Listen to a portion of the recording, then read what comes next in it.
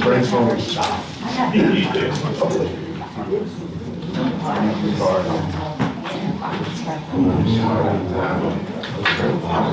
We're on YouTube anyway, yeah.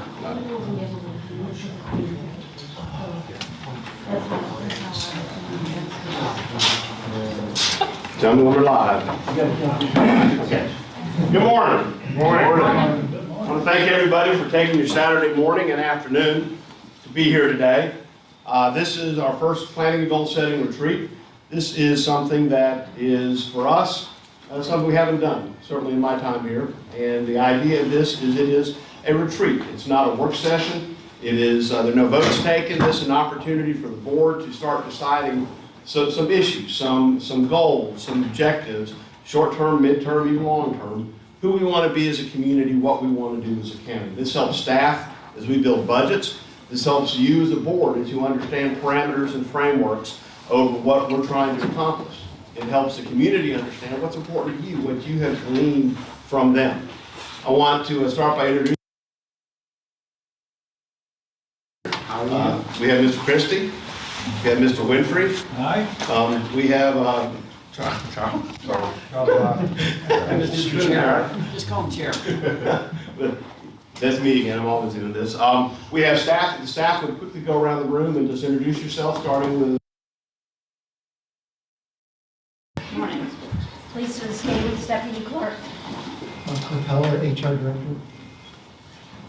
Chief. Eddie Ferguson, Fire Rescue Chief. Mike Watkins, Deputy Fire Rescue Chief. Tony Gordon, Volunteer Deputy Fire Chief. Carla Kay, Finance Director. Director of Parks and Recreation, Tom Cobb. Economic Development Director, Sarah Worley. I'm Jamie Sherry, Director of Community Development. I'm Wright, Community Affairs Manager. Dan. Dan Stowers, Interim IT Director. Resident, Stevie Smith, resident. Warren. IT guy. And of course, Mr. Waters, and I do know his name. For that, and then our citizens. We greatly appreciate the fact that our citizens have joined us today as well, and we're live. So again, welcome. This is informal. If you need to get up and go somewhere, do it. This is not, again, it is a meeting of the board. It was duly noticed publicly. It is being taped and live streamed as well. But this is not a session for a discussion with the public. The public is here to learn and understand. During breaks, you can certainly talk to board members. But during the meeting itself, there will be public comments and things like that. Board members, you can always ask questions. So if something's going on, so we're going to start with some overview, then we're going to get into some staff presentations. We've got three that I'm starting this year with. We're going to be doing community development, economic development, and public safety and fire and rescue. And what I've asked the team to do is to present to you those issues that are important to them as an organization, things they see coming down the pipe, things that they see that are giving, one of the questions, what keeps you up at night? Those kinds of things, so you, the board, understand those existential issues that are out there affecting them. Obviously, the rest of the staff is here that they can join in. If you've got questions for someone who's here, join in. They've been asked to come. I will tell you, they've not been compelled to come. They're here because they want to be here. And that says a lot about this team, that this committee would come out on a Saturday and spend their day because they want to be part of this discussion. I'm now going to introduce our facilitators. We have Rachel and Grant with SIR. They have had chances to meet with y'all. And I'm going to turn over to Grant now to carry us to our next stages. Thanks, sir. Good morning. Grant and we are a 60-year-old strategy firm based in the Fan District in Richmond. We do a lot of work with state and local governments around the country. We do a lot of work with universities. We do a lot of work with nonprofits. We do a lot of work with corporations. And what we do is we come in and we help them figure out what their issues are, what realities influence those issues, and then help them identify a path forward. Dozens of cities and counties across Virginia over the years. And Vic asked us to come be part of this to begin that process because you don't get a lot of opportunities with relatively new members of the board coming in. a relatively new county administrator in office. And from what I've seen over recent weeks and months talking to folks, I think a whole lot of goodwill inside Goochland County that I don't honestly see with a lot of our clients. So that is good news. What we'd like to do today, I'll show you our agenda here in a second, but we're going to kind of summarize. What I'd like to do for the next few minutes is kind of set the stage for some of the big issues and trends that we see going on affecting local governments all over the country. We'll do that first thing this morning. Then, as Vic said, we'll turn it over to the administrative staff to talk about some of the Goochland-specific issues that are going on. Break for lunch, informally. Come back after that, talk about big global trends, things that are going on in the country, the Commonwealth, in the country, and the world, things that are affecting us all, population trends, things like that, stuff that we honestly don't have much ability to influence. And then the bulk of the afternoon we will spend rolling up our sleeves, talking about what all this means for Goochland, and starting to help point the whole team in a direction. But it's really up to the 5 of y'all here in the front to figure out what that looks like. I also know, having worked with elected officials, professional administrators at the local and state level, people come into public office with lots of different experiences. I actually think that's one of the things that makes the American system pretty beautiful and magical. It also makes it tough, right? We got to figure out how we all going to bring those experiences together and point ourselves in a common direction. That's not easy, it's messy. That also makes it fun, I think. But that's where we're going to start off today. So the next couple of slides are literally the agenda, what I just said. So we'll skip over them real quick. But here's our goals for today. Vic laid out what we're trying to accomplish. Point us start to point ourselves in a common direction for how we do the work of shaping policies that are going to drive Goochland's future. Number 2, alignment. Really important to have a common agreement, common understanding of where we are today. 3rd, engagement. Everybody gets to talk, everybody gets to participate. And lastly, hopefully, if we do this right, we'll come up with some steps that your administrator and all the staff can take back to guide the day-to-day work that they're going to be doing over the next many months and throughout your term in office. These are as a professional consultant, I'm required to lay out the guidelines of how this day is going to work. I would really ask everybody to focus today on the big picture. Where do we want this county to go as an entity? As opposed to talking about, I'm going to talk a lot today about potholes. And I use that as an illustration of what we all are going to be dealing with at the county level. I say that because it is actually not the job of anyone in this room to fix the pothole in front of somebody's street. But I can guarantee you that the 5 people sitting at this table are going to get calls from residents saying, there's a pothole on my street, you're important, you get somebody to fix it. And you're all good dudes. You all want to got into this because you want to help people. I imagine your initial response is going to be, I want to help that constituent. We're going to spend the next little bit in the morning talking about why that might not necessarily be a good idea. So hold that thought. Second point, I would ask everybody to look at everything, think about everything we're talking about this morning from a county-wide perspective. Everybody around this table has got a unique perspective. You were each elected, you each represent about, 5,000 people, roughly. Everybody was elected by roughly 1,500 people, give or take, from one district to the next. So you have responsibility to those individuals that voted for you. I would argue you also have a responsibility to the individuals who did not vote for you. And I would also argue you have a responsibility to the individuals who live in your district who didn't vote at all. But when you come together, I would argue, I strongly believe that you're most important responsibility is to the county as a whole. So I ask, as we go through everything this morning, to keep that kind of mindset in the back of your head. Third, I go through that, who voted for you, who didn't, who else, because part of that means respecting all points of view. And lastly, trust the process. I hope you find today productive. I hope you like what Rachel and I do. I hope you like us. We're kind of nice people. But we're not here because of that. We're here because we've done this work, as I said, all over Virginia and all over the country. So we'll just ask you to keep that in mind as we're going through the day. All right, so we're going to jump into our first kind of setting the stage section of the day. And it really comes down to roles.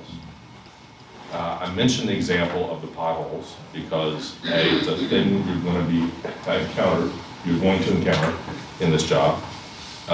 B, as I said, it's not the responsibility of anybody in this room to fix potholes. If there's a pothole in the road, it's VDOT's job to come out and fix it. But I mention that because it's also not about fixing the potholes, a thing that's got to be done, but it's not about shaping the future of Goochland County.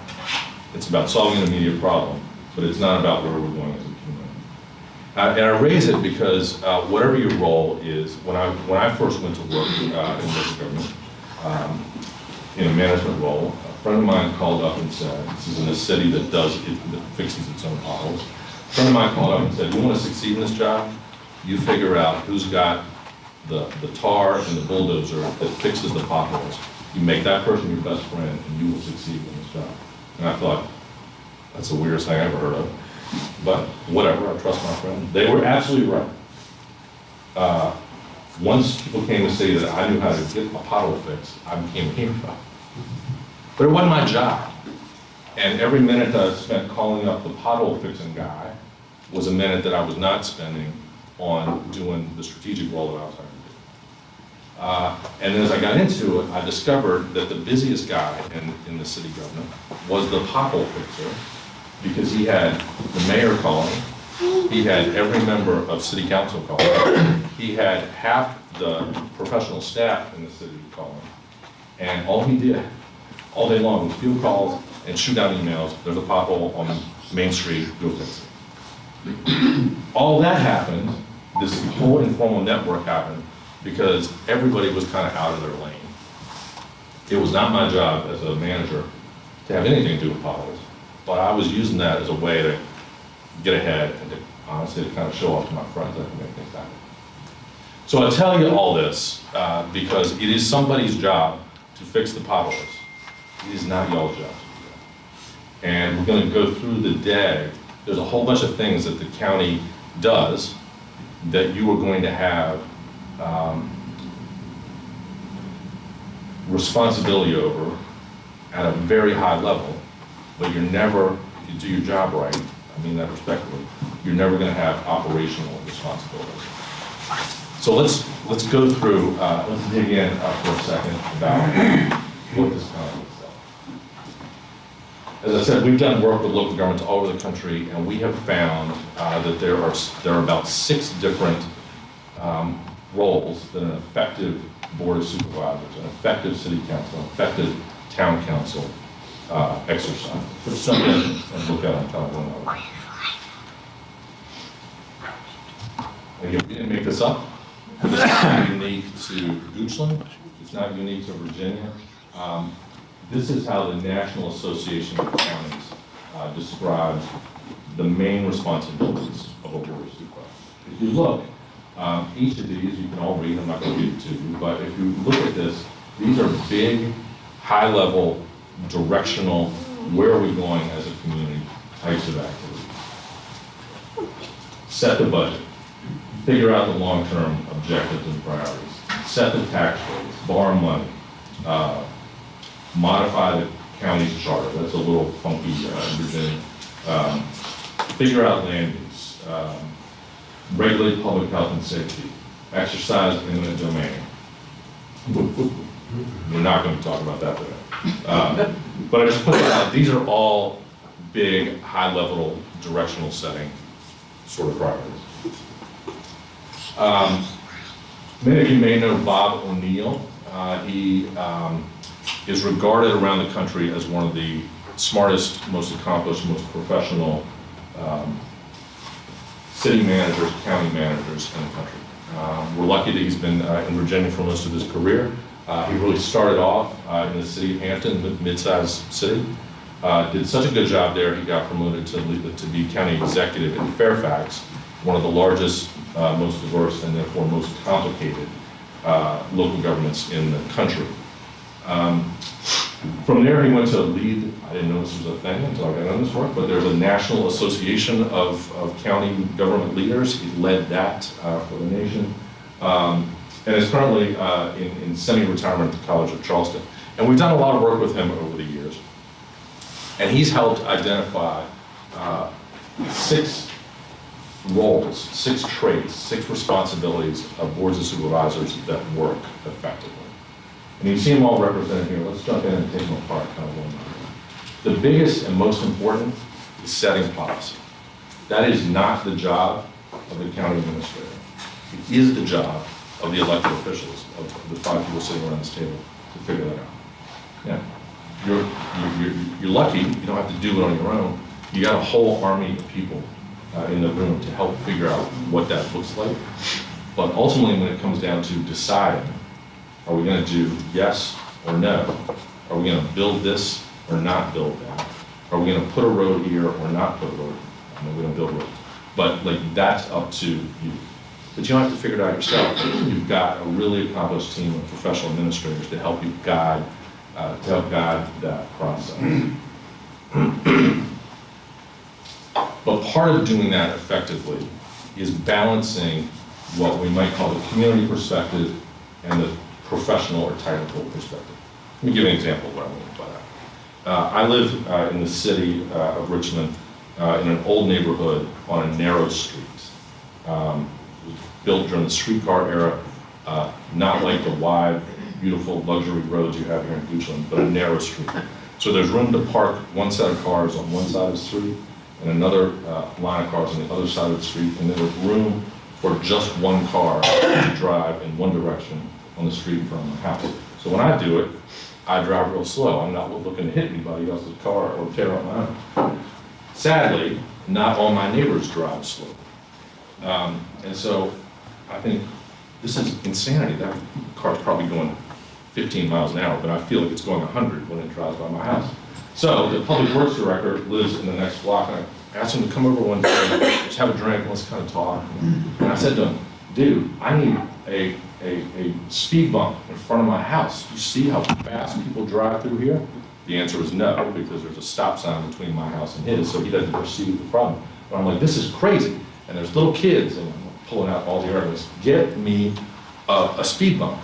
And he's like, Brother Grant, I love you, but let me tell you why we're not going to do that. And he goes into a long explanation of how he's actually got a strategic plan to install new speed bumps at precise locations around our neighborhood. And my particular block isn't on that list, but he laid out a very clear and very thoughtful and very reasonable explanation of why it makes more sense to put a speed bump 2 blocks away. It will accomplish the same thing. I'm like, that's pretty cool. I'm good. I've said my piece. Now, I called him directly because he's my friend. If, more likely, I had been pissed, I've been upset by the cars driving, by the cars driving so fast in front of my house, and I called up my city council member. It is not her job to decide where the speed bumps go. It is her job to respond to an angry constituent. But what she's got to then do is figure out how does she make Grant, her constituent, her potential voter, happy, while also dealing with the reality that, at least from a technical perspective, I wasn't right. I was wrong. No way I would know that. But she's got to figure out how to balance all this interacting with me as the complaining constituent. So that's number 1, setting policy. Number 2, representing everyone. And we talked a little bit about that a moment ago. You've all got to make your own decisions about what that means practically. I'm no politician, but like I tend to want to help out the people that help me get to where I am.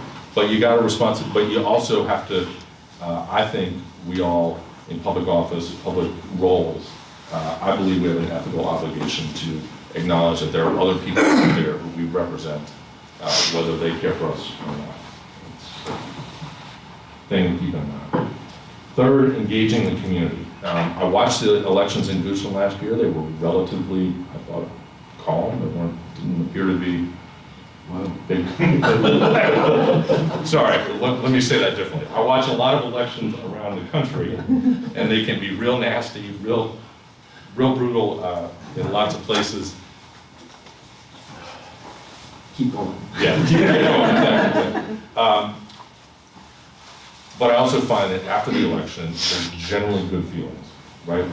We just voted for this person. We want them to succeed. I hope that feeling extends for a good long while. I've also watched around Virginia and around the country, watch that reality flip. I just voted for Charlie. He's a good guy. He's our man.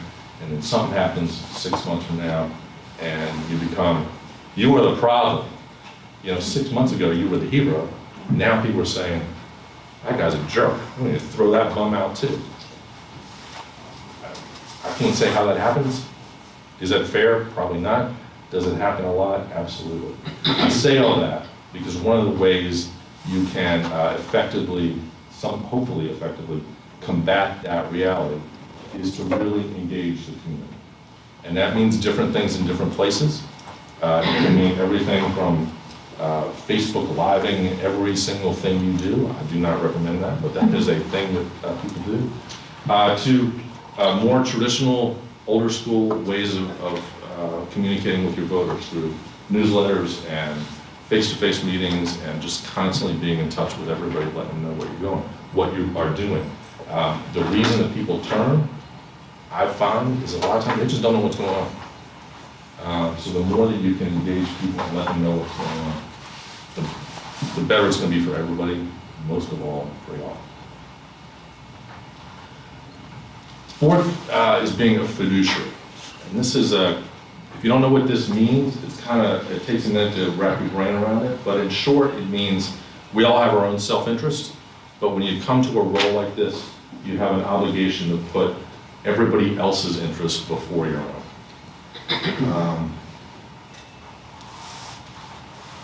I think this is actually a really pretty beautiful concept, and it's one that actually goes back to the earliest days of our country, to the founding of the Republic. You see here in the words of the Declaration of Independence that to secure the rights that we all believe in, governments are interested in, deriving their powers from the consent of the government. The whole reason that you are here as elected officials, and the whole reason the administrative team is here as your support, is because we believe in this principle. What does that mean? This is so just digging into it a little deeper. Being a fiduciary means managing other people's assets effectively. It means having a loyalty to the county first, as opposed to yourself, to your own business interests, to your own family's interests. Duty of impartiality, not bringing, obviously you're going to bring your own point of view to everything you do, but understanding what that is and recognizing what that is important. And lastly, accountability. We all work for somebody, and the 5 people in the front here all work for the 25,000 people that live in Goochland County. You gotta give a duty to them.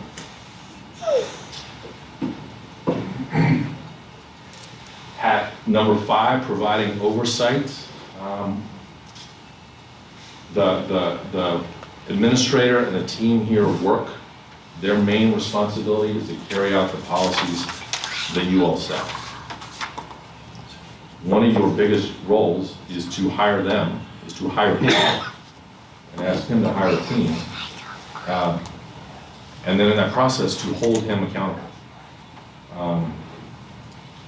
If you've never done that before, the only way that I've found you can do that is to lay out a series of KPIs, key performance indicators. There's lots of names you can put on this, but what are the specific tasks that you ask him to do? How are you going to know whether he's doing a good job or a bad job? How are you going to know what's working well, what's not working well, what needs improvement? Back to the earlier point about demonstrating to the community what you're doing. We see lots of cities and counties around the country creating dashboards, creating online tools. Once they've laid out those KPIs, those performance measures, it's important to have a visual way to display the progress we're making, what's working well, what needs help, and showing that to the community. And these are just examples of some of these from around the country. And lastly, the biggest one is setting the strategic direction. Where are we going? How are we going to know if we're pointing in the right direction?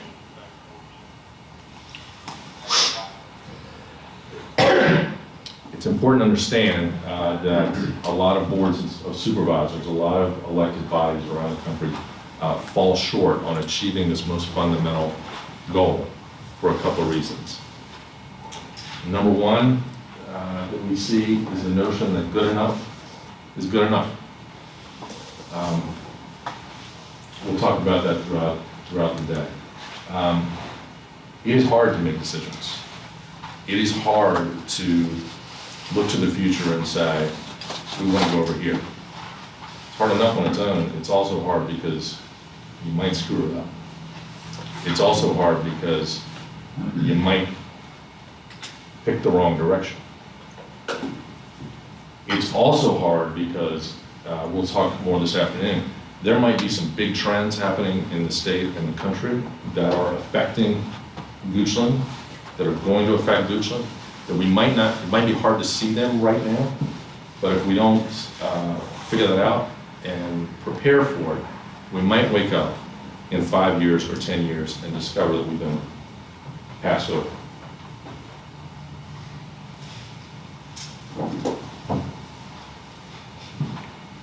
Here's the other reason that boards of supervisors often fall short on things. This chart took me a minute to really understand because we've all been trained in our professional lives. We got a lot of stuff to do. How do you sort it all out? Corporate types will tell you you got to deal with things that are important and things that are urgent up there. I would argue, based on our experience around Virginia and around the country, that's not the right place for the governing board to operate.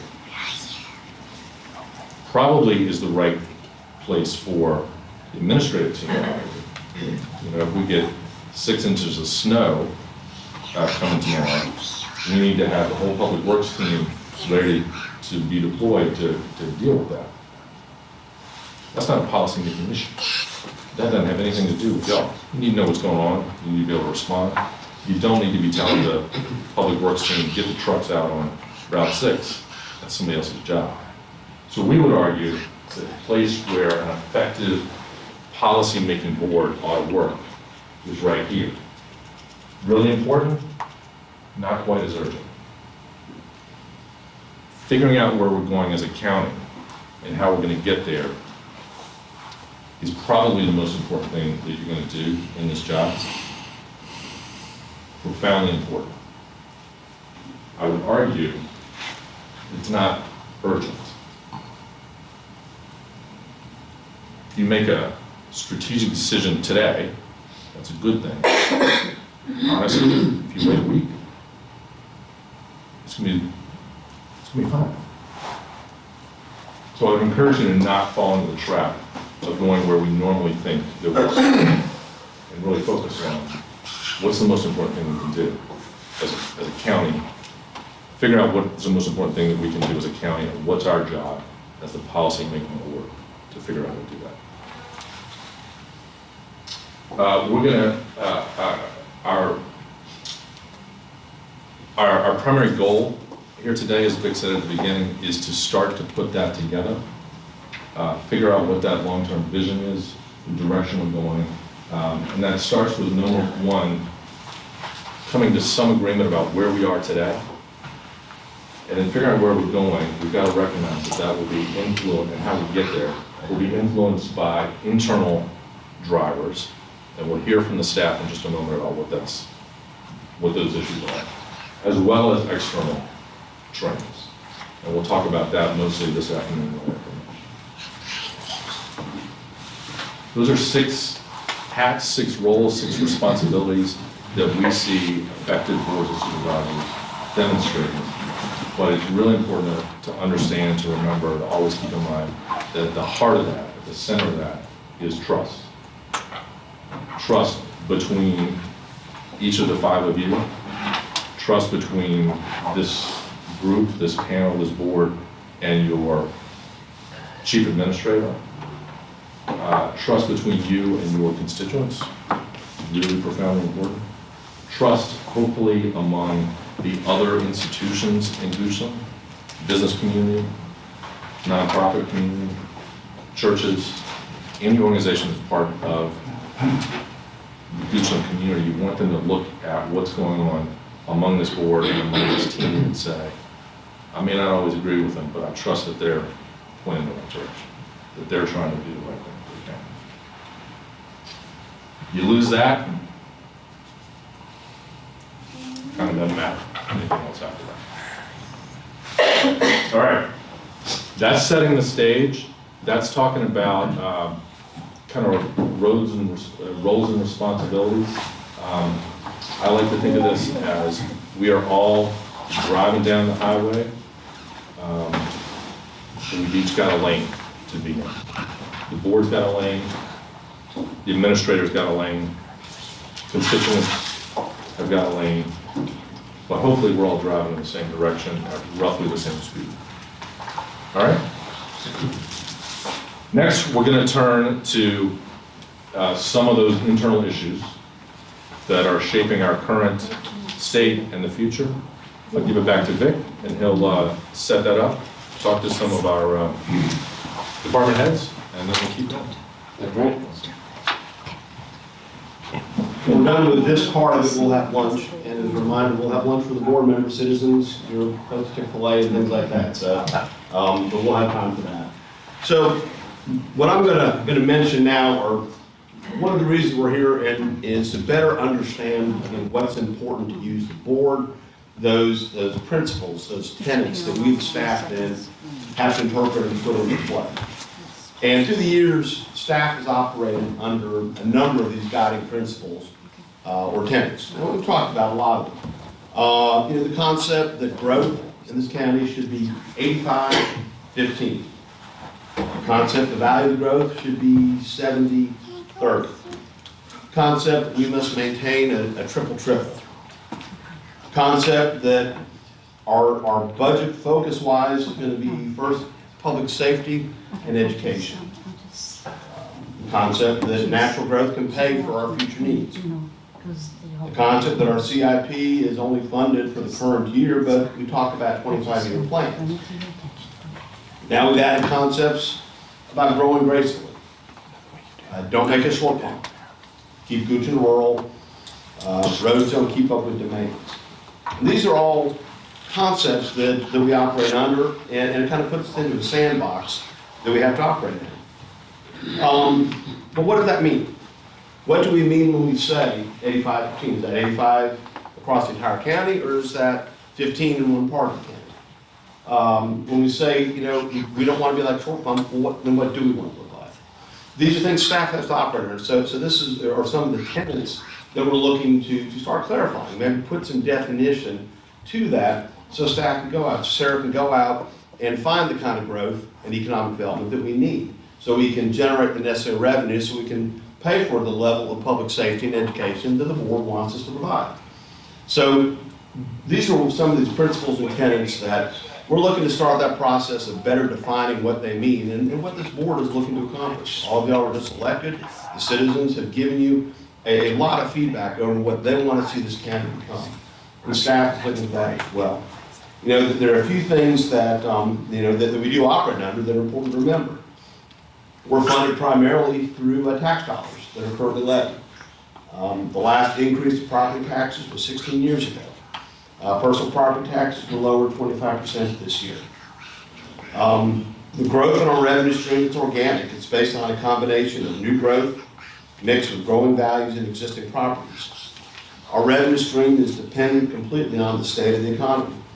The recession in 2008 resulted in property values across the country decreasing in some cases up to 30%.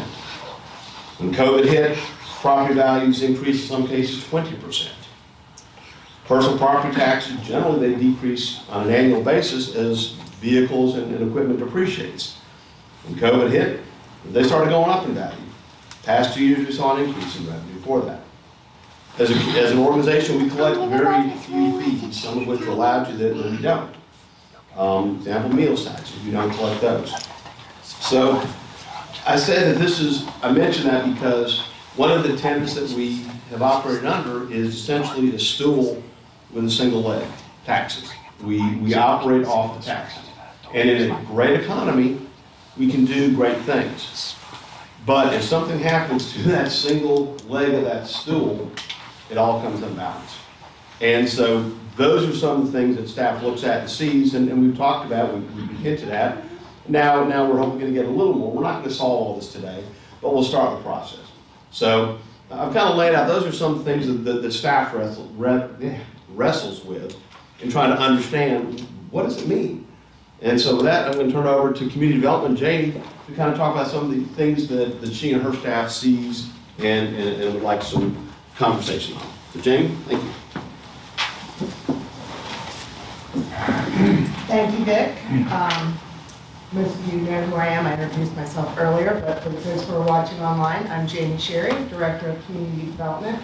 Today I'm going to talk, share some of our development trends that we're seeing as community development, and talk a little bit about some of the challenges that our department is facing, and then I'm going to give a very high overview of some of the things that are coming out of the General Assembly. Vic asked me to kind of touch on some things.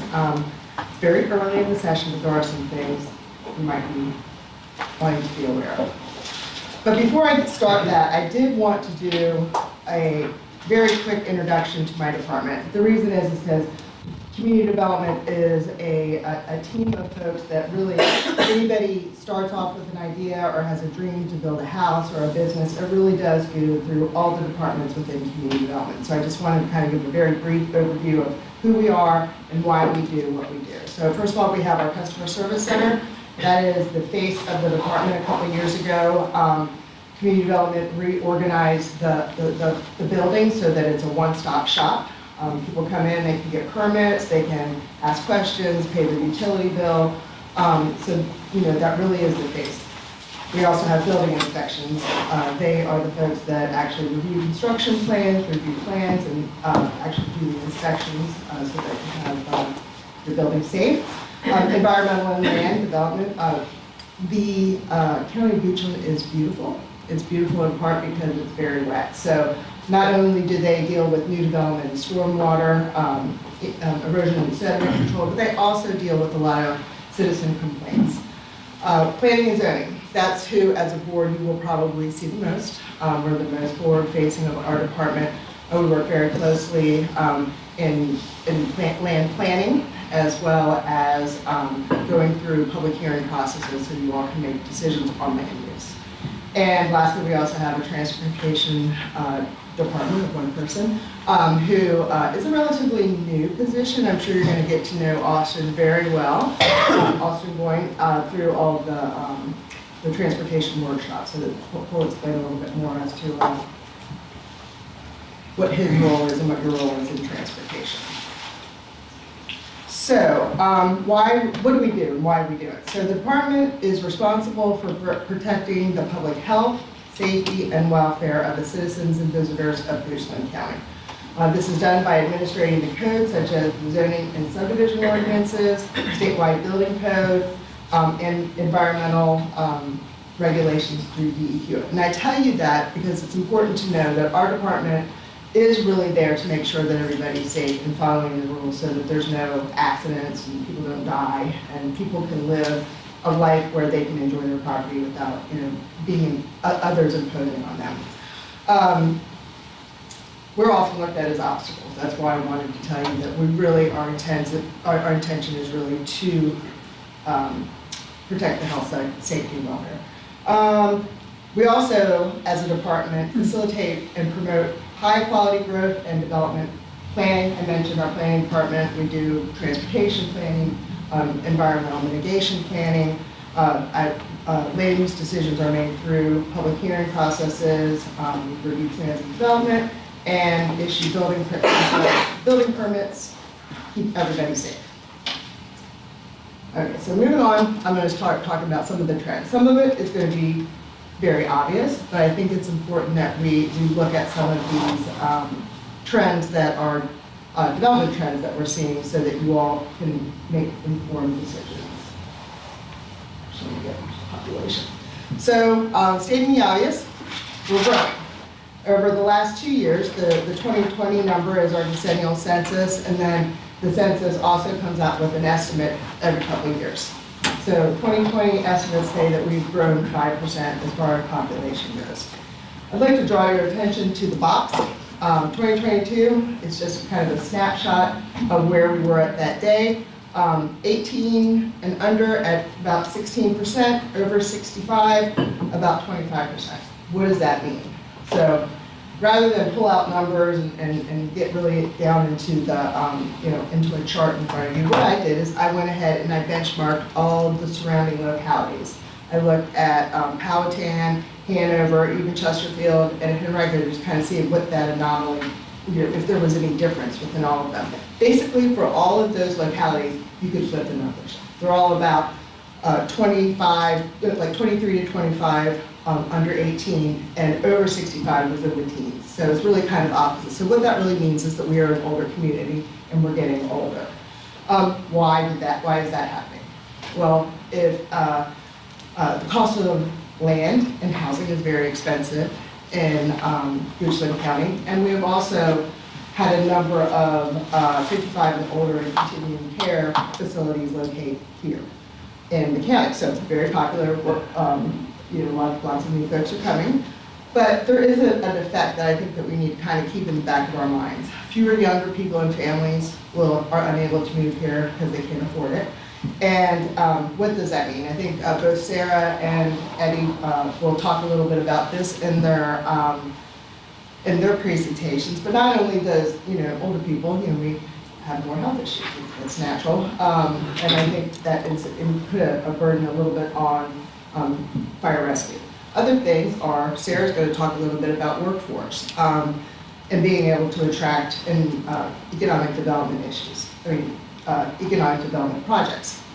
It also is an impact on just your day-to-day. It impacts us directly as far as hiring here in the county for teachers, planners, things along those lines. And I think Eddie can also say that older people write checks, they don't volunteer, so it puts a big strain on our volunteers as well. You can see this on the back. Okay. So for housing. Once again, stating the obvious, our housing is increasing. Between that same time period, 2020 to 2022, we increased our housing units by 6% approximately. This is all census data. A good portion of the county is owner occupied, about 15% being renters. So what that means, I mentioned before the cost of housing. The average value is over $400,000 for a house, and a mortgage is about just shy of $2,000 on average. People who are renting are paying just a little bit below that. So it is about $1,500 rent. And so on the right-hand side, there's the West Creek apartments. I looked on their website, and that's the lower end of each of their each of their apartments. That's the lower end. You can get a lot higher. So once again, the effect of this is it's challenging to get younger people and families to move to the county.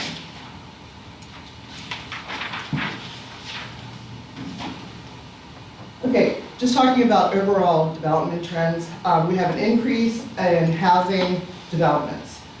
we could fill the entire east end with high-density apartments, housing, if we wanted to. We get, on the wrong slide? There we go, one more slide. Oh, there we go.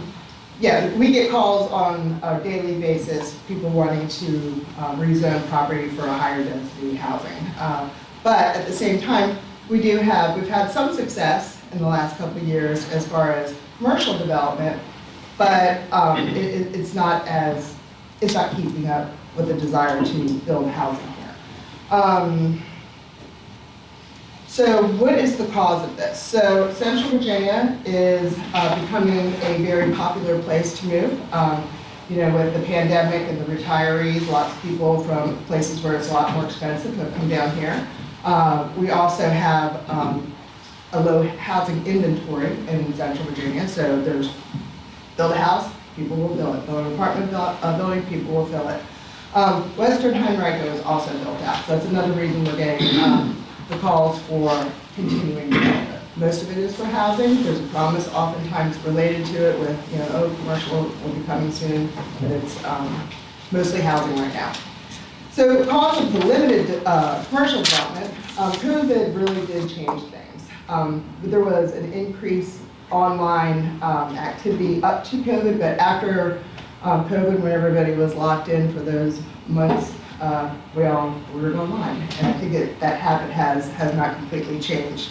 And Sarah can talk a little bit about this, but the rooftops are needed for commercial.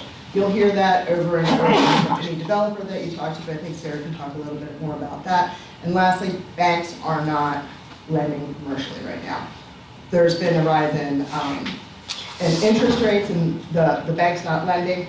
That is causing a little bit of a slowdown as far as our development goes, but it's really, I'm thinking that it's probably more temporary, and I'll talk about that in a second.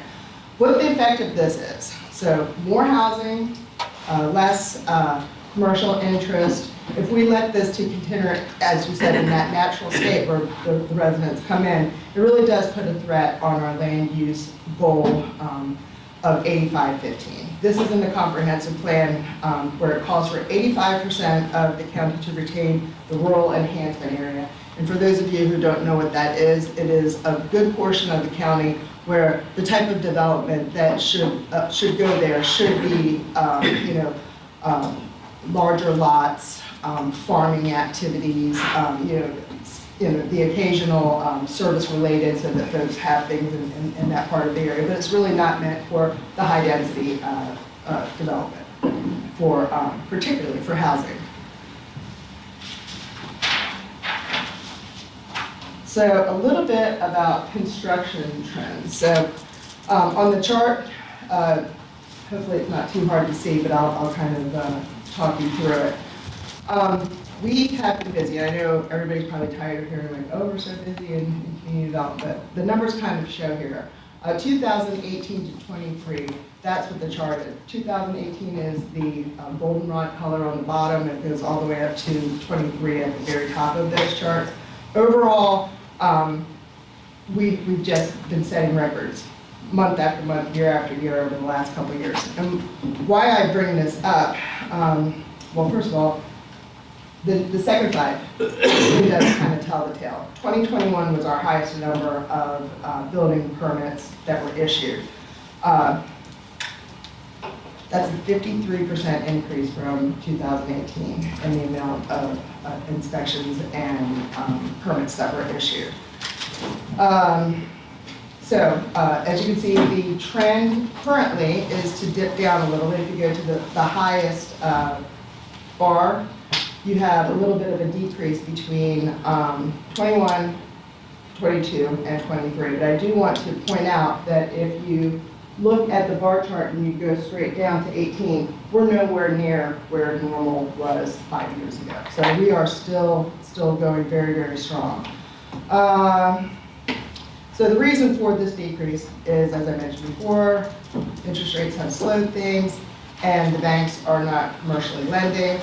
The effects of this initially dropped in some of the revenue. We've had revenue, very high revenue in community development over the last couple of years. There are will be a slowing effect of that. But I think pre-applications would indicate, I have a bar chart that's even more daunting because it shows how many pre-applications me and my staff meet with. It's very high. We have a very large number of pre-applications that come into us.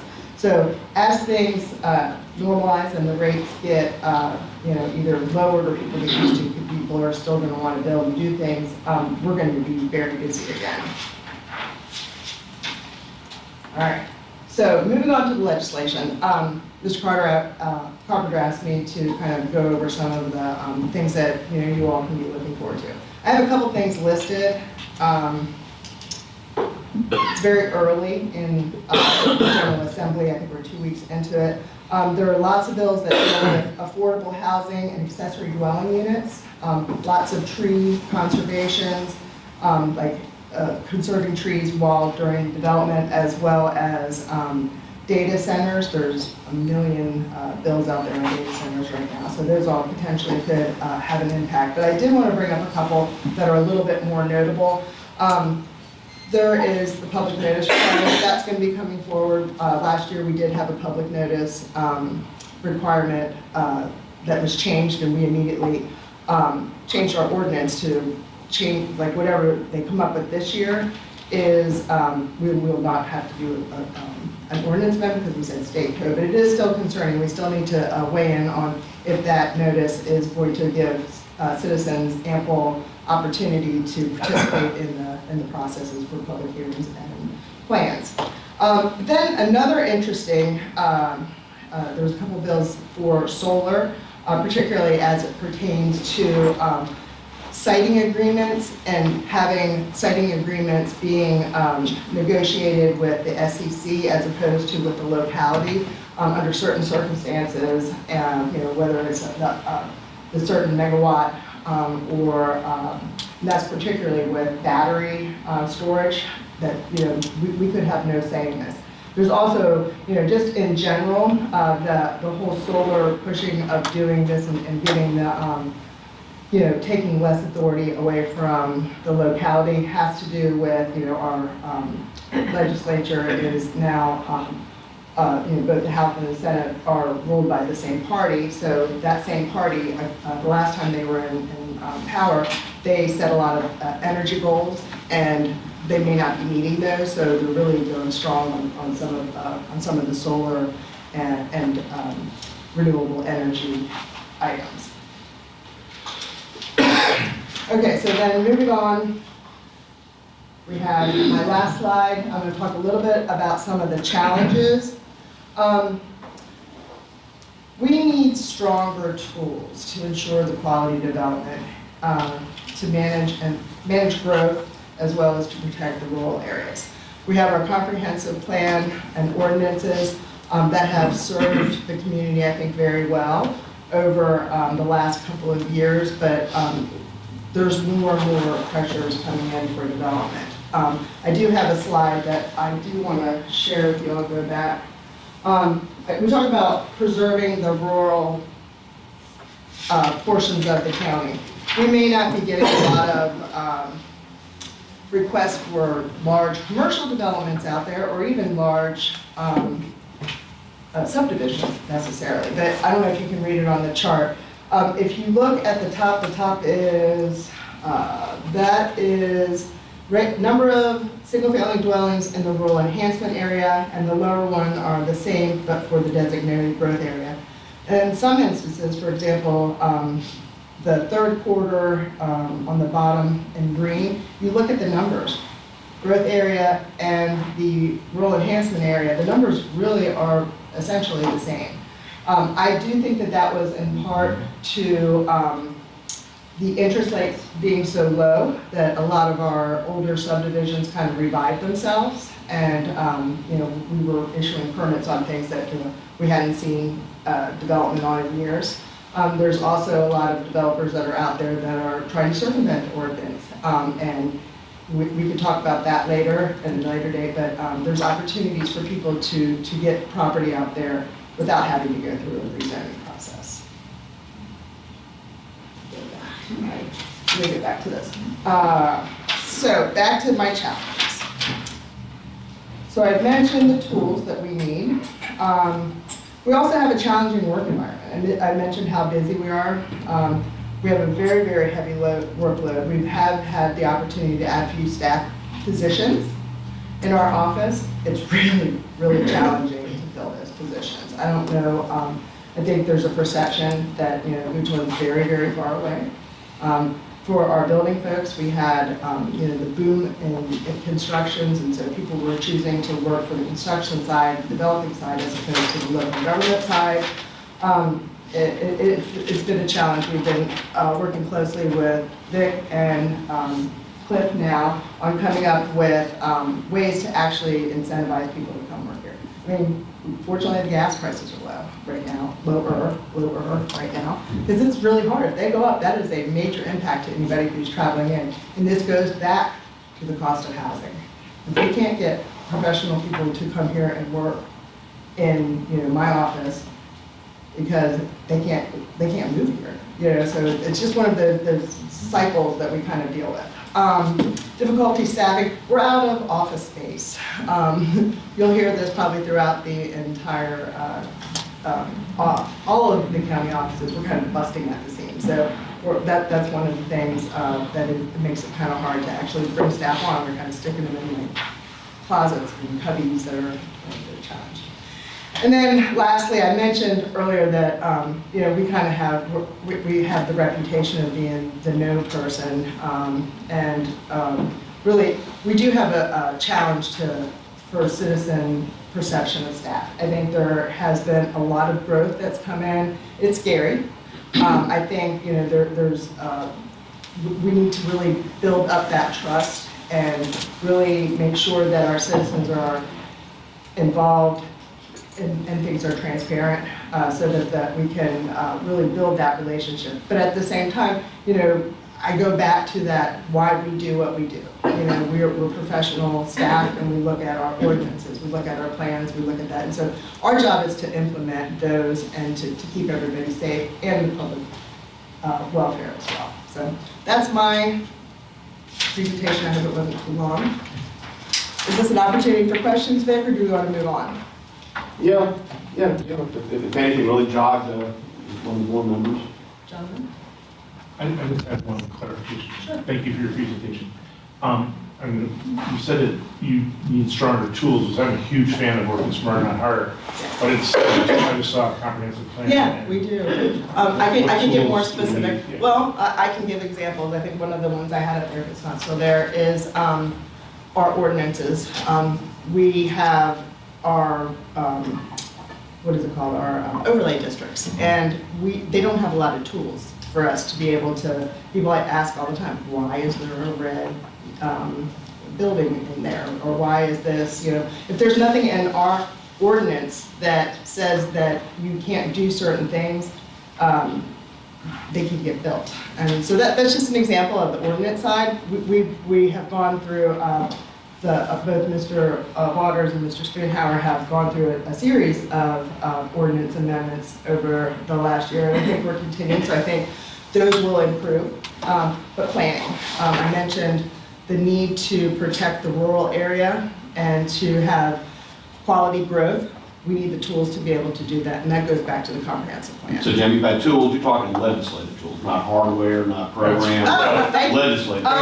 No, we do need those things, but we can budget for those. The other things are really our policy tools and our ordinances. So you need better policies from us. Thank you. Absolutely. Thank you for that. Yes, sir. If you had to pinpoint one, and force you to pick one, that could best address the difficulty in staffing and resources, what would it be? Okay. Okay, thank you. Oh, I'm sorry, sir. Now, just to dovetail on what Charlie just said, the housing barrier, financial barrier, cost barrier is very real, but yet we need the very best staffing we can get. Yes, sir. So the pay is one thing, and have we considered some innovative approaches that says maybe, and I know this is off the wall, but maybe subsidizing a mortgage payment for a while? And if I may, because as soon as you said that, Carla started smiling. We are heavily engaged in these conversations now of ways that we can do that. What are some of the tools that we could add? Because right now, we have a very vanilla kind of a system where you come to work, you get a paycheck, and you get benefits. And the standard has been for the last 50 years. So we're looking at what is it going to take to get those positions, some of which are vacant for a year, and to raise the pay. It still doesn't get one person, two people apply, and they're not even qualified for it. So we are very heavily engaged right now in that with the desire to at least start presenting to the board some recommendations of some of the changes in what we do for employees, so we can better track in ways that we can incentivize hard to fill positions. Once a position is determined that it's a critical position that's hard to fill, that then gives us more tools that we can use to try to bring someone in. Yes, sir. So, Grant mentioned KPIs and data. With some of these tools and resources we need that are not human-based, is it easy enough to put a FTE stat next to them? I mean, if we enhance this, that's the equivalent of a quarter FTE, a half FTE, because that's the hardest problem. Sometimes the FTEs are a year, 2 years in the future, but you can go buy software, you can buy a machine, you can buy these things right now. We do have some tools that we actually used out on call,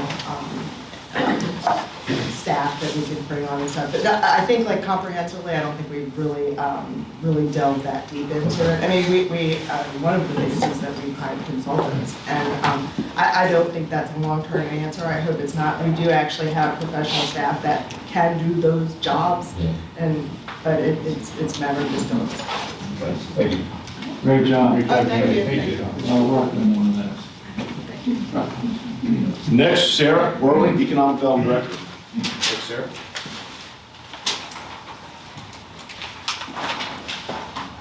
Good morning. Morning. Let's see, here we are. I'm going to move this up a little bit, so I'm to see where I am. So for those who don't know me, and for the public here, I am Sarah Worley, the Economic Development Director here for Goochland County. And today I'm going to give you kind of an overview of some of the top challenges and issues that I see facing economic development in Goochland County. So just for fun though, I kind of want to know how many of y'all have taken classes on having like challenging conversations. I know sometimes we do some of that. Yes. So how about having a challenging conversation with 5 of your bosses? Yeah, so it's a little daunting, but I say that to say that some of what I touch on today may be contrary to what you have heard, or may challenge some of your previously held beliefs about economic development in Goochland County. But I feel that this information today is vital to understanding how we can continue to grow in a planned, sustainable manner. So with that being said, first I just kind of want to level set and review our vision here. It's to attract, cultivate, and retain diverse business in Goochland County by promoting economic growth through commercial and industrial development, while also preserving our agricultural heritage.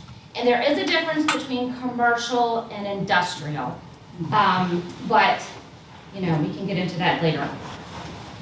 We do this through 4 kinds of ways in conjunction with the EDA, the Economic Development staff, recruitment of new business, retention and expansion of our existing businesses, tourism, and workforce development. So with that kind of understanding, I'm going to hit into our challenges here. The first one is to make sure that we're keeping a very business-friendly climate. So businesses want clarity and confidence when they're doing business in the county. So all of our ordinances and staff actions should reflect that Goochland is for business. So whether that's plan review on time or timely responses to phone calls and emails countywide, businesses want to know that they're important to the county. NIMBYism is a deterrent to high-quality development. So high-quality development wants to be part of the community. They want to be involved, and when they feel that they're not wanted, they don't want to be here either. So it's just something to consider. Creative incentives to offset our high price of land. So flexibility in fees, permit timelines, or other kind of small incentives that can go a long ways to show our businesses that Goochland is for business. Those could be maybe a lower utility rate for high water customers. Maybe a business needs a one-off infrastructure improvement to make the money make sense for them. And then again, supporting existing businesses that are already here in the county. So one way could be to empower the EDA with funding for grants, revolving loan programs, facade improvement programs to show support to our existing businesses. So these are just some ideas and some enhancements that I feel would help us keep more of a business-friendly community. So the next kind of challenge that we do face, we have limited industrial land and sites available. Industrial, not commercial, not retail, not service, those are limited as well. But really industrial is where you're getting your revenue producing tax base from. So right now, we only have 25,000 square feet of industrial on the market. We only have 8,000 square feet of retail on the market. I do have some vacant zone land scattered throughout the industrial parks that are not on the market.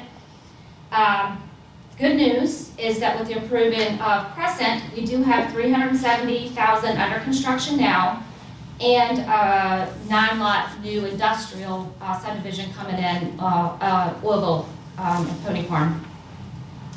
So those things will help, and they will get filled probably very quickly once they're built. The question then becomes, so we have West Creek.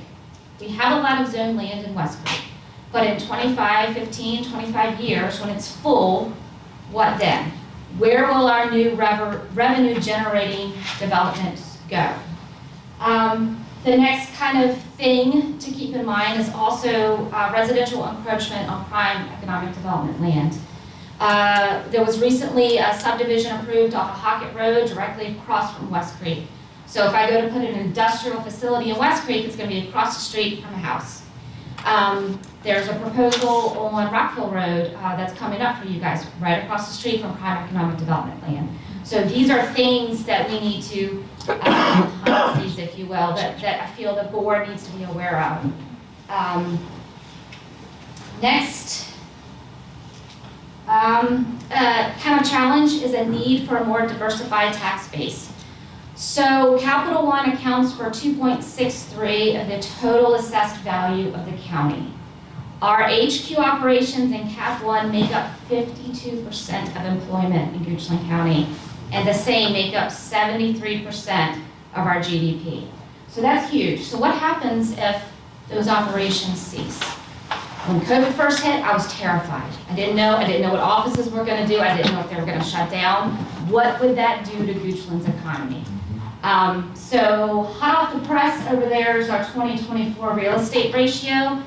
Ms. Davis, the county assessor, is going to give you a full update in February on it. But we're at 1865 for commercial and 8135 for residential. So that's not anywhere near your desired or previously board's desired 70-30. So how do we increase economic development land, industrial land in the county?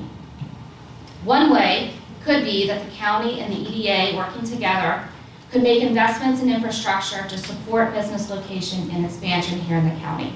In my industry, we call it business-ready sites.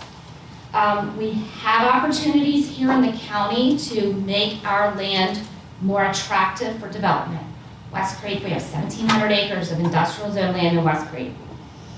We have trunk water and sewer lines going in there, but there needs to be some water and sewer lines going in. There's due diligence that needs to be done. There's reasons why that land has not yet developed. Three Chalk Road is another good example on Ash. But it is a 2-lane country road, no water and sewer. I can't get a business to go in there. They're just not going to. It's too much infrastructure investment. Another example is Plaza Drive.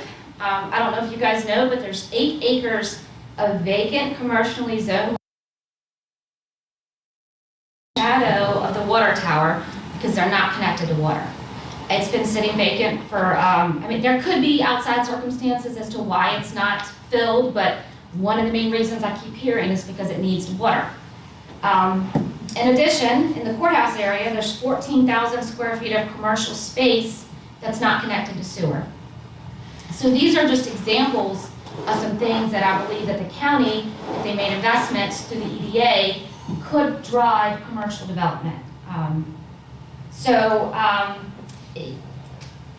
The EDA and the county could invest in infrastructure, perform due diligence for some private sites, and eventually, I would like to see us get to a place where our EDA is purchasing land for future economic development purposes for the county.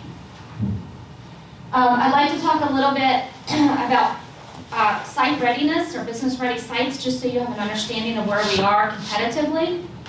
And this is what we call the site readiness roadmap. And it's kind of an industry standard, and so if you're at a tier 1, you basically, the land is probably zoned agriculture, it's wooded, no water and sewer to it. Tier 5 means that like permits are in hand, businesses can start development next week if they needed to. So West Creek is around a tier 2. Our competition in other localities in the Richmond area are at a tier 4. So companies and businesses, when they're looking to locate, they like Goochland, they think it's beautiful, but it doesn't make monetary sense for them to come here.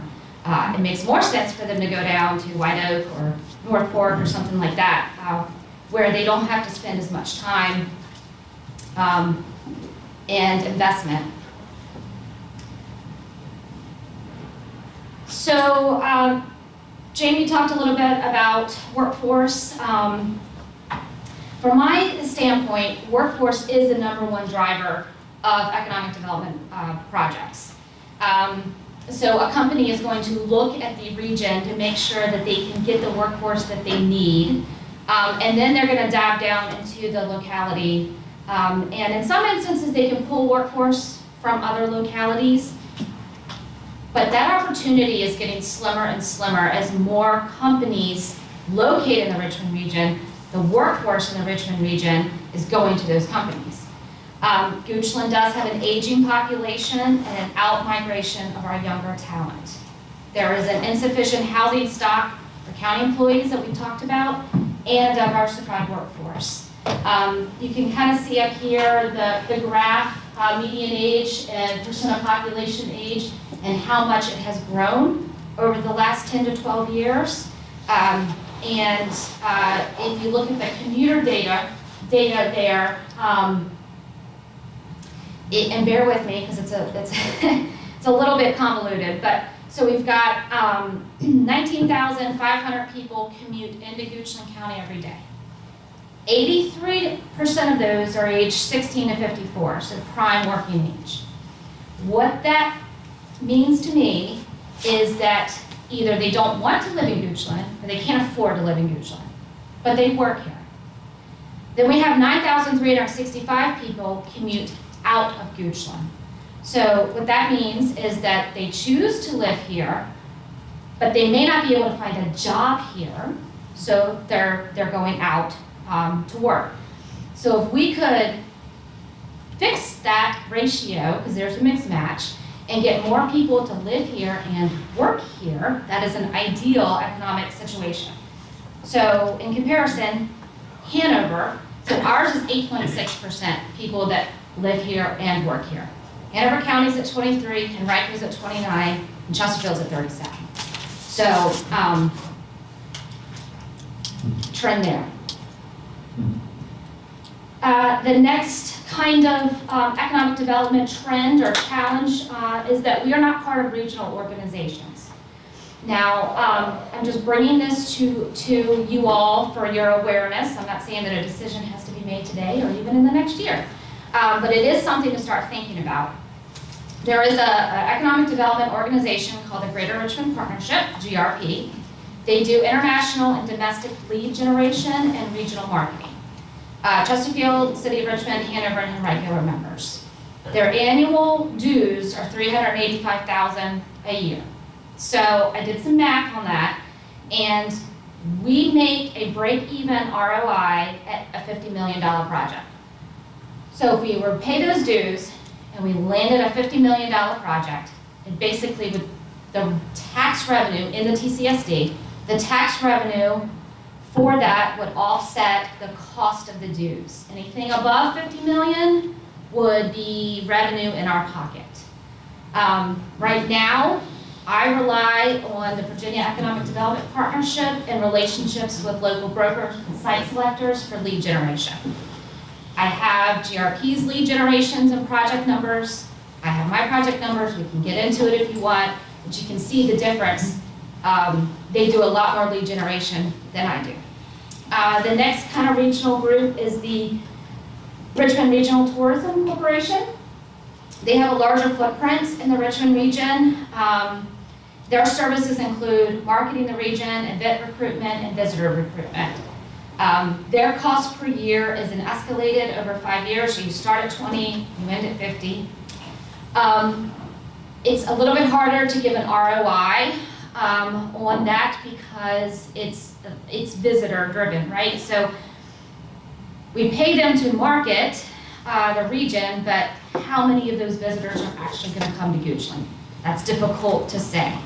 But I will say that one specific disadvantage that we have not being a member is that Goochland businesses are not included in any event promotion or recruitment.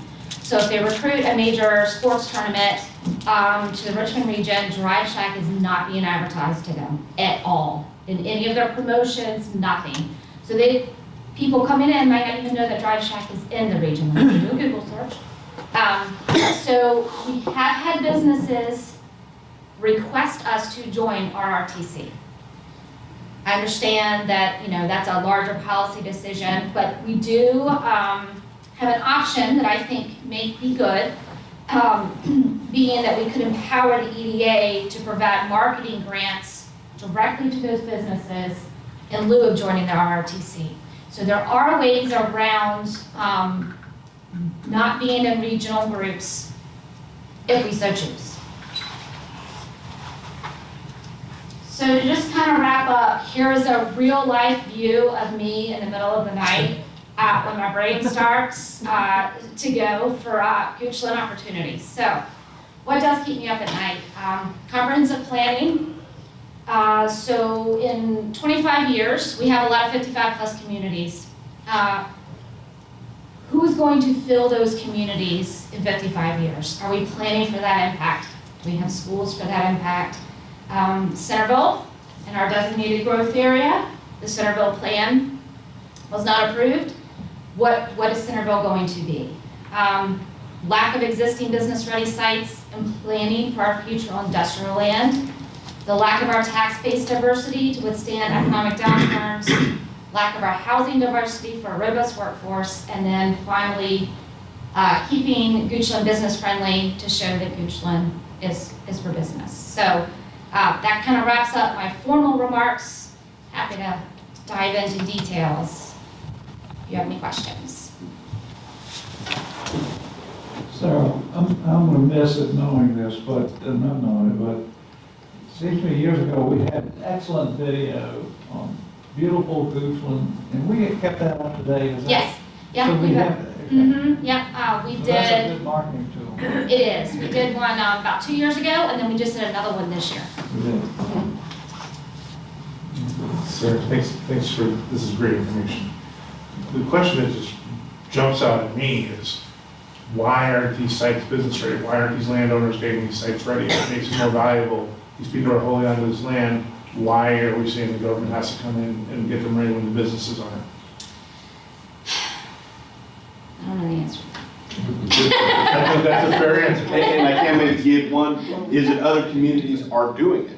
So others Federal land surrounding, is in. well, understood, but our competition is doing that and land is getting put, so as you saw how many of the business parks were 2 tiers ahead of us, and our policy has been not to. that it's private property, the private property owner is responsible for the future of their property. The point the staff is making is that our economic future is dependent on the outcome of these properties too. And so if they're not doing it, what can we do to either encourage them, help them, to support them, for them to do it, put them in touch with the resources that may be available on the free market, or is there a role for the county to take? So we're not necessarily saying the county has to drop $30 million on this, but right now there's nothing, and we're well behind others. Great. Thank you. That's a much better answer. I don't know all these words. Since this is called a strategic discussion, I will say, to me, it's unrealistic for us to think we're going to fill retail markets. We're going to fill solar. I mean, some of these options just aren't there for us to pull off the shelf. If you had to say what are the one or two key ones that could help drive this growth, what do you think would be? I mean, industrial seems to jump off the page. Are there others? Yeah. Definitely any type of industrial development. So whether that's, and industrial is a broad term. So that could be anything from manufacturing. Manufacturing has a good tax base because not only do you have the building and real estate revenue, but there's machinery and tools inside that building that we can tax. So that data centers is also another, like, it's considered industrial. It's another high revenue development generator. The next outside of industrial would be retail, commercial, because it gets people spending money in Goochland County. To follow up on that, could we, as a smaller county, we have to realize our place in this whole dynamic. As a smaller county, could we be behoved to say, Goochland is for business, but also this is what we don't want, and clarify. So we are making a very clear message of, save your time. Don't spend a month doing diligence on Goochland. This is stuff that we just don't want, and we've thought about it strategically. And that goes back to what Jamie was talking about, some tools that she needs. So right now, for example, in the Centerville plan, there is business zone land. Anything can go there. Gas stations, auto parts stores. Maybe that's not something that we want in our village. Maybe we want wine shops, cheese shops, something more quaint and niche. Right now, we do not have those tools to say we don't want this, we want this. So. Sarah, I've got a question. So are you guys in contact with some of the larger businesses in Goochland, like consistently? Oh, yes, consistently, yes. We have a very robust, we call it business retention and expansion program. Right, okay. And so what's the consensus for, say, Capital One? Well, obviously Luckstone isn't going to relocate, but but I imagine that businesses talk to other businesses, not necessarily competitors, but are we doing anything to encourage them to, word of mouth, attract other businesses as well? Yeah, I will say that when I talk to our major corporations and headquarter operations, they love being in Goochland County. Okay. They're happy with current policies and tax policies and things like that. What they do want is more housing stock, because their employees are having to live elsewhere and commute in. And so that puts stress on transportation and, so if their employees aren't happy because they have to spend 25 minutes, 30 minutes in the car every day, when there's work from home options. So a more robust housing stock and more robust retail opportunities is what I hear from them. So when their employees do come in, they have somewhere to drop off their kids or their laundry or go out to eat in services, Right. get gas and those kind of things. That's what I hear from them. Employers can sometimes cherry pick the things they want to ask for. How much, when I hear people moving in to go work at Capital One or other big employers in the county, they all rave about how it's they might be driving 20 minutes now, but it's a heck of a lot better than Northern Virginia. It's a heck of a lot better than, I mean, how much, they could say, oh yeah, we want you to build up your residential stock to fix this plan. I view it as, are we better than their next best option? And focusing more, that leads us to say, okay, residential stock has to take maybe a back seat right now while we focus on the more pressing issues to Goochland County. That's county specific rather than, just broad macro stuff. I see your point, Right. that a business coming in is always gonna say, get us houses within 5 miles of our center. Right, But- so, because again, it goes back to workforce being the #1 driver of business locations. So if they can't find the workers, they're not gonna stay. And if I could jump in, when Sarah and I went and visited with each one of the major employers, that was issue which came up with every one of them, is convenience of housing, when employees are stuck on 288 in a wreck on the interstates. And that came up with every one of them across the board, having something like that. We're not in competition with Richmond for them. We're in competition with Austin. We're in competition with Orlando. And what do those regions offer? And so that's what we have to look at and things like that. Sarah, I think I'm saying if you had a wish list, you would wish for certain things and so forth.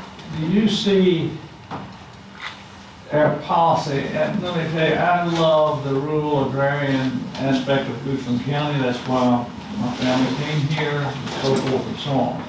But I also love the fact that we are financially stable, but are we at a crossroads where we should be evaluating in our position of 85-15 rule?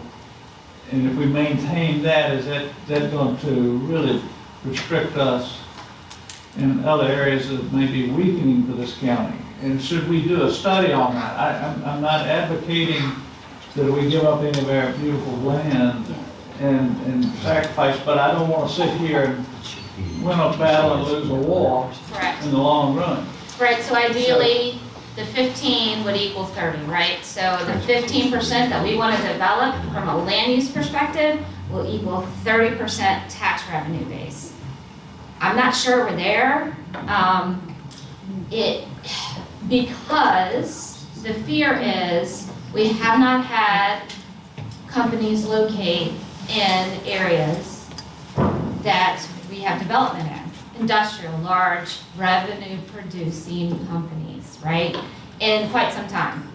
And so I think, and as we kind of alluded to earlier, it's terrifying. Maybe we're making policy decisions that might lead us in the wrong direction, or we make policy decisions that save our future. But I think that if we can drive development in the areas that have been not developed in our growth area, I'm not saying this correctly, West Creek, for example. We've already designated. We've already Yeah. designated, correct.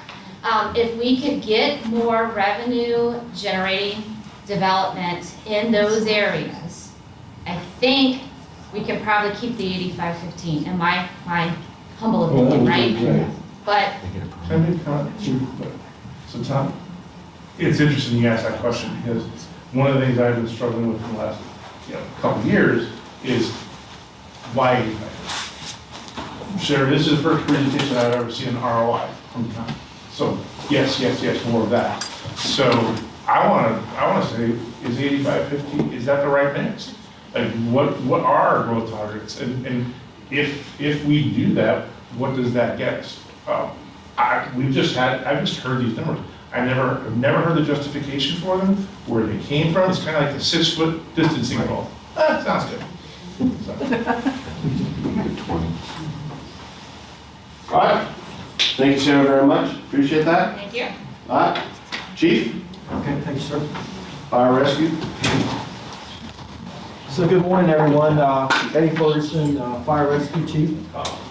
We did. The whole concept for this morning has been teamwork, so we're going to deploy the the executive leadership team concept to be able to present to you here this morning and make some points. I'll tell you, I think it's a great segue that we could go follow community development and economic development, and for you all to be able to have heard that and see how that impacts our department, but also other departments that provide service to the county. We see all this as opportunities and opportunities to provide new service as long as we have the resources to be able to meet those demands. Goochland County Fire Rescue, we are a fire rescue organization. We provide fire, emergency medical services, as well as emergency management. The emergency management piece is the part of the emergency operations plan where we try to build our community to be able to address disasters, both man-made and natural disasters, and be resilient to recover from those. And so we are a very all-hazard type department, not only fire and EMS, but also emergency management. Looking at our mission, vision, and values, our vision is to be able to provide this service as a combination department, a department that is inclusive of both volunteer and career members working together on the same team so that we can deliver that service going forward. Looking at our calls for service, we have, if you notice, our call numbers have increased by over 1,000 calls in the last 5 years. About 80% of our numbers are emergency medical service calls, and about 20% of those are fire calls. But the thing that I would point out to you between 2022 and 2023's call numbers, our numbers are relatively flat. But I'll point out that our numbers in 2023 climbed up, even though, thank goodness, that we didn't have those high volume call weather generator events like the snowstorm in January of 22, the tornado in June, and the courthouse of 2022, as well as that cold snap we had back around Christmas in 2022. So we made up for those calls by the increase that we're seeing in the community. But what's impressive about that is that we saw 209 more ambulance transports in 2023. So when you look at that, that's the crew transporting a patient to an area hospital, either in Richmond or Charlottesville, and that crew is out of pocket, busy for extended periods of time. We are seeing our hospitals are busy. They don't have the staff in all cases, and it's not unusual for an ambulance to go into a hospital and have to wait up to 3 hours for a bed. We refer to that as wall time. That's a very hot topic in the emergency medical services community in the Richmond area, but also across the nation. We lost a unit to, I believe, an area hospital for an hour and a half last week. And so that impacts us because those firefighters and EMTs, whether they're volunteer or career, that are on those ambulances, they are not available to go to the next call. And that is absolutely concerning to us. We look at response districts, and last year, and I'm just speaking in approximate averages, please don't hold me to the exact numbers, but looking at the Centerville response district, where all the economic development and growth is occurring, there were about approximately 1,260 incidents. But that doesn't show how many times that fire station in Centerville went out the door, because they not only cover their district, but they support the other districts across the county. And there are over 1,600 responses. And we did not inflate that number by saying 3 vehicles went to the same call. Over 1,600 responses in the Centerville area to answer calls in the county. Mannequin was about 1,100, and so our slowest station was going out the door 700 times. So we're feeling the impact of this. While we see it as opportunities, we certainly feel the impact from that. Of course, all of the growth and development that you've already heard about, we think obviously adds to our call volume, but it's also our aging population, residential and commercial growth development, the way it's spreading across the east end of the county, the age-restricted communities, multifamily dwellings. Just, this is a great place to have this session today, because just look around. We're in a 5-story hotel. We have Shelter in Arms next door. Calls going out now. In the 85% area, which is good for us here.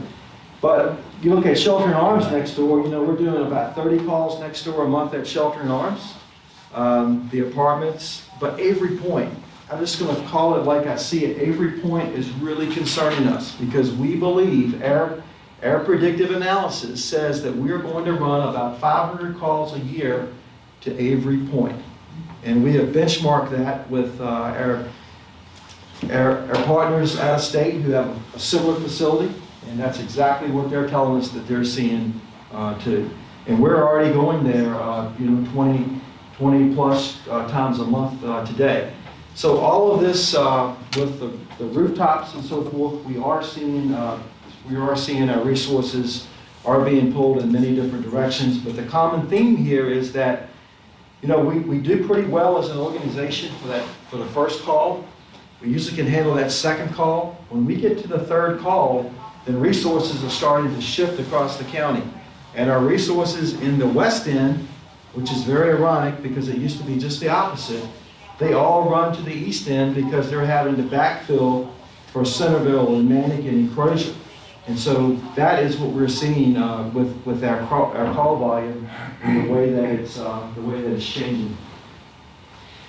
So as a fire rescue chief, you know, our fire rescue department is a large organization.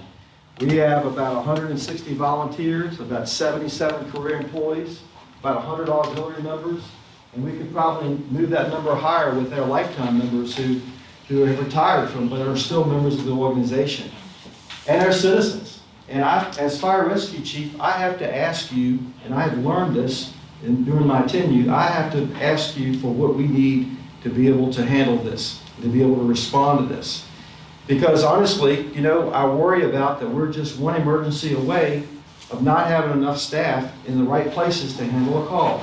If all 3 East End ambulances are in the driveway at St. Mary's and Henrico Doctors, and a structure fire comes in this area, or any area of the county, honestly, then at that point, we're in a situation where we may not have enough staff to be able to handle that call in an efficient, safe manner. And so from that standpoint, we have kind of summed our presentation up here today to cover 3 major areas that keep us up at night.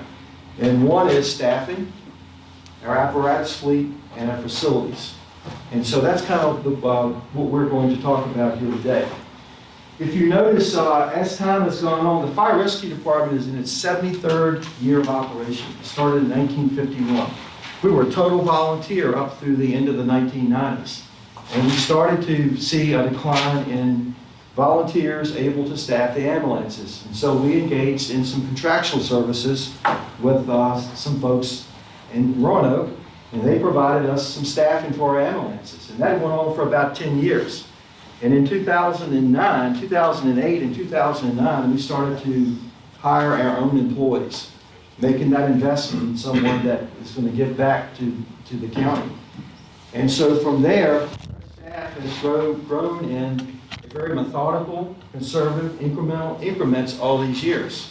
But we are at the point now, based on all of the growth and development we're seeing in the county, that we have to be prepared not only for that first emergency, but the second emergency, because we're seeing call concurrency going up, where we're having multiple calls at the same time.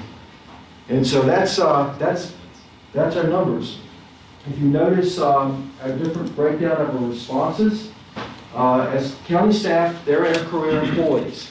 Combination crews are going to be a crew that is composed of career employees, but also volunteers working together on the same unit. And then we have our volunteer crews. Those are those responses that are handled, those units are staffed exclusively by volunteer personnel. And volunteer personnel are more available in 2024 to participate in fire responses. But if you notice that 80% of our calls are emergency medical services, ambulance responses, you can kind of see the breakdown of who's handling those responses. Now, I do not want to minimize in saying any of this the significance of a volunteer who answers a call, because every call a volunteer member answers is a significant contribution, and we should all be grateful for that. Deputy Fire Chief Tony Gordon there is a volunteer. Deputy Fire Chief Mike Watkins, he's a career fire rescue deputy chief. So we all work together on one team. We're very resourceful. We try to make everything work and do the best we can with what we have to operate with. So if you look at our numbers on the staffing chart, you know, we are proposing we need at least 5 people on duty a day at every fire station in the county. We need 3 people, which is 1 less than the national recommendation or NFPA recommendation, to staff a fire engine. And we need 2 different people on an ambulance. So when that ambulance transports from Shelter in Arms to VCU, and a fire call comes in, we have 3 people left behind at company 3 and 6 and 5, or wherever it comes from, to handle the next call. And the next call could be another ambulance call. If you had the 3 people, then possibly they could take the second ambulance out, if that was the next call. But we don't have a lot of resource depth staffing when it comes to this.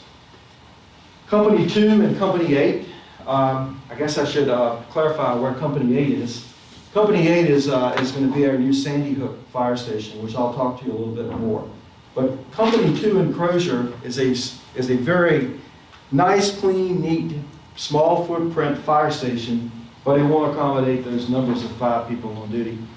In the county's capital improvement plan, we're looking for land somewhere on Caldwell Road in the Crozier area to rebuild Company 2 so we have more square footage. For example, at Company 2, when we put more staff there, we start to have issues with the septic field, just because it's a very small footprint. So we're not proposing the 5 on duty at Company 2, and then you get into 8 in Sandy Hook. We're operating out of Brick Rancher.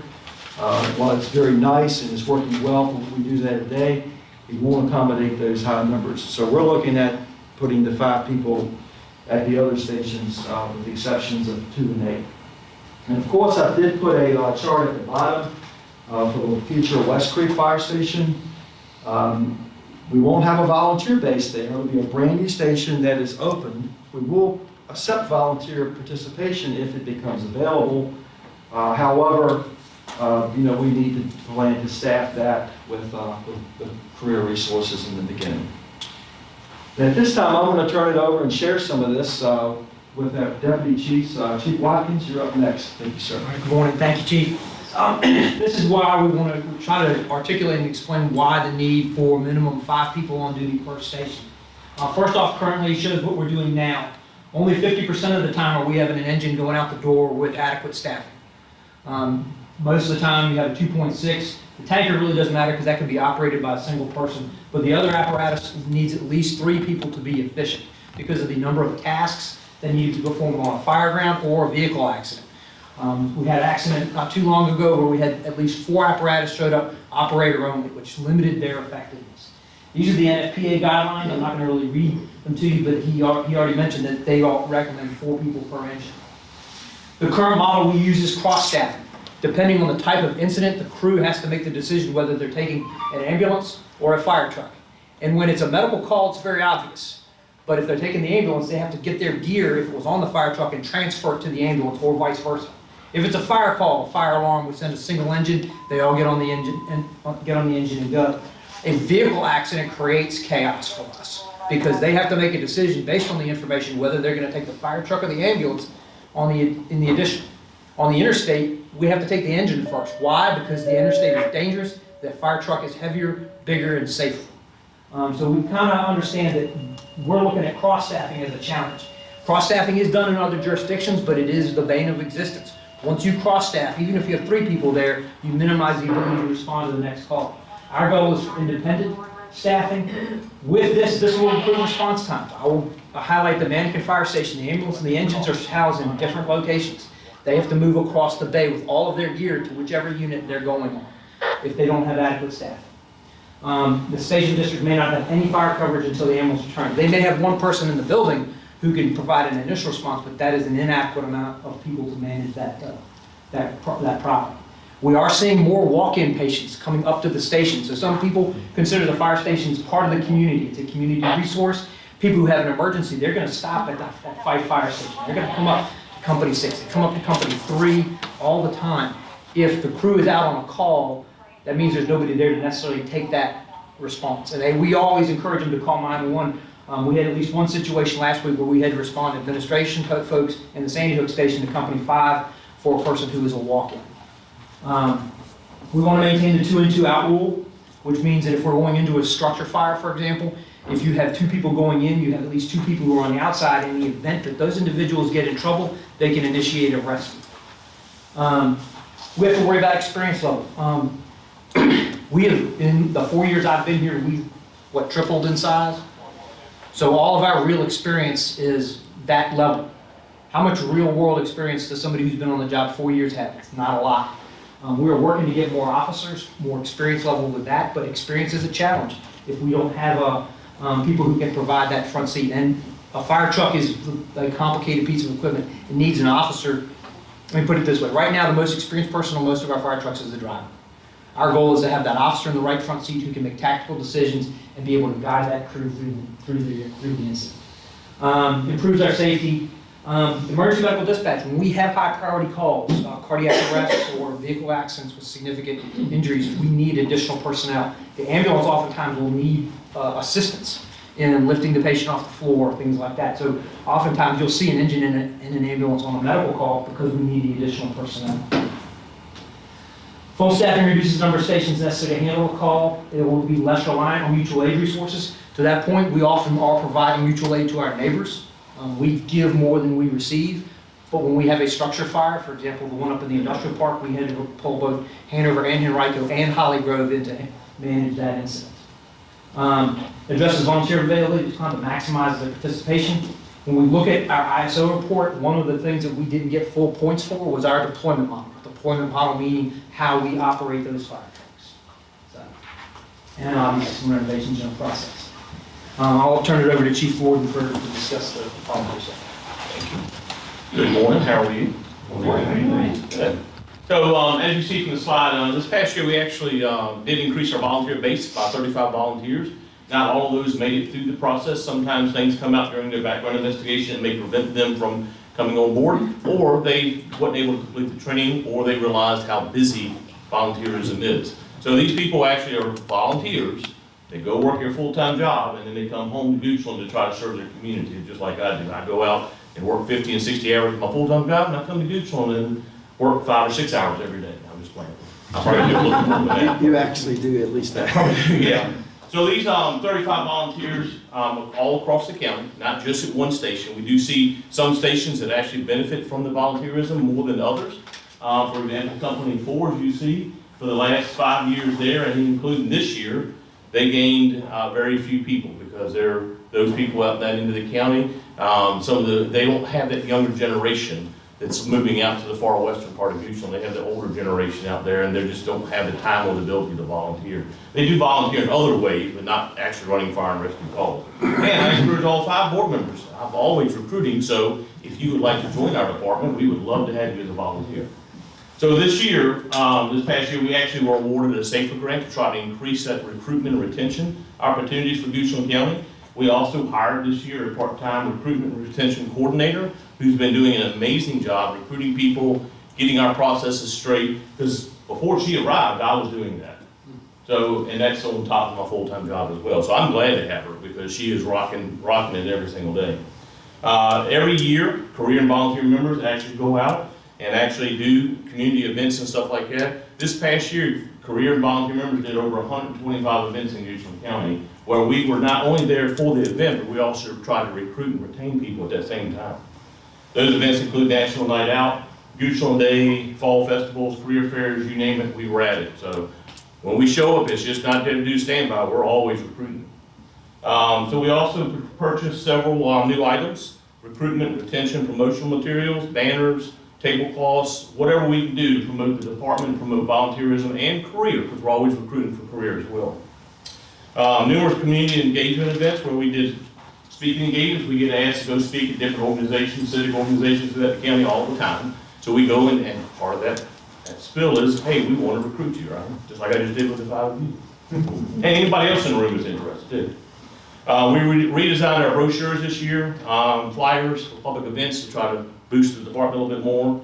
And we also are revitalizing our mentoring and onboarding processes so that we can engage our volunteers earlier in the process and keep them interested while they're waiting for get to the ground and so forth. So, thank you. Next person up, Mr. Chief. I'll let you advance. Don't go too far. Yep. Okay, next we'll talk to you a little bit about the apparatus fleet. We have a very large apparatus fleet that's spread over 6 fire rescue stations. Now we have Sandy Hook. And of course, we have to think about apparatus for the West Creek Fire Station. You know, altogether, if you look at all of our fleet entries in our database or our spreadsheet, we have 73 units. And that covers our fire engines, our ambulances, our brush trucks, our staff vehicles, our utility vehicles, our trailers, our UTVs, all of that adds up to be 73. Why do we need so many units in the fire stations? Well, you know, we don't have water supply, we don't have fire hydrants, but in that 15% of the county. So we're predominantly a rural county that has to rely on rural water supply operations for structure fires. We bring our water with us on our tankers and so forth. But I guess the thing I want to mention to you is our fleet is like everything else, you know, it has an expiration date on it. It is aging out. And we made large purchases back in 2002. We bought 6 tankers that were identical, and we bought 6 new engines in 2006, and they actually are starting to time out. Back in those days, it was the right thing to do.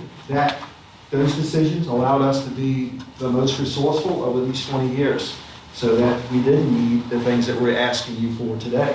We had to do it with all volunteers, and having an identical apparatus in all the stations provided the best way of efficiency. However, now we are looking at trying to replace that.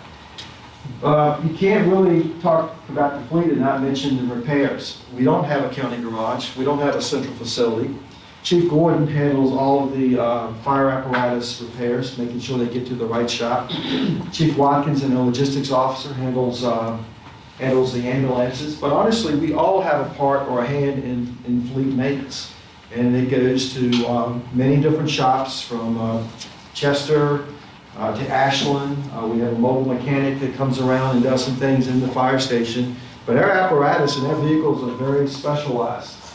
And we honestly, you know, probably in the future, we should look at some type of county garage facility, but that's not what I'm here to tell you today. I just want you to know that it takes a lot to keep the fleet on the road.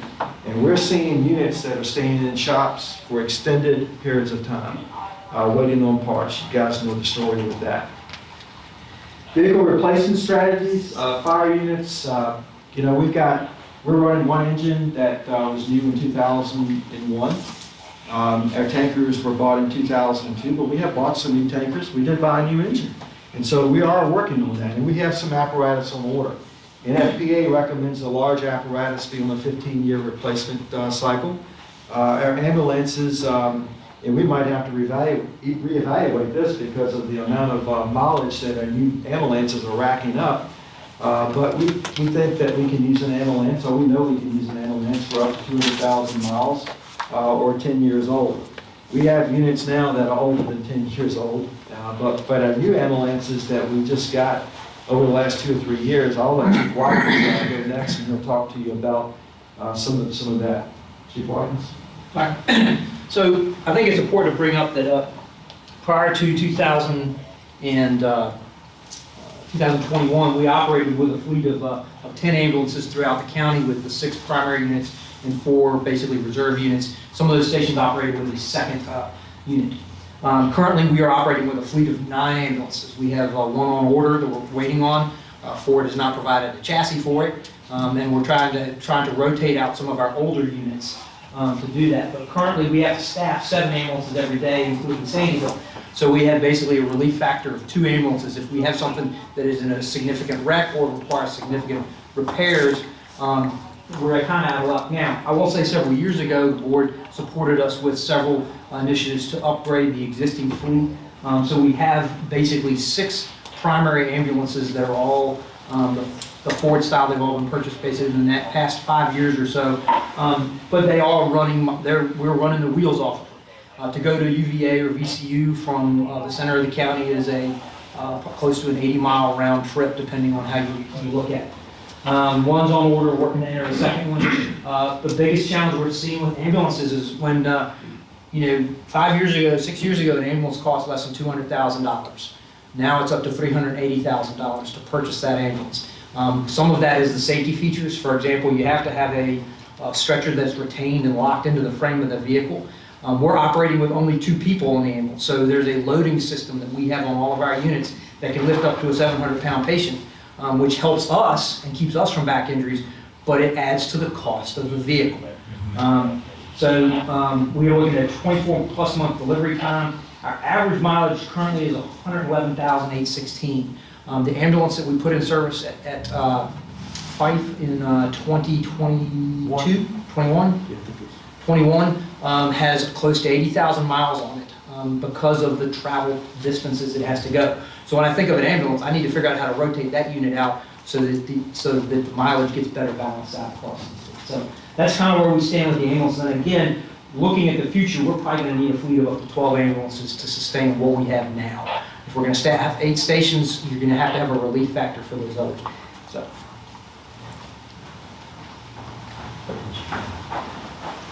So as the chief has already alluded to, I also take care of the fire apparatus in our fleet, and that's what I'm gonna talk about here now.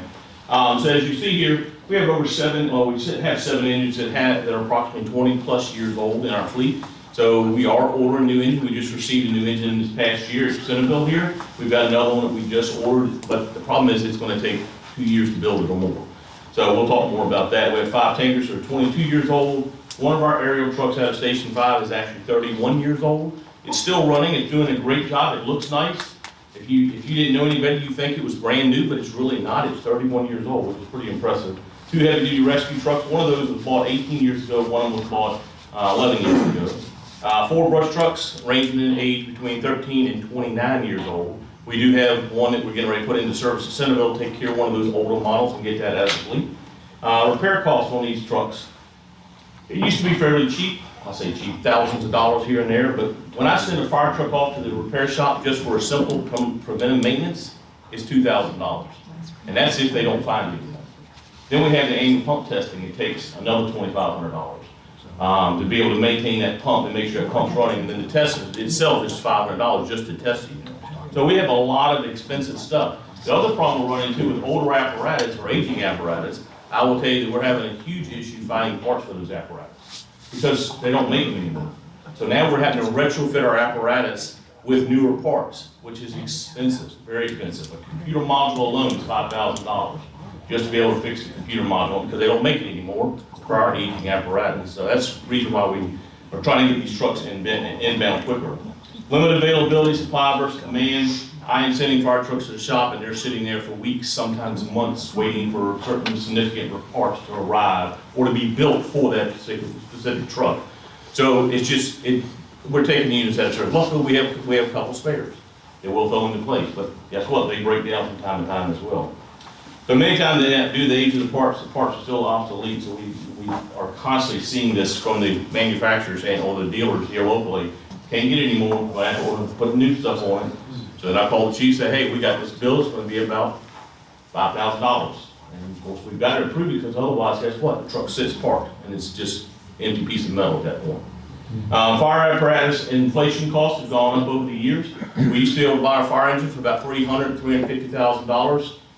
Price of fire engines this year, 2024, will be over $1 million. So you can see the cost of that. Okay, that's just one fire engine, right? The one we just purchased was roughly $800,000, I believe. The engine 631 here in Centerville, $700,000, $800,000, right. Huge. So now we're looking at, rather than custom trucks, fire apparatus are now, fire companies are actually building stock engines. So they look at the overall what people want, 1,000-gallon tanks, 1,500-gallon pumps, gallon per minute pumps. So they're looking at all that, right? So they're building stock engines and they're putting them on their assembly lines in place of, not in place, but in between all the custom orders, right? So now we're looking at that. It's going to save Buchanan County money. But the problem is we're not going to get the true needs of what we may need here in Buchanan County. So we're looking at different options to be able to save the county's taxpayers. So the sad part is the average delivery time on any piece of apparatus is 36 to 48 months. So that's pretty rough. We just ordered a new engine, July 2023. Expected delivery date, not until July of 2026. New aerial truck that we ordered back in April of 2022 is supposed to arrive in September of 2024. New tanker for Haydenville, they just ordered in April. Supposed to get here in May of 24, okay? And then, of course, I say April 2022, sorry. And then the new tanker for Fife, we just ordered in November 2023, is scheduled to come in October this year. More of a stock unit, right? So we're not having to go and actually build the custom trucks like we used to, so. Thank you, Chief Gordon and Chief Watkins. I'll tell you that some of these repair bills for the apparatus are just staggering. We $11,000 last week. I had a $22,000 repair bill come in. But what are you going to do? You know, you can't get a new fire truck for 36 to 48 months. And we're not alone. Every department that we benchmark against is having the same situation. And not many of those departments, and we're not either, are surplus in apparatus because you can't get new apparatus. If you have an accident, you lose a piece for something catastrophic, then you'll be without for a long period of time. So we're kind of in the middle of a quandary with that. So I'm going to bring it home now with the facilities. These are our 6 fire rescue stations. They are all at their original locations. Some have been rebuilt, and we'll talk a little bit about that. 5 of the 6 stations are owned by the Volunteer Association. And then Company 6, down in here at the bottom, is our only county-owned fire rescue station that we operate out of today. Of the 5 volunteer-owned fire rescue stations by the Volunteer Association, 4 of them are the same buildings with many renovations that were put into place back in the late 1950s and early 1960s. In those times, the buildings were more of a garage to keep apparatus. There might have been a community room, and everybody responded from home, and no one stayed there overnight. And I will tell you that our Volunteer Association, board of directors and our executive director, they have done an amazing job renovating these fire stations, trying to get them up to speed for today's operations. Company 1 was just renovated, the interior was renovated. Company 3 was just finished, the interior was renovated. And now we're at Company 5. And Company 5 is going to be the largest of those 3 projects. We have moved a single-wide mobile home in the backyard of Company 5 so the crew can live in that and give the whole station, excluding the apparatus bays, to the contractors to save time and money and get that project done. But what we're going after with these renovations are more interior living, 24-hour accommodation needs. I'll tell you that Company 2 here, Company 2 is small and but mighty. It's clean, it's neat. But honestly, the county does need to look at finding land on Cardwell Road and rebuilding Company 2 because there are limitations there. Company 2 runs 800 responses a year out of that location. And they're very proud of what they have. Company 5, I probably should have told you, was built new in 1983. The old Company 5, if you didn't know, is there in the courthouse by the post office where the gun shop is now, and the K9 Clips. That was the old fire station that they ran up until 1983. So the message I want to kind of plant, or the seed I want to plant is that the Volunteer Association has been great stewards of the community's assets for 7 decades. However, the county's changing, and so is the association. And so at some point in time, not next year, probably not the year after that, the county is going to have to look at assuming possibly these assets. And so there needs to be a plan for that, on how that transformation will occur if we start to assume the 5 volunteer fire rescue stations that are owned by the association. Again, I don't want to alarm you. It's not time sensitive.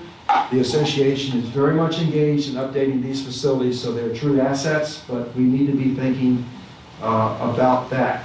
And along with that comes a MOU between the association and the Board of Supervisors.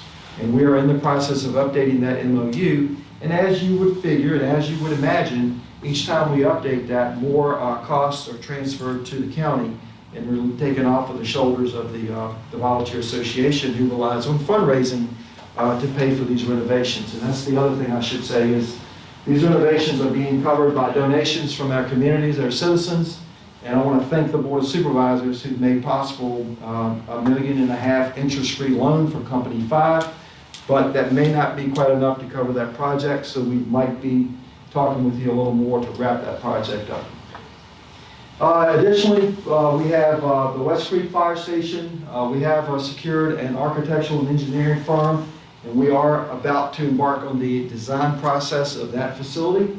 And then down at the bottom, the Sandy Hook Station and Whitehall and Dogtown Road. We're only covering that with an ambulance from 7 in the morning to 7 at night. It covers half the hours, but that ambulance is answering 40+ calls a month.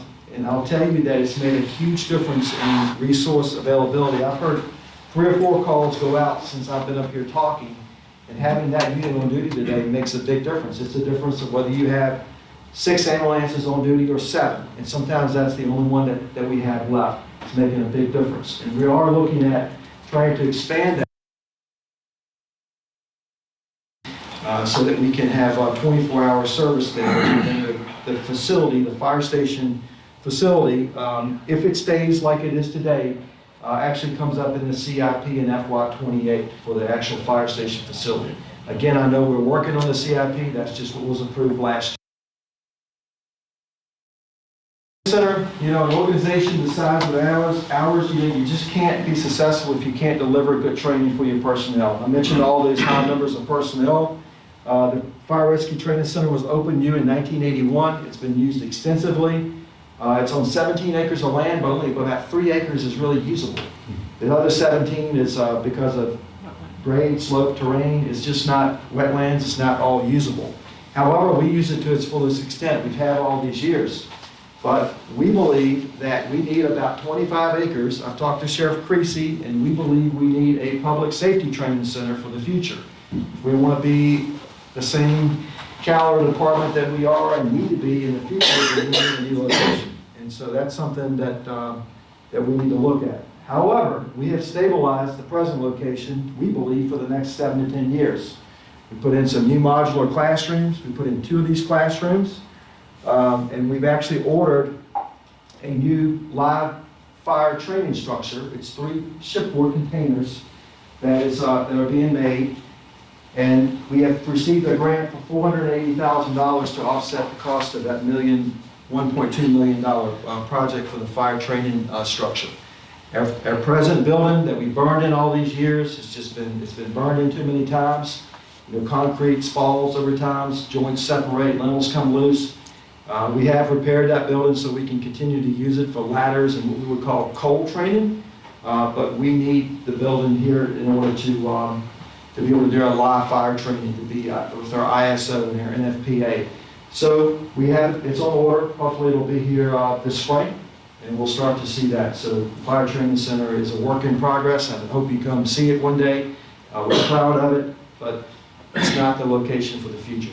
We didn't set out any boat anchors, we don't think, because everything that we've done there to make improvements are relatively modular and mobile so that we don't do that. I don't suspect the county will vacate the property totally because there is our main communication, public safety communication tower there. And of course, you know, the common theme with the county is we need more space. Speaking of that, logistics, it's really hard to support the field operations without the right type of logistical division. You know, we have tried to shift all of our personnel and our assets to the field so that they go to emergencies. But we have begun to realize that we cannot support the field if we don't start growing fire rescue admin and logistics and so forth. And our challenge is storage. Our logistical supplies are spread over at least 4 different locations. And we're getting ready to lose one of those when the new courthouse is built. We'll lose the Quonset hut that General Service operates in as far as we know. So we know we need a warehouse. We need all our logistics under one roof so that we can operate more efficiently, but with better accountability of supplies. And as you've already heard, the tools and equipment we operate with is very expensive. Fire Rescue Administration, we share the building with Goochland County Public Schools central office. We have the lower floor, or I should say we have a portion of the lower floor. We have done about everything we can do to make use of that space. The potential is for about 10 people to work in Fire Rescue Administration at any given time. Some are part-time, some are volunteer positions.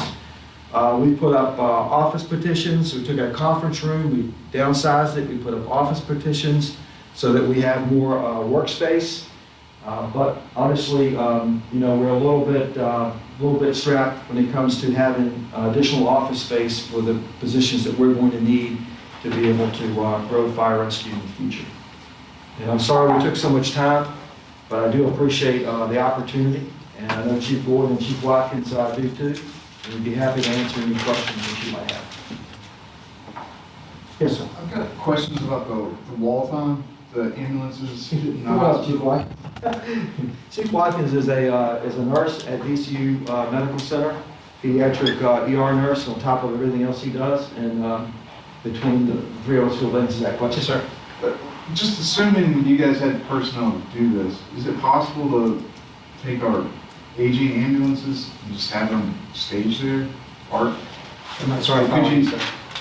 I guess to free up our current. So the situation becomes, the ambulance transports, and I just heard one ambulance is going to Short Pump right now, another ambulance is going to St. Mary's. That's all of those are located in another jurisdiction, so we would not want to put any of our assets at those facilities. It is a global problem. Our counterparts have operated with various degrees of interaction with the hospitals. We've met at the corporate levels. We've had several scenarios, and Chief Ferguson and I met with the CEO of St. Mary's. We had a critical patient that was on the wall for an hour and a half with one of our crews, and the crew had to resuscitate the patient on our stretcher while sitting in the hospital. So I'm not sure that putting an ambulance there is really the problem, it's because there's all these other ambulances that are trying to backfill. We have adopted a policy that if the crew is there for more than 30 minutes, the shift commander gets aware. They're there more than 45 minutes, it goes to one of us. And we look at it, we evaluate what's going on. We did have a scenario at Avery Point where we had a gas leak and it occupied several resources, and we actually force-pulled ambulances out of hospitals because we needed resources back. So we're working with our hospital counterparts to address that. One thing that we want to be sure is we never lose that personal touch in all this growth and development, because our patients are most important.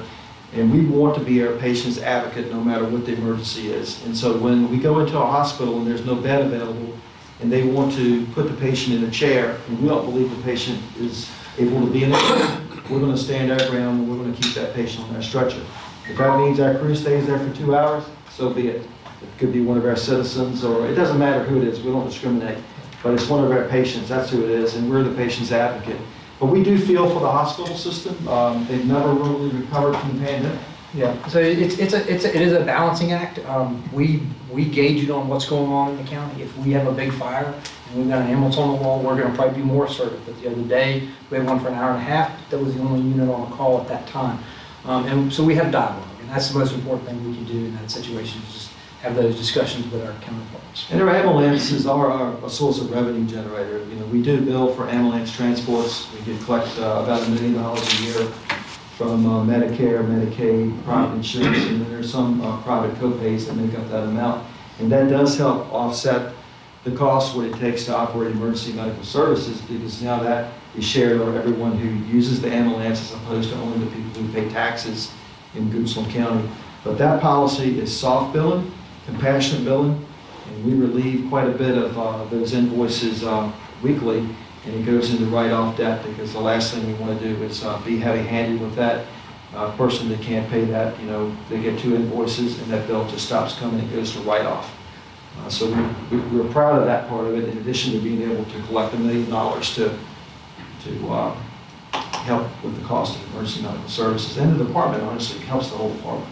Chief, that's an invoice that goes to an individual, not an insurance company. Well, the way it works, it could go to the insurance company. We transport the patient.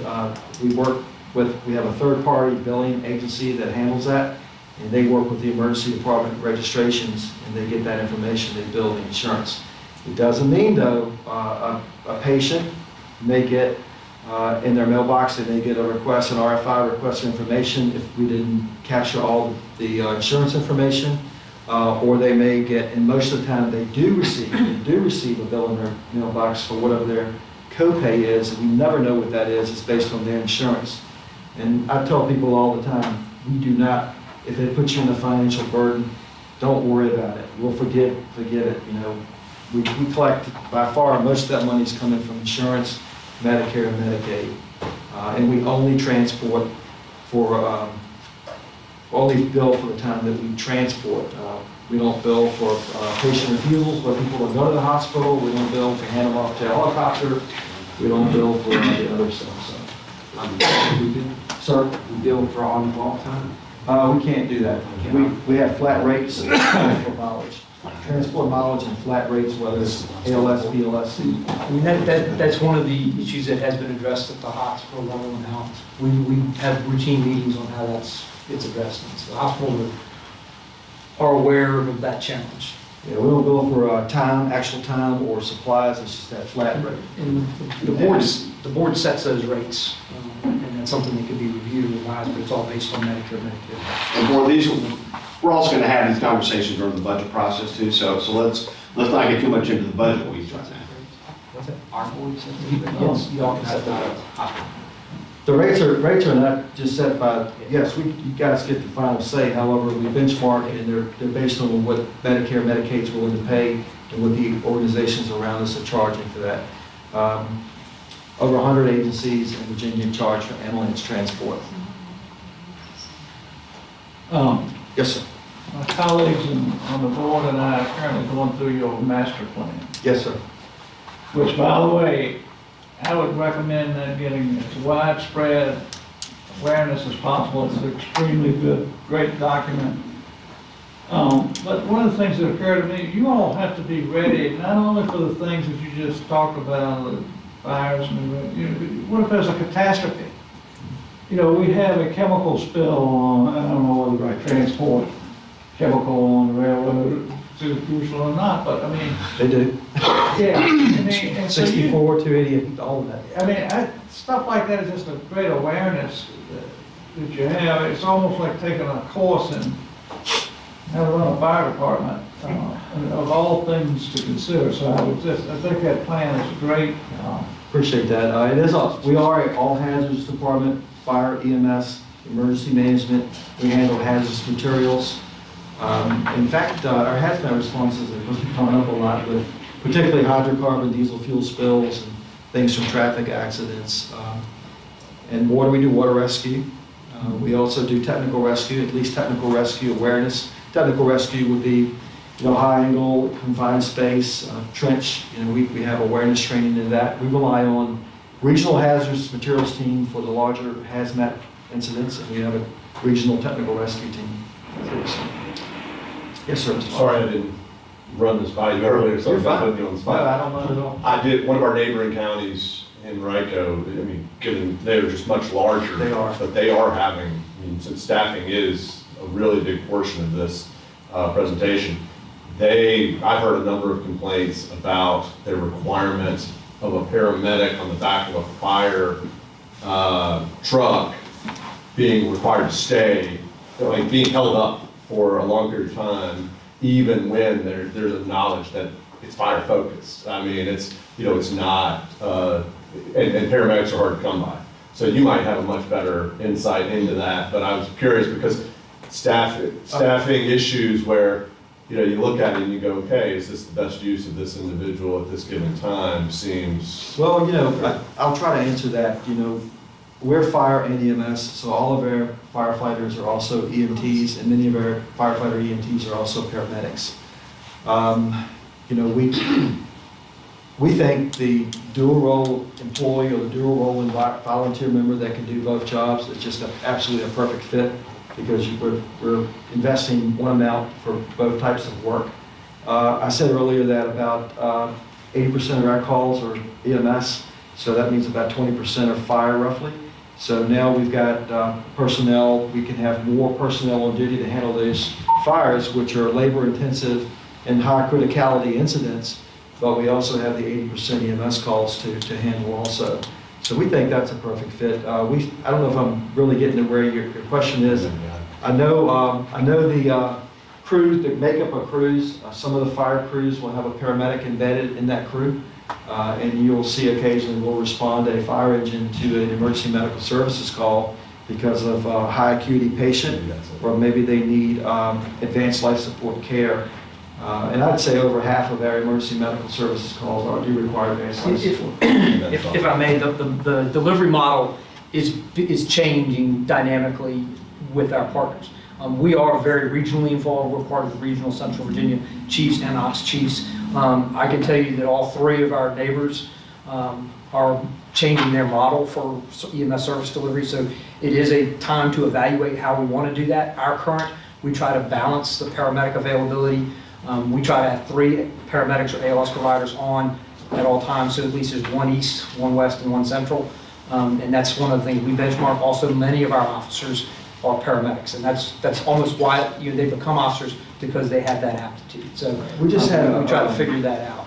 While I was standing over there was a call in Mosaic at Emergency Medical Services call. I don't know exactly what kind of call it was, but they sent the closest ambulance, which was basic life support. They added advanced life support because the patient required it, and they added the fire department because more hands were needed for some reason. The reason being is high acuity, high criticality patient care, requires more than just 2 people to do it. So it's usually a tiered response to get to the point to having the right resources. We do not count that call that the fire department went to, though, as a fire call. It's an EMS call. So. I've got one. Yes, sir, other Mr. question. The 25 acres for the training facility that Yes, sir. you and the sheriff's department were looking at, Yes, sir. would you guys be able to hold community events there? Like community Absolutely. engagement? We could, absolutely. Our training center, in its present shape, we would open it up if there was a community event, and some community organizations do, from time to time, use it as well. Well, yeah, I'm not specifically for you guys, like kind of showing what you do. Oh, absolutely. We did not have the fire rescue show in 2023 because it rained out, and boy, did it rain that day. But we do have a fire rescue show planned again for October, and we do have a rain date this time. And that would be a great chance to showcase the department, and the sheriff is always there with us. It's comparable to his National Light Out. And so we use those events and attend those events together. Okay. But I mean, the 25-acre training facility Right. plan, would that be a good location? It could be. So why do we get the 25 acres? Training center is designed at this day and time requires about 25 acres. I know from our standpoint, when we bring in 2 or 3 fire trucks down to the present training center, you can hardly move. Everything is just jammed up. But the sheriff is also looking at places to sprawl out. I know a driving range, the driver training and that type of thing, and we could use that also. First off, Yeah, glad you clarified that. I didn't say that, Sheriff. Sheriff will take us to jail, so. Okay. So board, as we kind of start wrapping up this morning, of course, you can still, this is a good one to kind of end presentations on, because you see how it ties to the other 2 you've heard, as the impacts of growth, as well as the impact of how we pay for, how we respond to growth. On the policy level, it's going to be, coming up with a decision of what is our acceptable level of response to this. Right now, as staff is providing you what they see we need based on our current policies, our current thoughts, our current understandings. Earlier, you heard issues with revenue. Will revenue be here in future years? And this is where, like I started the morning with, and y'all kind of make some tough calls, and this is one of those policy things as far as what is the level of risk that we're comfortable with in this community, and what is our ability to pay for it. And that's policy. And staff does what y'all tell us to. And that's why y'all get paid the big bucks, because there's no right answer to both sides of that. One thing to consider is we've got right now roughly the same number of units in 3 completed apartment complexes in West Creek as we do in Avery Point, okay? When you look at the 911 calls and see how many of those 911 calls go to those apartment complexes and how many go to Avery Point, and I can tell you it's not anywhere remotely the same. Those are impacts of decisions made years ago that are coming now in front of us, and where are we going to go? 20 years from now, as the chief said, years ago we made a decision to buy a lot of equipment. And that 20-year benchmark is now hitting, and 22 years. So when we started this morning saying we're making decisions for the long term, we are. We're not just looking for short term, but also the beginning of the process that 20 years from now, they can be saying, 20 years ago, the board's made decisions, and here's where we are. So with that, I'll turn it back over, I guess, to Rachel and Grant to finish up, and then we'll break for lunch. Cool. Thanks, Vic. This is hard work. For y'all. My part's easy. Pretty nice. No, there's like 700 different things you gotta do all at once and bring them all together and figure out basically, what are we gonna do with scarce dollars? You can do anything the fire chief and the team wanna do if you got unlimited dollars. You actually, according to the Constitution and the law, you kind of have the ability to go get unlimited dollars. You're not going to survive in your job if you do. But the question is, how do we balance all this stuff?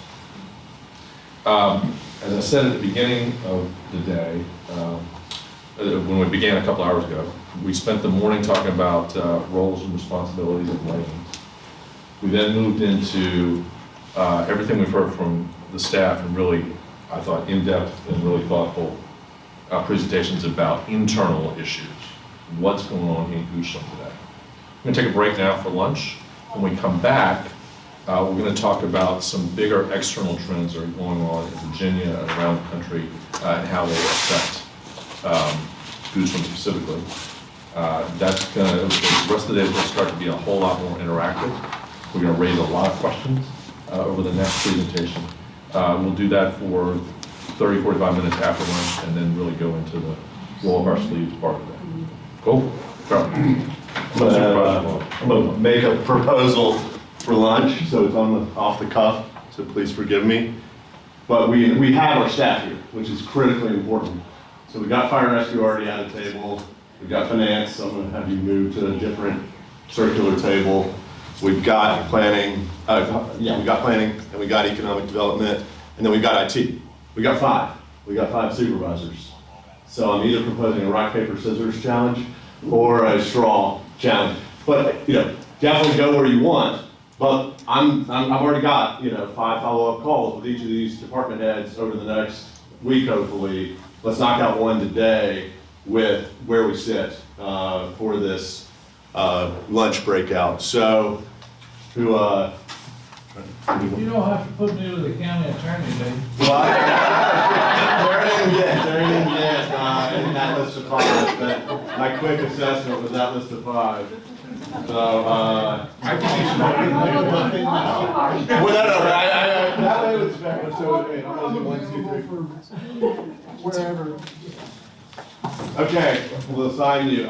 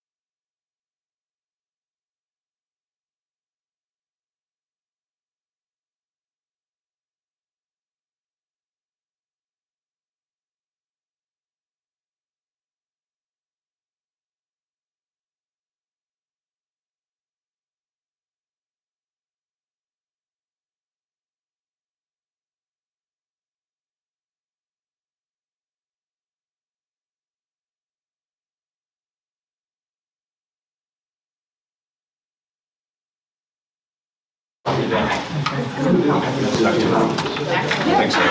Thank you.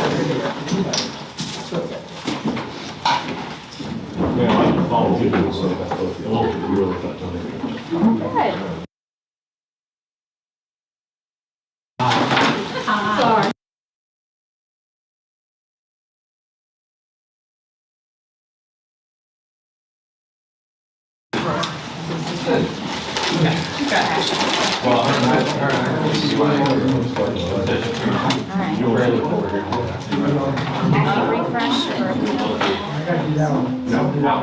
Yeah, just check with them. We're not. People really, well, they can see the PowerPoint. You can see the speaker. Oh, yeah, no, we still got Cliff, I so want to talk with you. Oh, in a good way, I hope. Oh, no, in a good way. Give me that. It's better, better. Yeah. It's the record that you send. I mean.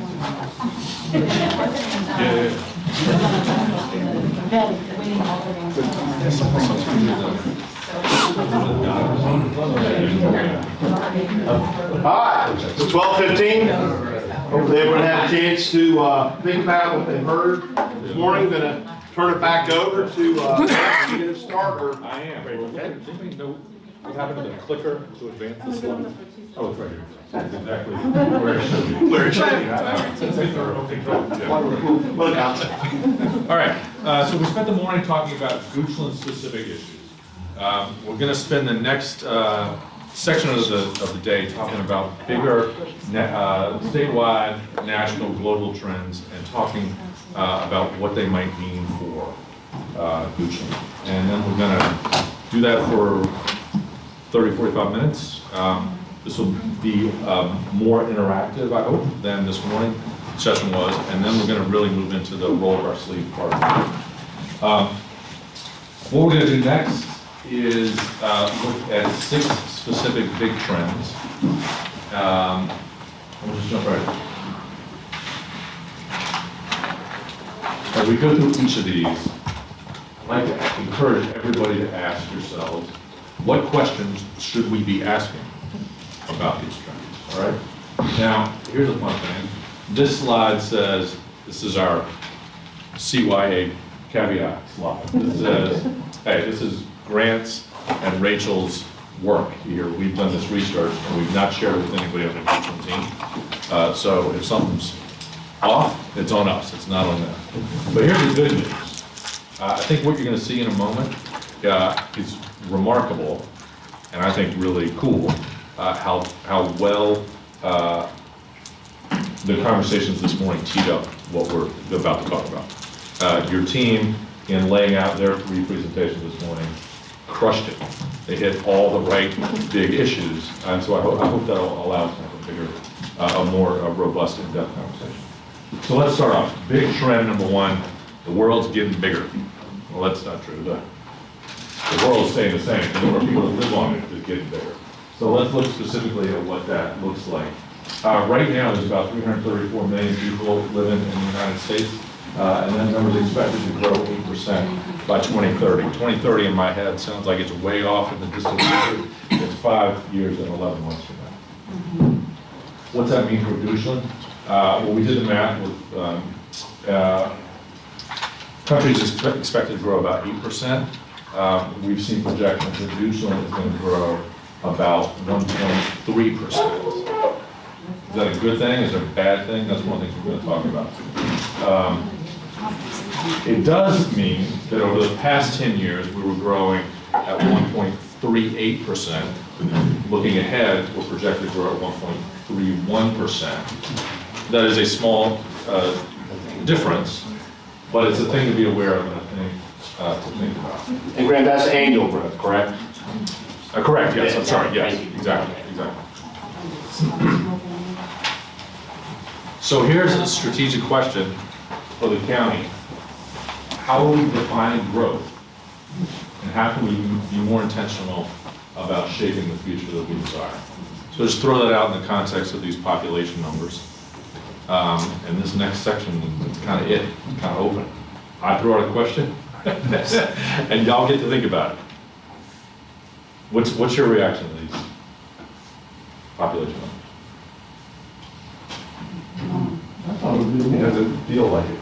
Yeah, our TPO has shown a much higher projected growth rate. Yeah. I don't know what your source is, but What are you- I'm seeing other numbers. What other numbers you seeing? I'm seeing 4. Is that right?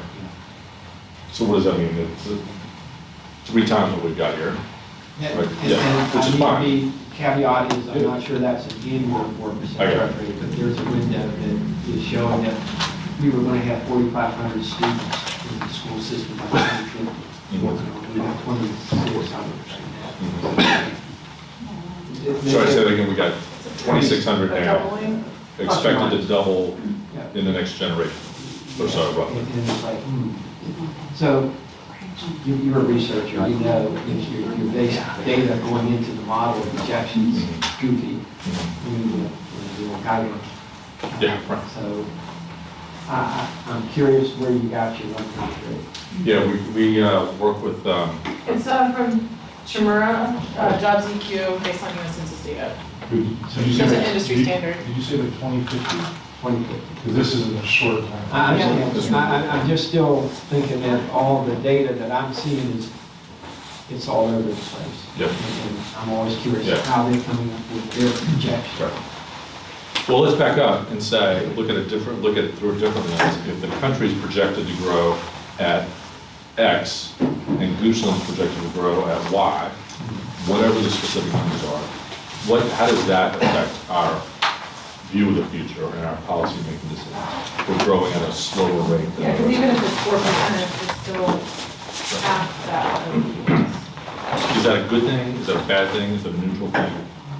How do y'all think about it? I'm gonna ask you a question, answer a question with a question. How do you define that, I mean, you can use the term selective, that's not the appropriate word. Self-selecting, I don't think is appropriate either, but with our demographics, with our cost of living, with other things, we are being, we know we're somewhat destinational for living because we're a place to be. You know, we have a great way of life. And how do we mesh that with what the nation is doing as a whole? Because I really don't see that changing dramatically with our current citizenry of, you know, embracing the national trends. They want us to stay unique and different. And so I see it. It's already happening, and I only see it continuing in the future.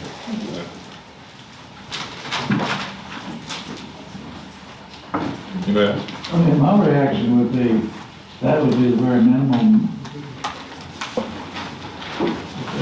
A lot of saying that you're surprised it was that low, you'll figure 1.3. And I just wondered if it wouldn't be conservative to plan a little bit more in certain areas like the school.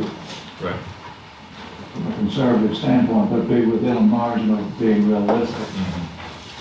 You know, don't want to underdo it. Right. I think we have to be mindful of this historic actions or lack of actions and their repercussions as we make growth decisions. Because a lot of times we see growth as growth CapEx, where it's a mix of maintenance CapEx to get up to speed and growth CapEx. So it's not just a, we've got to be more thoughtful in how we look at, you know, it's not, it's a good example is it's not just building the building. It's creating the funds for the expected maintenance, which you know is already going to happen.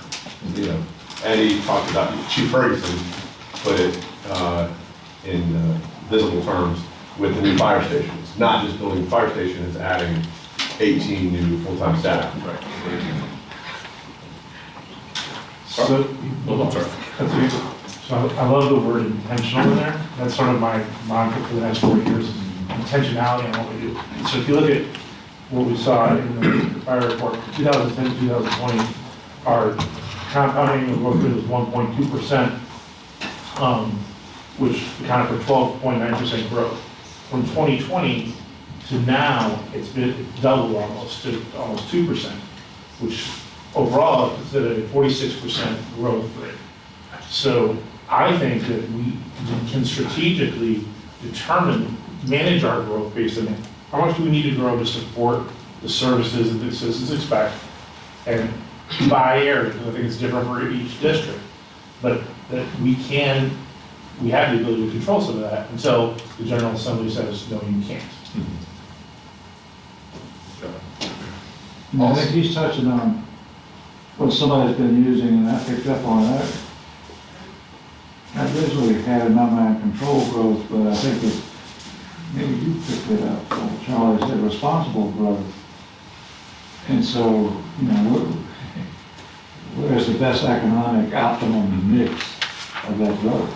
And to whatever extent we can help drive that. That's what you're talking about, aren't you? Absolutely, 100%. Exactly what he's talking about. Well, and I think if I ask my citizens, you know, what is our growth rate each year? I definitely say 5-10%. Yeah. I'm like, Is that right? would you be surprised to know it's only 1%? Because perception, that's the other piece too, is we have to be able to, I won't say define perception, but we have to be able to give facts to say, well, no, yes, traffic is bad, but this is what it really is, or this is how we are. So the more strategic we are about that, and we're intentional about what we're trying to do, this is our plan, that's really what I think our job is. What struck me was that a lot's happened in the last 10 years in Richland. And so you could look at it that way, and basically the growth rate of, you know, roughly about the same projected over the next 10 years. Well, it doesn't sound like a big change, for Richland it is a big change. And the other thing I would say is, I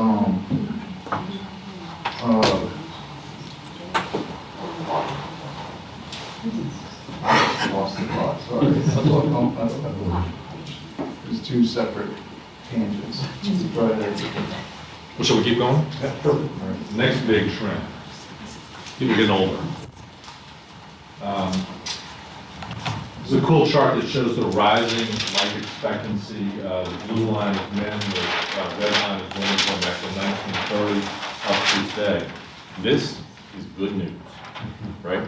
This is medical advancements, this is science, this is a cleaner environment, this is understanding healthier living. There's nothing but good news on this slide. And even in my lifetime, I was born in the early 70s. I remember when I was a kid, if somebody died at 60, you said, Now, if that happens, you should be like, oh my God, what happened? It's a terrible thing. This is nothing but good news. But it does have a cost, as we heard earlier, right? This is the other end of the life spectrum. This is the changing birth rates in the United States. So this goes back to about 1940. And you can see in the 50s and 60s, this giant bubble, that's the baby boom. Now, the people that study this sort of thing tell you that for society to remain sort of as it is, that every mom's got to have about a baby and a half just for society to stay flat. There's no value on that, it's just numbers. The issue is that fewer babies are being born in the United States today than certainly during the baby boom, that's no surprise. But even in the last 20 years or so, we're starting to see a significant decline. So on the one hand, people are living longer, that's good news. On the other hand, fewer babies are being born. And so this is the population pyramid that we're all used to thinking of in the past. A whole lot of young people, and by definition, people, not as many older people, but that's changing in a big way. This is the that same population pyramid in 1960, sort of the middle of the baby boom, and you can see a whole bunch of young people, ages birth to age 5, 10, 15, not so many at the top of the pyramid. Well, that's starting to change. This is what it's projected to look like at the end of this decade, again, 5 years and 11 months from now. Each of the age groups looks a lot more similar than in the past. And so we're moving from a pyramid to more of a pillar. And here in Goochland, this is a projection of how the county is expected to grow in the coming years by age. And if you look at this, here's the biggest growth rate is among people age 75 and above. And if you look at the numbers, it's not just that this is the highest number, it's way higher than every other age group. So what does that mean when it comes to delivering services in Goochland? We heard a little bit about it this morning. More public safety. More public safety. Yeah. Fire and rescue. Less schools. Less schools. Back to the whole question of how do we allocate scarce dollars, probably the most fundamental responsibility of a board of supervisors. How do you put those two things together and trade them off? More expensive, take care of public safety needs of an older population, but maybe you save on not having to spend quite as much on public schools. Public schools aren't always a local option. There are a lot of unfunded mandates that are foisted on us. School resource officers are required but not funded. And there are certain SOL requirements that are required but not necessarily funded. So Great example. So like the whole system of public education in Virginia is funded partly by local governments, partly by the Commonwealth, according to a system that I've looked at for a long time and I find nearly impenetrable to figure out how it works. Comprehensive index is magic. Yeah, exactly. And something happens. Right. In Goochland is an 80%. We are at the top of it. We get the least amount of state, and I'll say state monies for our school system. So as these requirements are enacted, that's just an increase in ours. I mean, the teachers are, General Assembly takes a lot of, I guess, accolades for saying, oh, we're going to 5% raise. Yeah. And they only Pat themselves on the back. Yeah, and they only send you the bill. They do, yeah. It just goes, if we think it strategically and intentionally, we can plug out the middle of the serenity there. Have to give us the courage to change things we can change. Because we're not changing mandates, we're not changing demographics right now. We have to change the things we can change and do it so it fits Goochland County the best. But I think, I agree with you. And I also think that while we can't change demographics, I think it's the expectation that we sort of plan for, if that's what the citizens want. I don't know. I think Goochland has to decide what it wants to be. And I hear my age group, our kids are getting married, they've got out of college, and they want to move to Goochland. They're not. They can't. My 26-year-old daughter with a great salary still cannot move to Goochland. And are the citizens okay with that?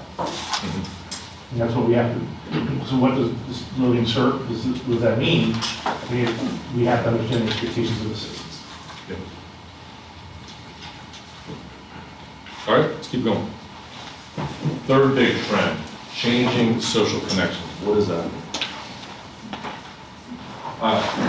We know that communities and societies are healthy and they function well when people feel connections to each other. But we all know that that doesn't look today quite like it did when we were younger.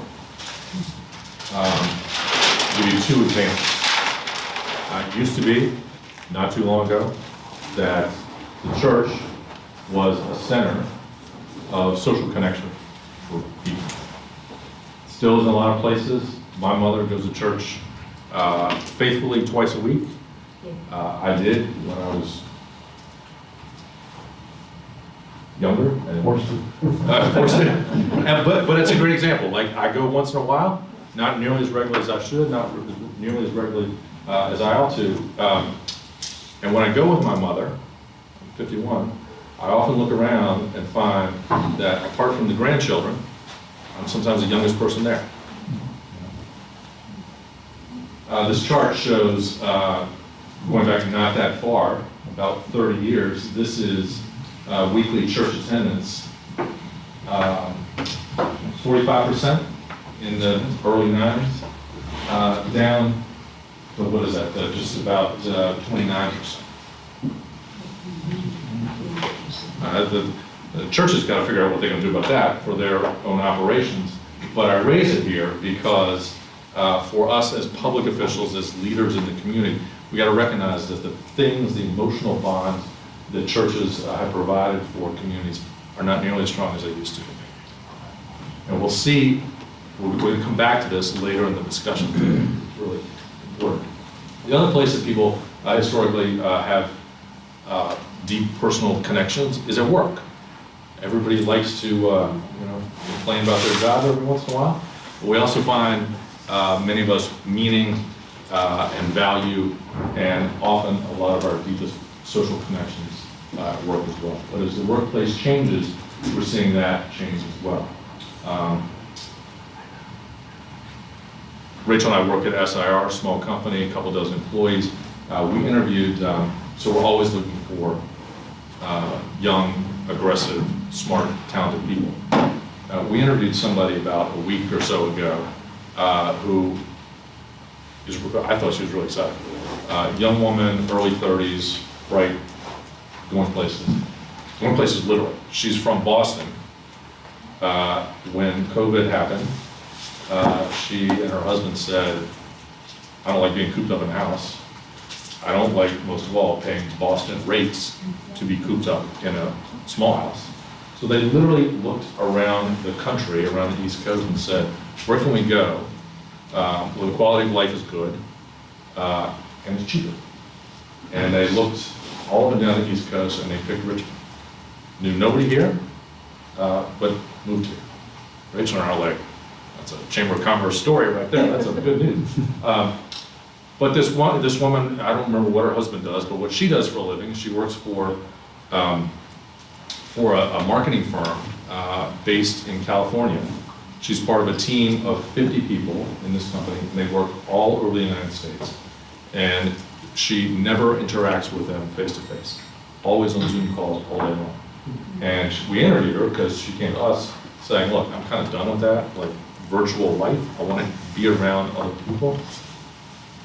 But this is where the economy is right now and where it's going.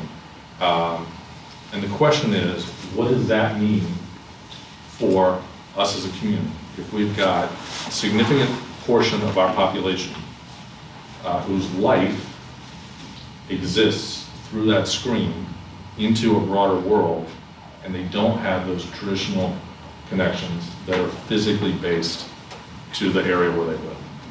What does that mean for us in Goochland? What does that mean for us as a community? Doesn't sound like Goochland. Doesn't sound like Goochland. Tell me about that. That's a fascinating comment. What does that mean? Well, I mean, Goochland's a very engaged, we have a very engaged electorate and citizenship.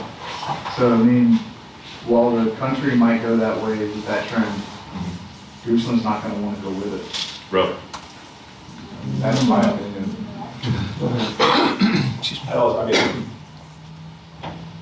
if we talk about from a development standpoint, and we see, one of the biggest challenges, we're a largely residential community, that hill is that much steeper to climb because you can get community without actually being physically in Goochland. You can live here and get your community elsewhere.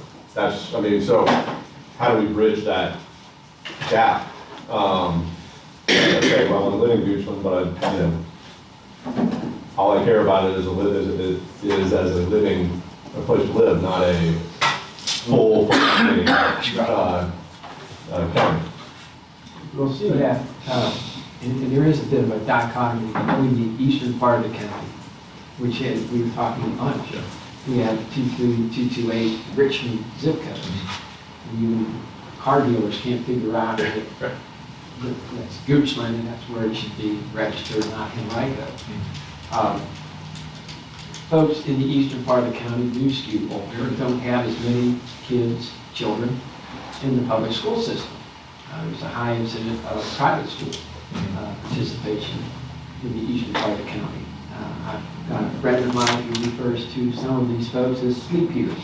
They sleep here but when they go out for entertainment, a meal, they aren't going to Peabody in the Beach Courthouse, they're going to something in Short Pump or in the city of Richmond.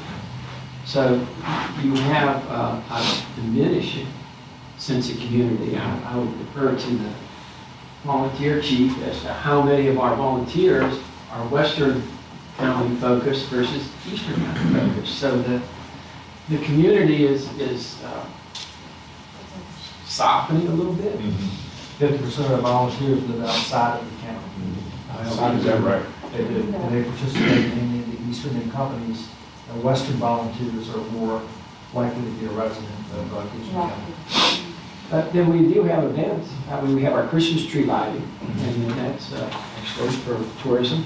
I think we have the largest publicly lit Christmas tree in Central Virginia. I don't know what we can do to promote it. Well, I think we need a board vote to keep that going. Well, I'm not aware of anybody saying not to. And the other part is we have Gibson Day.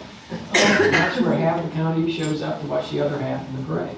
I mean, it really is a sense of community, but it is a Central County, Western County focus in many respects. And most of our newer residents, if you just look at the redistricting that took place with the voting lines, they were all shifted more eastward because the higher densities were occurring. And we needed to have that.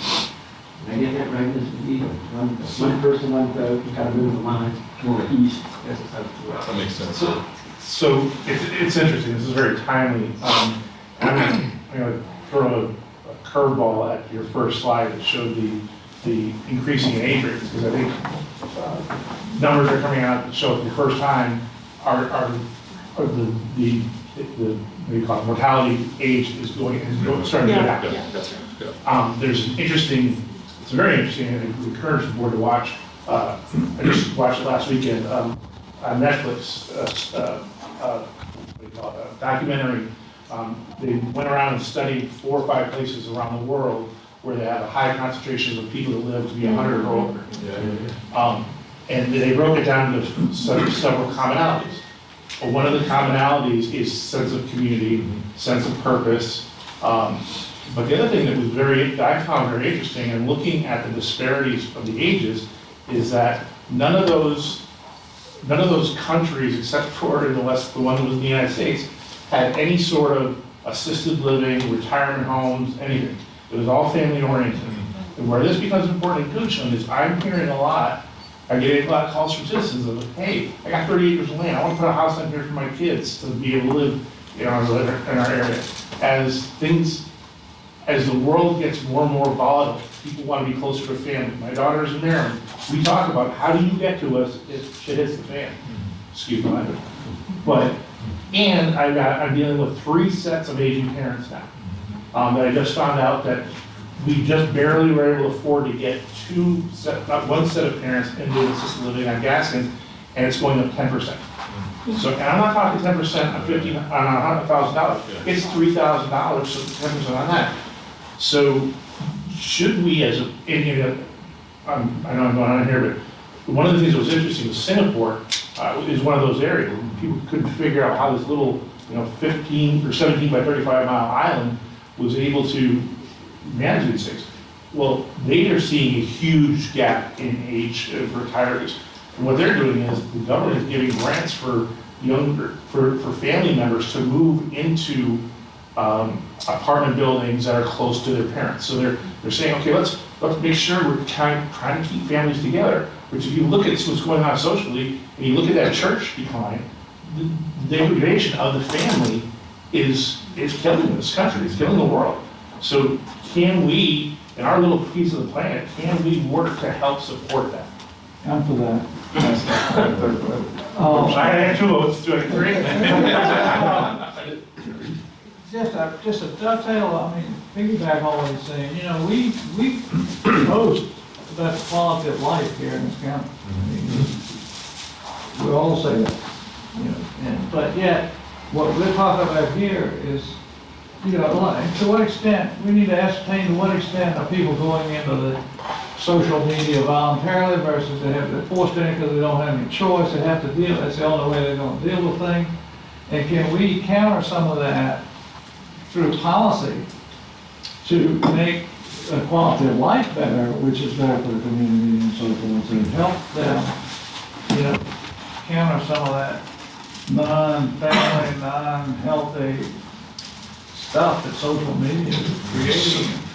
So forth. I think you hit on a great point, and I think what we may or may not know is how do our citizens define quality of life? Yeah. I would say the majority of my citizens are leaving the hell alone.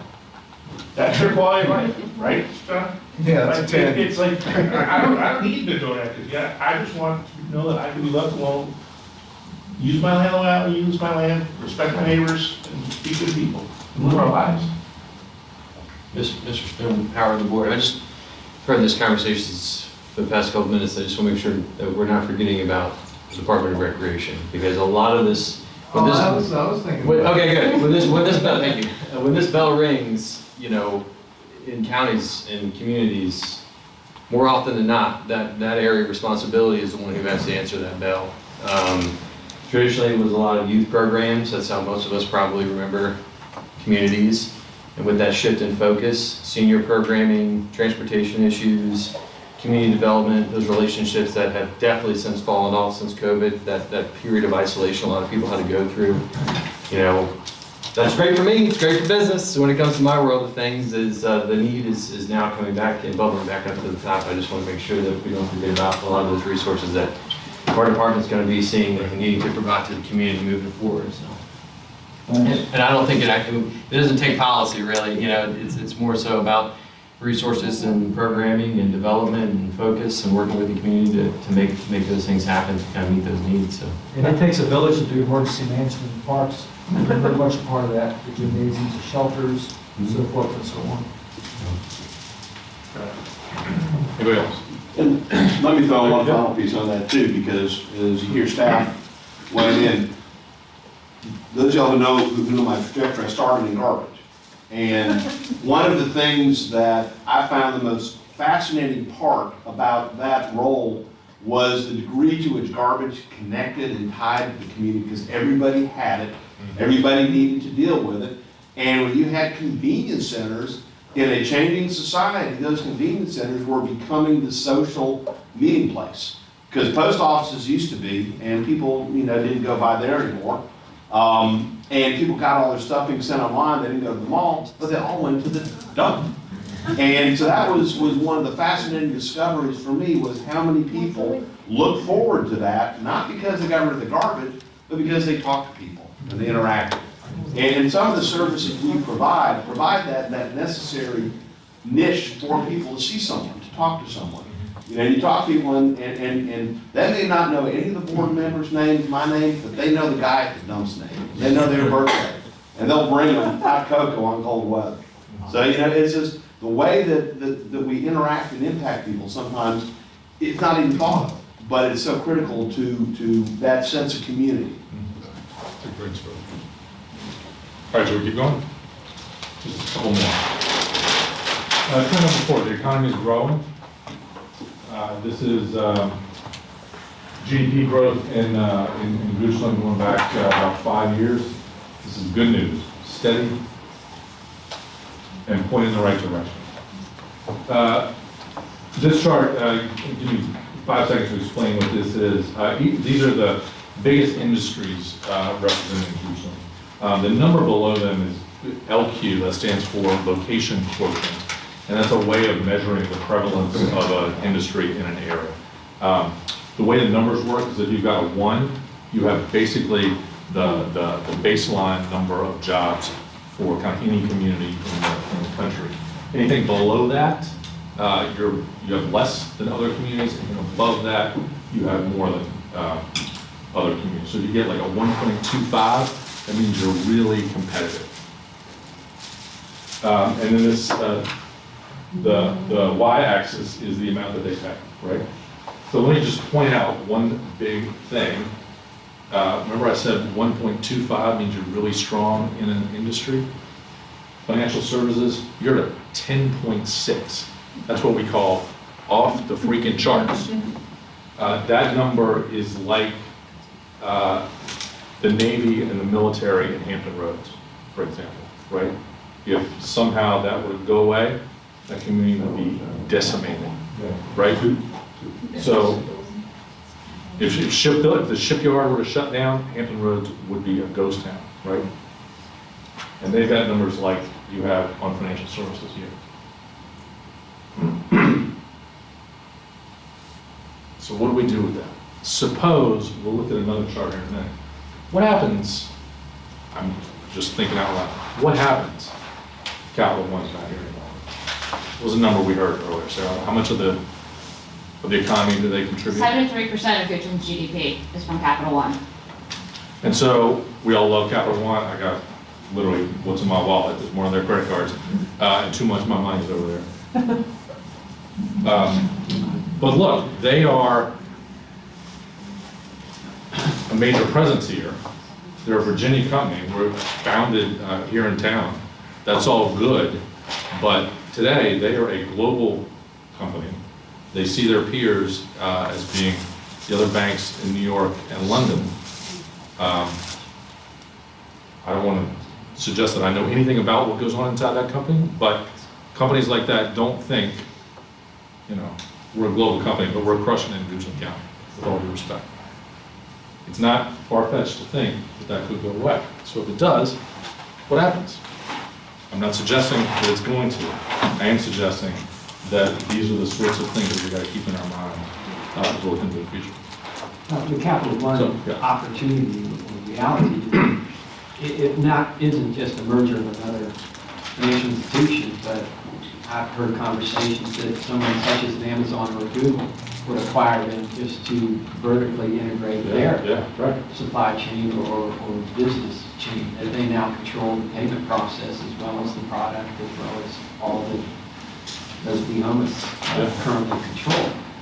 Financial services isn't just Capital One. I mean, Farm Bureau is Farm Bureau, but they're an insurance company as well. And then CarMax, most of their revenue comes from the cars they finance, and not so much the cars they sell. So that 10 is probably 7 Cap One, but the other 4 is going to be CarMax, Farm Bureau, and maybe some of the other institutions out there. So it still is a skew.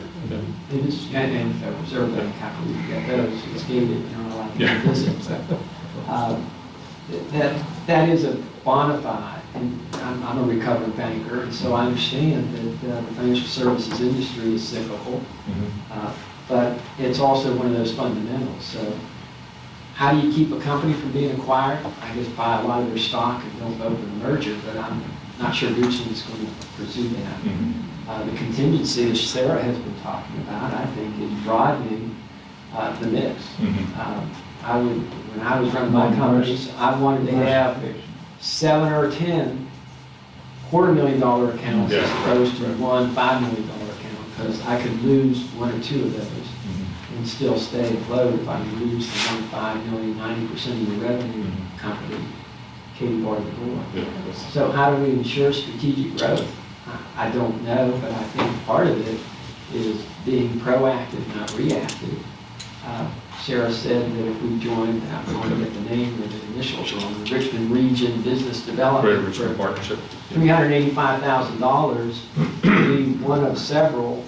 What if we took that $385,000 and built our own staff of hunters and sent them out and said, go get them? I mean, I would hope that we could hire at least one person for $385,000. For that rate. We also have to factor in not just, we have to factor in how bodies can be replaced. Because Capital One can pick up and move, but the industry itself is also susceptible to AI much more than others are. So, I mean, I know that manufacturing is seeing it, but you still have a critical mass of bodies in a 100,000+ square foot facility. I know Capital One is spending a ton of money to try and eliminate body count everywhere it can. And are we ahead of it, forward thinking enough to be a part of that? So for me, this is a simple question. This is a simple answer. I'm a pretty simple guy. But to ensure strategic growth, this community, this room needs to make it a priority. When we said we were gonna fix the TCSD issue, we fixed it. When we said we were gonna get three AAA bond ratings, we got 3 AAA bond ratings. When we said we were gonna bring broadband to everybody in Goochland, bring broadband to everybody in Goochland. We make it a priority to say, you know what? We need pause in the residential, we need to start focusing on our commercial. As a team, we agree to it, we will hit the goal. We just have to do it. Vote yes. That's one more. I think that attracts good business, other businesses. Just good governance attracts good business. Well, I think it goes back to Sarah's one, like, we gotta give the tools. Like, we as a group need to say, all right, Mr. Carpenter, this is what we need to go after, and so that we can diversify, so we can bring the commercial in. The commercial saves the residential, and that's what my citizens sent me here today. I mean, go back to responsible, I mean, we can't ask Sarah to go get an NFL expansion team and build a stadium, you know, because, I mean, we gotta be responsible for what we do. We can't. Start talking hockey on this. That'll be a huge boost to economic development. May not be fitting. I just think so. All right, shall we keep going? We'll get 2 more, I believe, and then we'll. So at the same time, across the country, and here in the Richmond region, we're seeing rising economic disparities. So this first chart, this is not a surprise, right? Older people have more money than younger people. That just makes sense, right?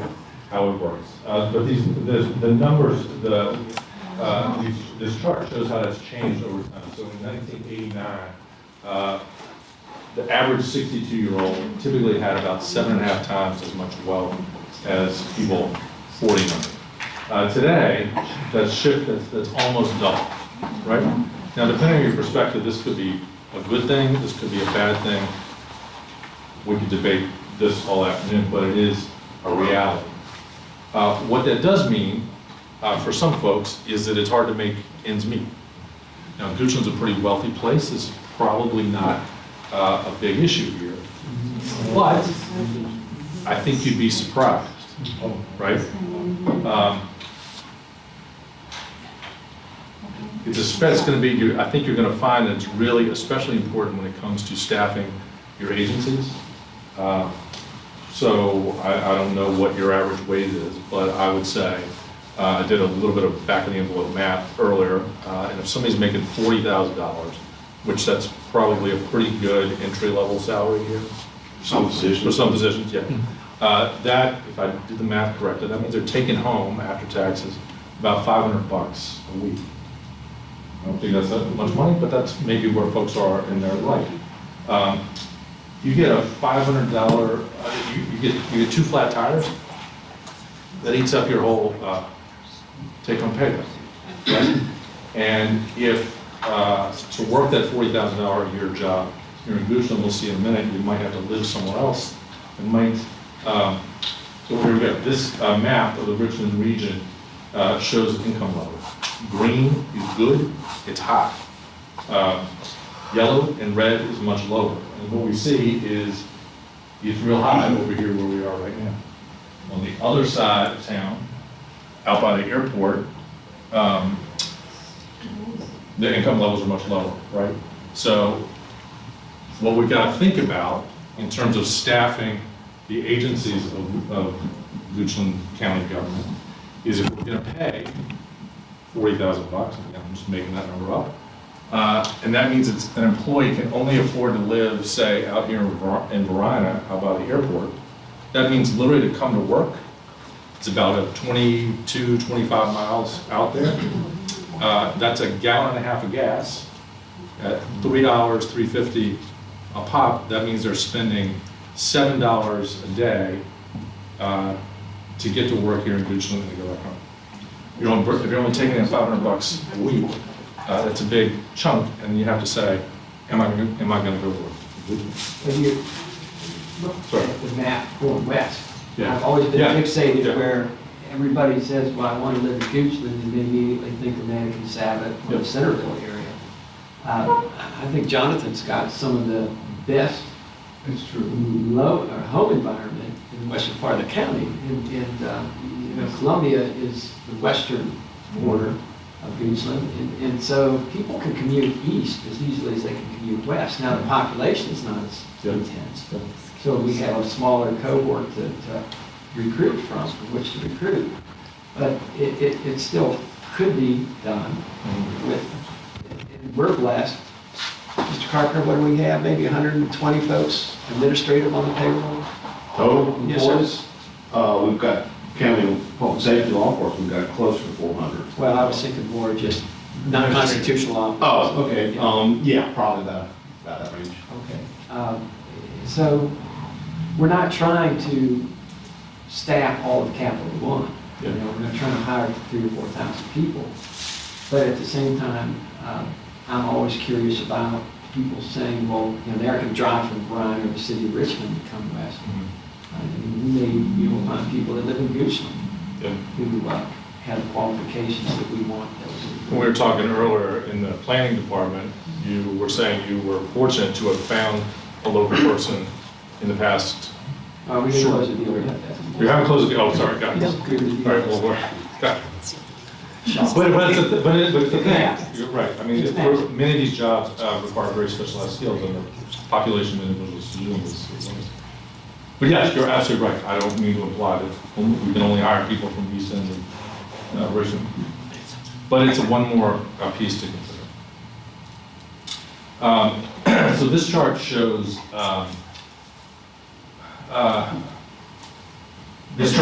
income levels of big categories of workers in Goochland. So if you look at the top three, management, that's pretty good salary, right? But back to the earlier conversation about Capital One and Performance Food Group and the Farm Bureau, if something happens to those, make it up. If somehow all those entities go away, because to your point, it's only 3 or 4. Not likely to happen, but if it did, then what are we left with? We're left with different income levels, making up the majority of employment in the county. And then suddenly, this would go from being a really wealthy place to a not quite as wealthy place. So the question is, how are we preparing to address all this stuff? So, I'm probably, especially in this room, a very unpopular take, either Parks and Rec left, but I think you have to also consider the role of them. So you mentioned our services. We have some great health and human services in Goochland, and they do tremendous work. They're not the only game in town. We've got some of the best nonprofits that support. So I think the way we support this is we work very hard on keeping our tax rate low so that we're not burdening our folks that are most economically challenged. We continue to look for ways to I would say, keep our hands out of people's pockets. Goochland is an amazingly generous county. You look at the numbers for some of our nonprofits and the things we've been able to do, from partnerships with Goochland Pet Lovers and Goochland Cares. We have a very engaged and very generous citizenry, ensuring that we facilitate ways for them to be able to be generous by keeping our hands out of their pocket. And it's one of the biggest things we do. That's a great answer. So is that. Anybody else? This goes right back to the first slide with the 1% projected growth, or 1.3% projected growth for the next 10 years. With that lower rate, it's easier to control everything versus the 8% national. 8% growth in Goochland. It'd be a circus. Yeah. But I think that goes in our favor with this question. It's gives us a little bit more time to make a deliberate. Kind of, right? Look at what happens with neighbors. You know, granted, we're talking now about our economic, our commercial mix being high. But because our commercial exposure was lower than a lot of our surrounding localities, we were hit a lot less. So taking some of the volatility out, lowering the personal property tax rate, which we believe we saw how volatile that market is. So trying to figure out a way, and this is where staff comes in to help us figure out, okay, what are the best ways to diversify so we can weather multiple types of storms.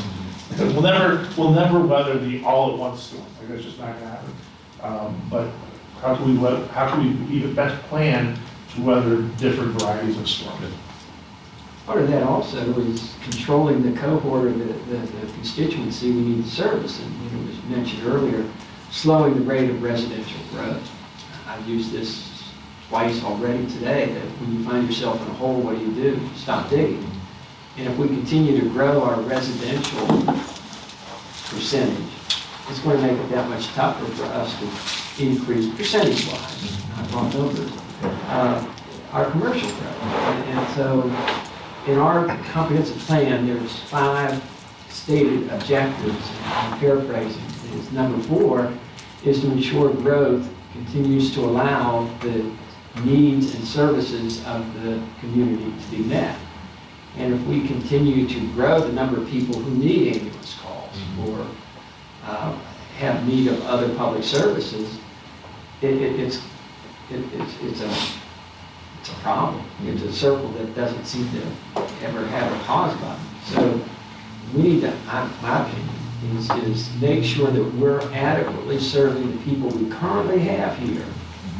And just say, we never had any more increase in calls. If Avery Point never filled any more of their apartments there, and we didn't have a continuing uptick in ambulance calls there, or other assisted living, or 55 older communities, what would we need to stabilize and make sure, yes, we are staffed where we need to be to take care of the folks here today. Now we can start looking at bringing some more folks. And we don't control who comes here. I mean, I'm a property rights, free decision person, but at the same time, not encouraging. Don't dig the hole deeper. And put the focus on Sarah's audience. I've been going to the EDA meetings, and I've warned them, threatened, I'm not sure what the word is, and I'm going to continue to show up because I'm a big supporter of what their mission statement is. And that's to grow our commercial tax base, our commercial revenue stream, because I think that's just a comfort. You've got expanded. And I love the fact Capital One has expanded. They've increased their footprint here. But I like the diversity that they are not the 500-pound gorilla that, oh my gosh, Google is going to buy them. There's a river to start. I'm going to start shorting Capital One. You gotta go back to what Sarah said this morning, though. Businesses follow rooftops. I don't think Capital One came here because we have rooftops. No, we're talking, well. I'm talking commercial. Charlie. Well, but this is where I don't think, it's a leading question, if I'm guessing. How are we prepared? I don't think we are best prepared to address this economic trend, because for reasons of free market and property rights, we've already seen it. There are certain things that the private market will do that is not in our county's best interests, based on current zoning, based on rights that they have to do things on their own property right now. And so What's we an need example of that, Charlie? I think I know where you're by rights. Yeah. And I mean, we have to be the initiators of the appropriate plans to keep it so that it is very strategic, very methodical, very focused on our long-term needs. People are going to come here. And maybe if you build it will come. We build a community that people like. They are coming. How can we deal with that? And how can we see a good plan for that moving forward? By the way, Jonathan, my statement that doesn't mean I'm an advocate for opening up the floodgates for residential. But the point I was making is the challenge involved with trying to get that mix of retail and business and industrial. It's a challenge. Amen, and it just doesn't happen overnight. It just goes little bitty basis points of growth, and that's I don't know if we're veering from the original question, which was the disparity in the wealth gap. But to address economic trends, we've talked about every point, which they're listening, we're glad you're here. We have some challenge, but, I'm sure when that was coming up, there were estimates made on what the impacts were gonna be. And because I just don't think we've had time, and we have a capital impact model. I've not seen us go back and look at those impact models and those trends and say, well, gosh, we got a couple of facilities here, we anticipated this kind of growth. So to Mr. Lyle's point earlier, your decision is only as good as the data that you get. And I feel like we are at the point now where, I'm dealing with a situation in my district that about a septic system that is on somebody else's land, that the county just bought, and it was on a handshake deal. That's not Goochland anymore. We're not handshake deals. We've got our big boy pants on, and we have to get to that place where we have good data and that we're able to make informed decisions. So I think we prepare for that by setting the staff up to be able to have the systems and the processes and the people that can help us make informed decisions. It's a trend of mine today. So how are we prepared? You gotta tell me. Well, hopefully by the end of the day, we're even more prepared. All right, last one, increasing collaboration and partnership. And this goes back to some of the things that Sarah was talking about this morning. What we're seeing around the country is that successful communities are ones that partner and cooperate and work with their neighbors. I love this map in the United States because it actually really shows where people live, but also where where communities are collaborating with each other to do big things. Whether it's, I think one of the most interesting ones is up in the Pacific Northwest. They call this the Cascadia region.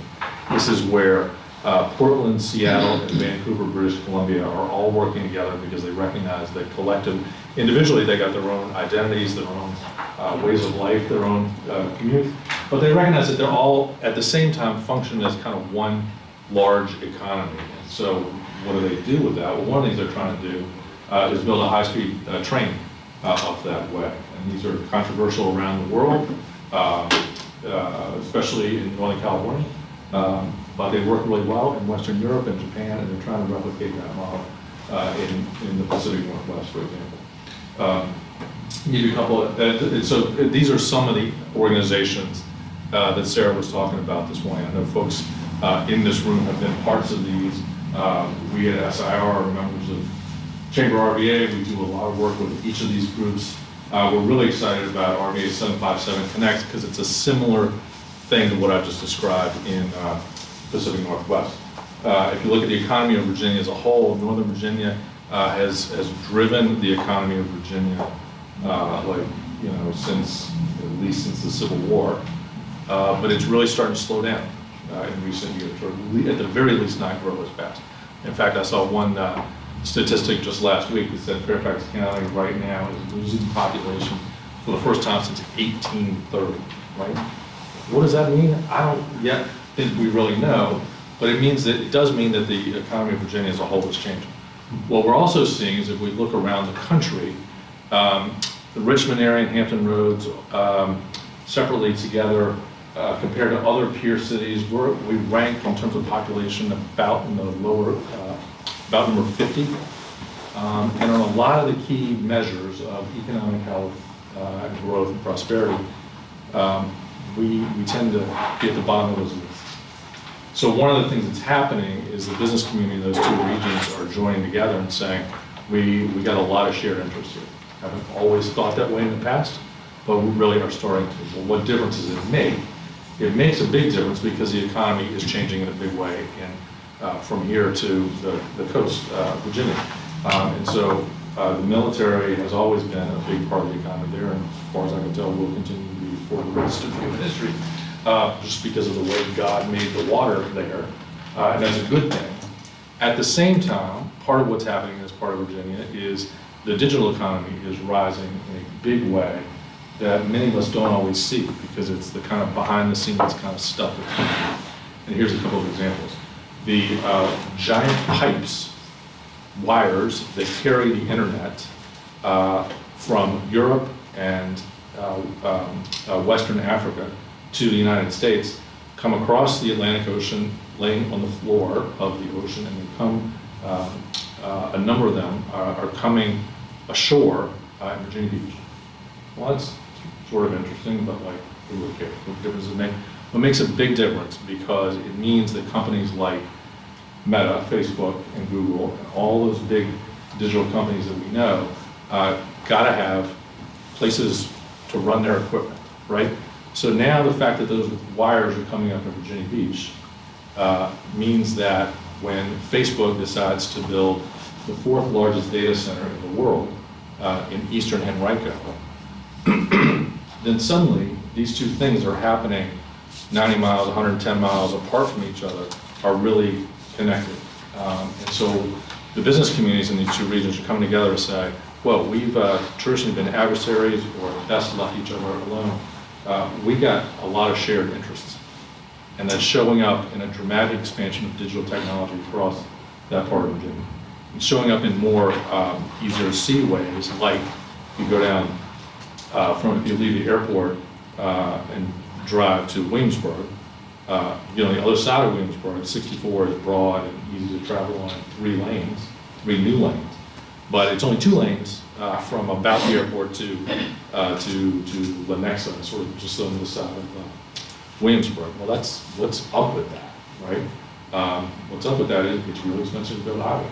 So the business community said, our options are to wait for VDOT to slowly over time do this, or to get together and push hard to get that fixed. So when Governor Youngkin came in, the business community said, now's our moment, and got together and pushed and pushed and pushed and pushed, and every CEO in that region got together and said, we got to find the money to do this. And suddenly, the amount of money for that project went from 0 to $400 million overnight.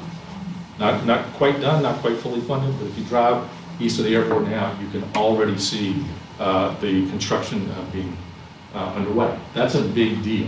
Well, Grant, you need to give a little credit to, I'm going to call them out. I mean, Neil has been part of the RRTPO and plan on. Yeah, absolutely, yeah, exactly. And they lobbied hard to get that financing regionally. Yep. So And the creation of the Central Virginia Transportation Authority is a big deal, big part of this event.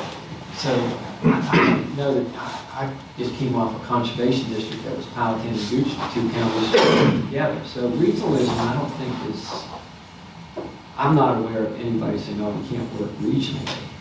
But at the same time, we need to be a little cautious of being what I'll term a donor, where we're kicking money in. And I've challenged Sarah and others for tourism. When you think of Goochland, I'm going to put you on the spot. But Goochland County, what do you think of when it comes to tourism? Time's up. I can tell you. And so that's one of our challenges. So joining Richmond Region Tourism, which is going to cost more and more money, we have Tuckahoe, that's not a plantation anymore, but Tuckahoe, when Thomas Jefferson grew up, they still refer to that as being in Henrico. I mean, it's an identity crisis. What I appreciate Sarah has done is she's joined the BRLTA, which is the industry organization, not governmental. And that's not a whole lot of money, and we're getting a lot of benefit out of that. So there are ways of being regional without committing hundreds of thousands of dollars for ROI that may not come about. That's my thinking, and I'm one of five. So. I hear you. This right here is exactly the debate that we want to tee up. I thought Sarah did a great job of laying out the issue this morning. She always does. Yeah. One tangent I'll just please. mention with the subsea cable and what we're calling the global internet hub, there's an interesting opportunity that we haven't really talked about in any length, but one of the other benefits, not just with data centers, is that means that our region is going to have some of the fastest internet connection. And so then what does that mean from an economic development perspective? And we've got great land to attract businesses that might benefit from having faster internet speeds than New York or Charlotte or Austin or California. So just an interesting fun fact, I guess. Yeah, on your Capital Region Collaborative, is that there? Do you know anything about it? It is. Is there?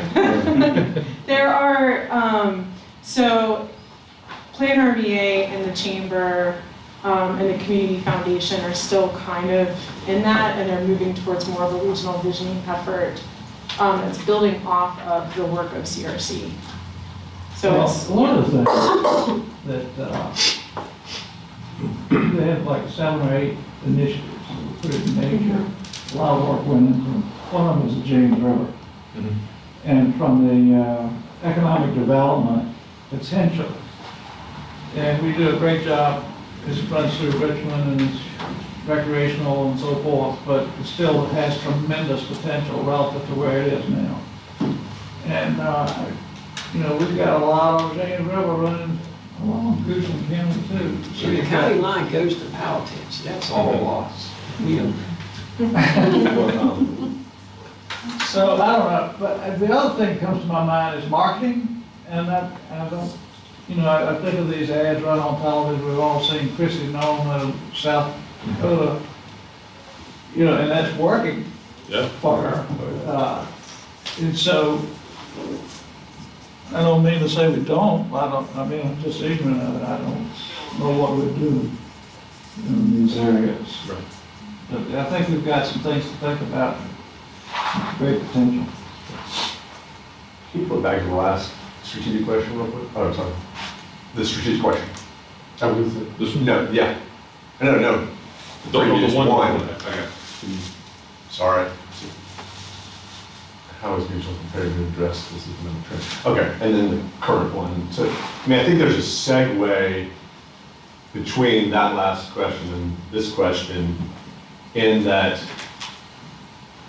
the numbers are showing us we do not have the right mix to appropriately provide the services that we see as critical for the foreseeable future.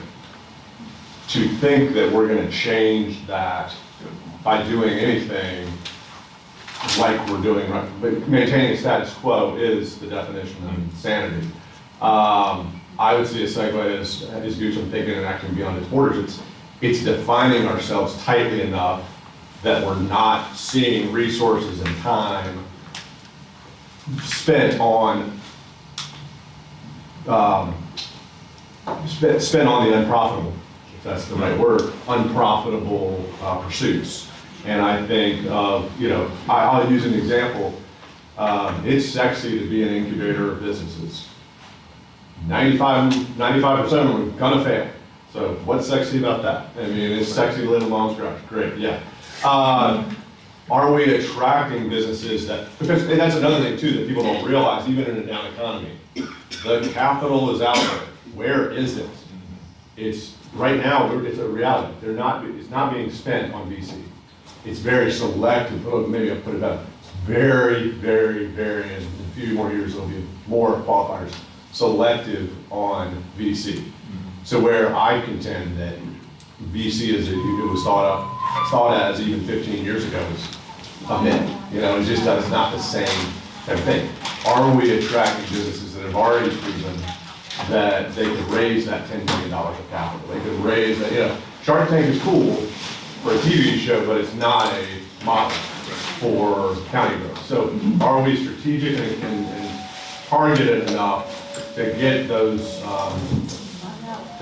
resources that can flip that from the 1783 percentage to a more 30-70 percentage in the near term, as opposed to continuing to identify and hoping it happens. Stay safe, thinking beyond our borders. Stay safe, guys. Yeah. Good luck. So Louisa's putting in 2 data centers. Very soon, I'm pretty sure those were approved or in the works. And one of them's pretty close to our border. It's gonna probably impact us positively and negatively. You know, some of the employees there will probably roam in Goochland and commute to Louisa. And, you know, some of the traffic is obviously gonna be felt by Goochland. But what I was going with that is, data centers usually attract data centers. Just because the skill set of the employees that they have working there. So I think that's gonna work out in our favor. And I think that we should be in communication with Louisa, with their data centers and everything like that. So my take is that we're beginning to think beyond our borders. So I think when the previous, I'll call them the previous board, 2011, 2012, came in, I think there was this general consensus, like Mr. Lyle said, that we were a donor county, and that we didn't have a lot to offer, because quite frankly, I don't think most of our surrounding localities thought we had much to offer. And Goochland has a chip on its shoulder, and I think it's a well-deserved chip.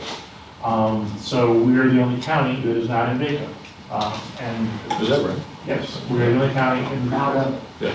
and we are proud of it, and we've thought about, I've met with them to figure out, is it better to enjoy the conversation, but what I do believe now is that, and having sat on all three of the NRVA, RTPO, and CBTA myself, that we do have a lot to offer. While we may not have the votes, while we may not have the dollar contributions, we do have the influence, because they see, wow, you guys have got it going on, and there's, I think it's more regional, and people are willing to go beyond their borders to say, hey, what are you doing?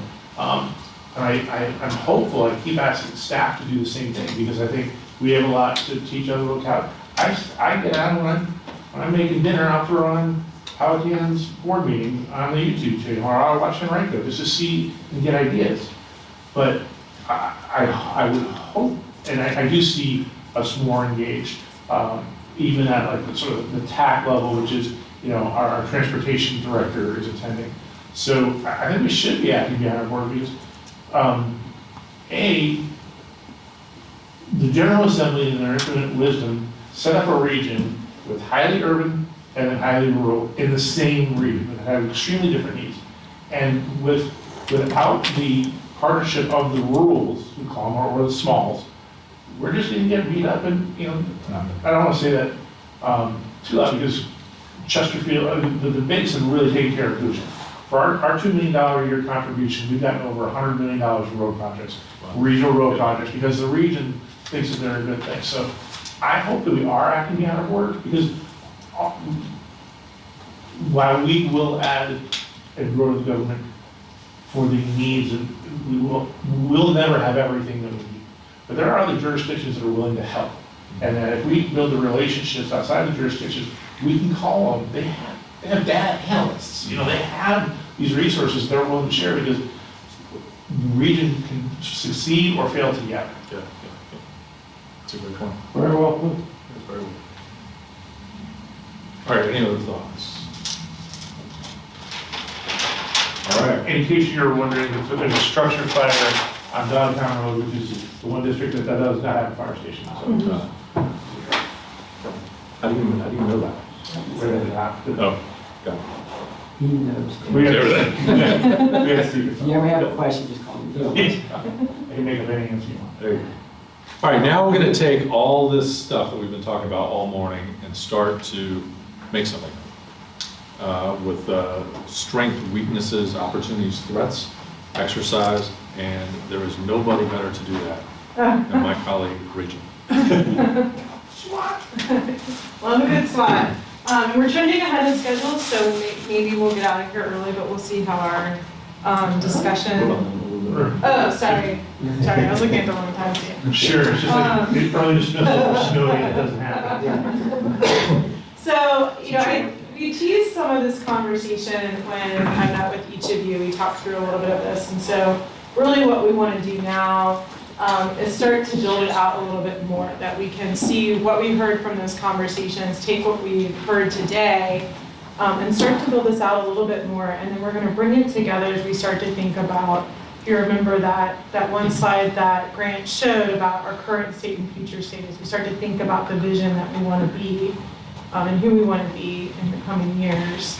How do we get there? How do we leverage our strengths together? So that's going to be the core of conversation. So I asked you all in our one-on-ones, what 3 words would you use to describe Goochland today? And so this is kind of what we heard from you all. Bigger words are what we heard more often. So beautiful was the overwhelming response that we heard. Expensive, it's charming, river, community, family, responsible, quality of life, river. All pretty positive things. You could interpret expensive a couple different ways there, but generally pretty positive. So I just want to kind of keep that in the back of our mind. All mine are really small. But now we're going to dig into the SWOT. So thinking about that, thinking about everything that we've talked about, want to first focus on the internal, and that's kind of thinking about the administration, about the board, about kind of how Goochland operates, and then we'll spend some time thinking about external, again, those external forces going on around us. So I think our conversations earlier this morning will really help shape this. So first, starting on the strengths, just have a couple bullet points of things that I heard from you all. We just want to spend a couple minutes and build on this and add to this. So some of the things we've heard in our conversations is that we have a very active and involved community and great citizen engagement and a strong sheriff's department, strong fire rescue. What are some other strengths? No taxes.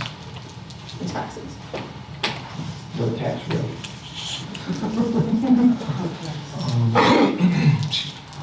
We're a good contrast against Richmond in the high-density areas.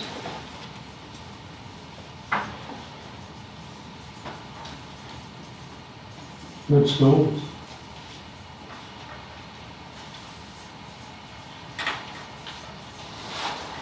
I think we have an incredibly dedicated staff. Very strong voices. No.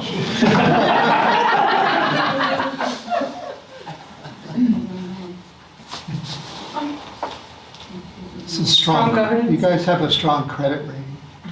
That allows for strong borrowing.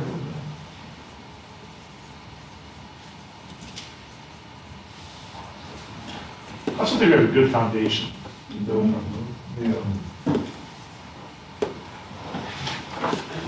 Don't screw it up was the thing I heard most. Yes, that is actually a theme that I heard from each one of y'all. Just don't want to mess it up. Don't screw it up. Which I think, does, that good foundation is the good governance that y'all have had over the past several years. I think we're positioned to have good, strong, sensible growth. With that, 64 runs the length of the county. But with the opportunity to get to make progress on that mix, the right mix. I think a strength is we've got untapped opportunity, and I think specifically at West Creek. I mean, it has been there, it's got 4-lane divided infrastructure, I mean, it's got water, it's got sewer. It still needs cutting and polishing, but it's a diamond. You're right.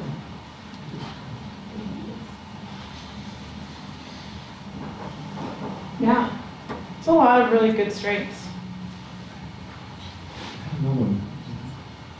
One thing about West Creek, though, is we're not in control of the development there.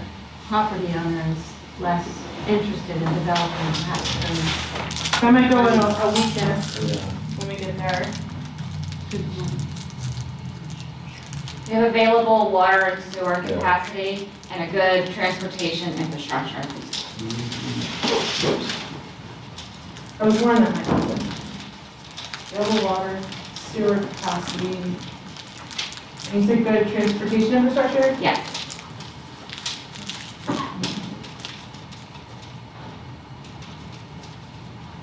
Sorry, my handwriting gets increasingly messier. Governance interaction with staff is a huge thing.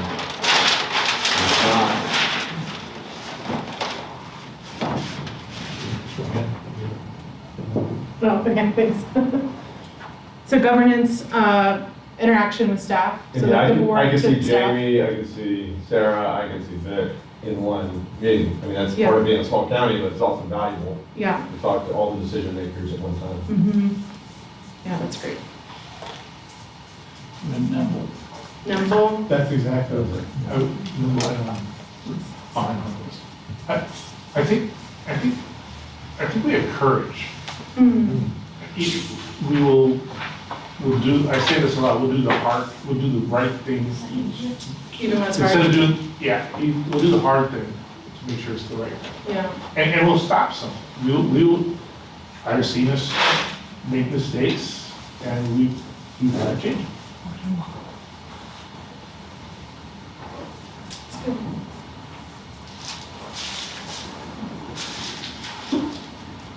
All right, so those are a lot of really great strengths. And I think y'all should feel really proud, and as you said, that comes with a lot of responsibility too. So let's think about some of the weaknesses. So one thing we just heard is that we don't necessarily own the land that can be used for business development. You don't have this. Sorry. What did you come up with already? Right, so staff and leadership turnover, inconsistent messaging, and communication, and disconnect between leadership. So just things that I heard through our conversations.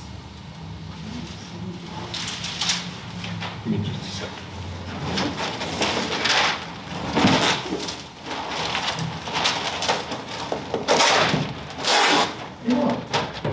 Something that bothers me is sort of the failure of Reynolds Community College. That's a weak one.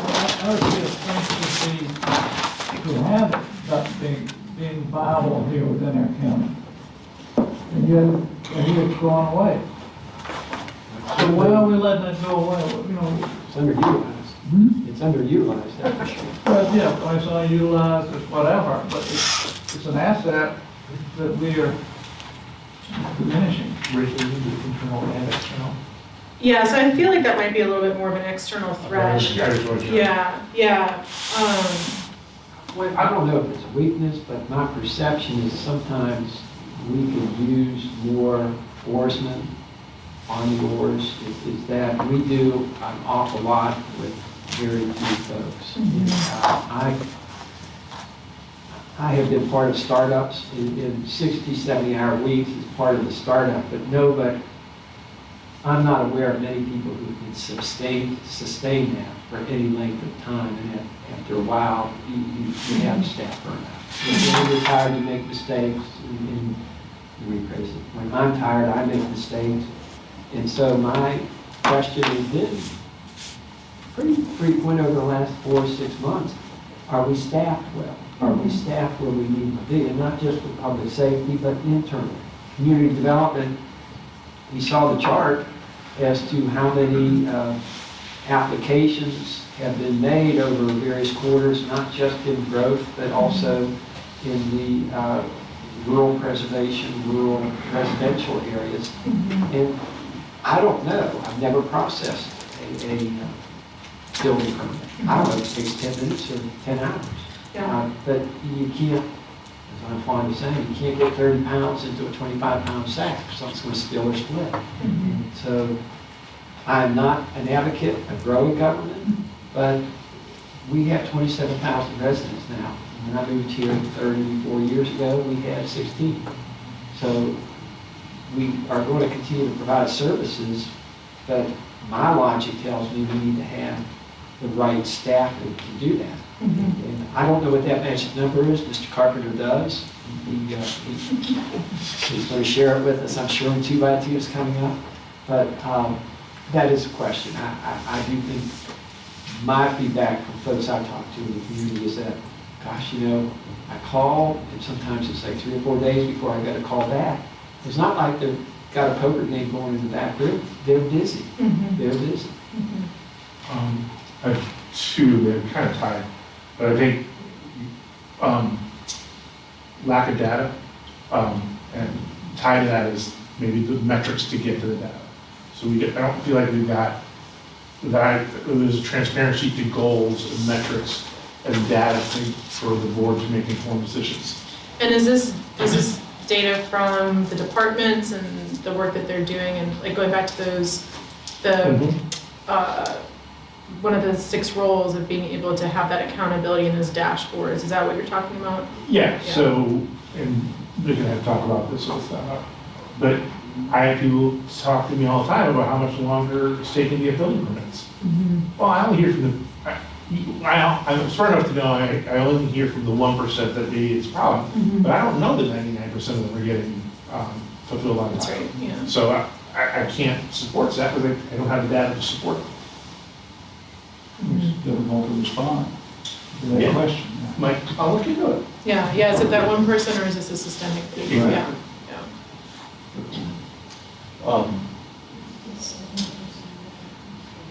What would the right way to put it? Internal, change is uncomfortable. We like the way, weakness, we like the way we are.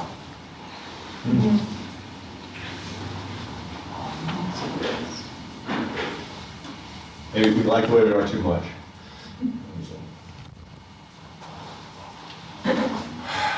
I also wonder if we have, and this is sort of a staff, potential staffing, is do we have, I don't know the way to say it, but single points of failure? If we have one person that can do one thing, if that person's not here, then being successful. So do we have the appropriate redundancy of cross-training? Yeah, which gets back to that staffing. Well, that goes back to the weakness that I think was brought out of attracting the talent we need. Because of the environmental, the cost of housing here and so forth and so on. Just from experience that marketing, right? I often say I learn more about our county reading from business. But along with that, I was thinking a minute ago when I mentioned marketing, we've got to make sure we know what we'll market, we've got something to market. And be competitive. yeah, and that may be some homework that needs to take place ahead of marketing certain aspects of it. But we've got a lot we can market already. And again, we're hitting the same theme. Just to state, I kind of feel like we have our staff, they're doing everything they can to run the engine, so it's to keep it going. Like they don't have time to stop and be able to think. They're thinking about getting the next project done that was due yesterday versus trying to be able to look, even a month down the road. Yeah.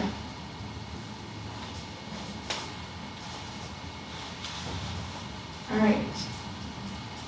Yeah, so we see that there's some strengths, but there's also some, yeah. Just because it's public, and we talked about this privately, I believe that we, in the vein of ensuring that we are being fiscally responsible and not running government, I think we run too lean and don't invest enough in training and giving staff what they need to be successful. So sometimes it's the next person up mentality.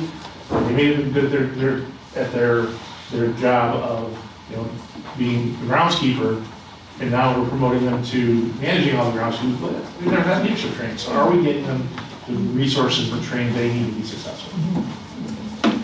And I think we are putting programs in place that are starting to take hold. Yeah. All right, so those are our internal strengths and weaknesses. Obviously, it's probably not capturing everything, but we've got a good list on both. So let's start to look towards our external opportunities and threats. So starting with our opportunities, some of what we heard from you is that we have an opportunity for really responsible and successful economic development, which I think is a theme we've heard today as well. First-in-class services, equilibrium between commercial, business, and rural living. So kind of some themes I think we've heard today. What are some other opportunities, so external things that are happening around us that we might be able to take advantage of? It was touched on with the regional cooperation. Mhm. I think deepening that with both Plan RVA, the RTPO, some of the acronyms I haven't memorized yet that are regional in nature.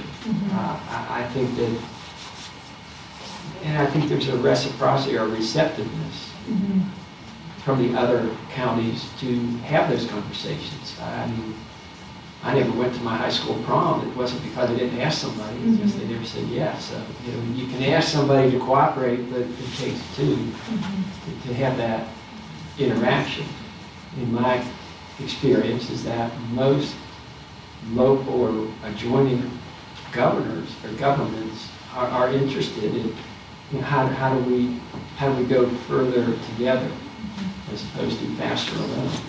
So I think there is an opportunity to deepen Pembroke, Hanover, Powhatan, Chesterfield, Louvain, Louisa. Trying to keep up with neighboring salaries. We made our sheriff's deputies, the incoming deputies, the highest paid, that lasted about a week. And then you have huge pockets, they let it go. And you got one county administrator saying that they will always have the highest paid. Yeah. So that's hard. Yeah, and that might be a thread. I was thinking about that too when we were at lunch and talking about how, you know, you recently lost a couple HR people to the city, and the city just got VRS. And so, you know, every one of these counties and cities are also being just as competitive and upping their, what they're providing, I think we need to talk about it, and that's the internal. Mining the data, we need to compare and review the data. We don't talk about comps, hardly ever. And you know, what is the best Goochland in Montana doing? What is the best Goochland in Texas doing? I mean, we haven't even identified the comps, so I don't want to. But it is a weakness, but I see it as a huge opportunity for us because we always have to remember, we're already this good, we can be better. Do you all with economic development compare much to like peer cities or the competitive places you might be losing out to? We benchmark against the region, not outside of the state. I do know that GRP focuses on how we are as a region comparing to other regions across the United States. Yeah, I think there's like 10 MSAs that they compare to. Yeah. Being in Dillon Rural State and everything that comes out of Richmond impacts us. So that's probably more of a threat than an sorry. These are opportunities, these are good things. I think we have, you know, going on, you know, his example of the deputies and the salary increase and everything. I think that we offer something that's non-monetary. You know, it's more of a friendly work environment, I would say. Versus, and you can't get that through Richmond. So even if we raise, you know, compensation up, and then Richmond, you know, went 10% above that, you know, we still have the opportunity to offer a, you know, a friendly work environment. And I apologize, my old world opportunities equal weaknesses. So I look at my answers, these are supposed to be good things. So, switch gears. If I could throw one in, opportunities are location. The next one, because where we're located close to what we have, just again, it's like this in real estate, location, location, location. And you can't create that, you can't force that, you can't pretend it is written, it just is. So that's one of our opportunities to take advantage of our location. You know, Jonathan touches on a good point. And I'm not saying, I just don't know, but I think I've always been a believer to be a sought-after employer. And, you know, that's not salary, it's part of it, but it's morale, I love working there because it's a great place to work. I hear all the people who are there just loving it, and so I want to be a part of that. So and I'm not sure you ever really get there, you know, but you got to strive for it all the time. And that's one thing we are talking. I don't mean to imply we're not. That's a goal. I just view it as important.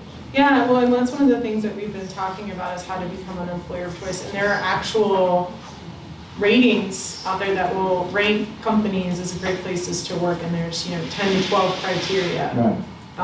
As to your point, the compensation is There'll be just an one of them. opportunity for us, Yeah. I don't, Yeah. I'm Yeah, sure everybody's here absolutely. right now, or those working here. But that, Yeah, how do we we, never let a guard down on that. that's great. We do have 1,700 acres of industrial zoned land in the county that's underutilized. It's an opportunity. We also have tourism. We have the river, so we have tourism opportunities that are currently underutilized. But definite opportunities. How much of the riverfront do y'all, is either public or, accessible?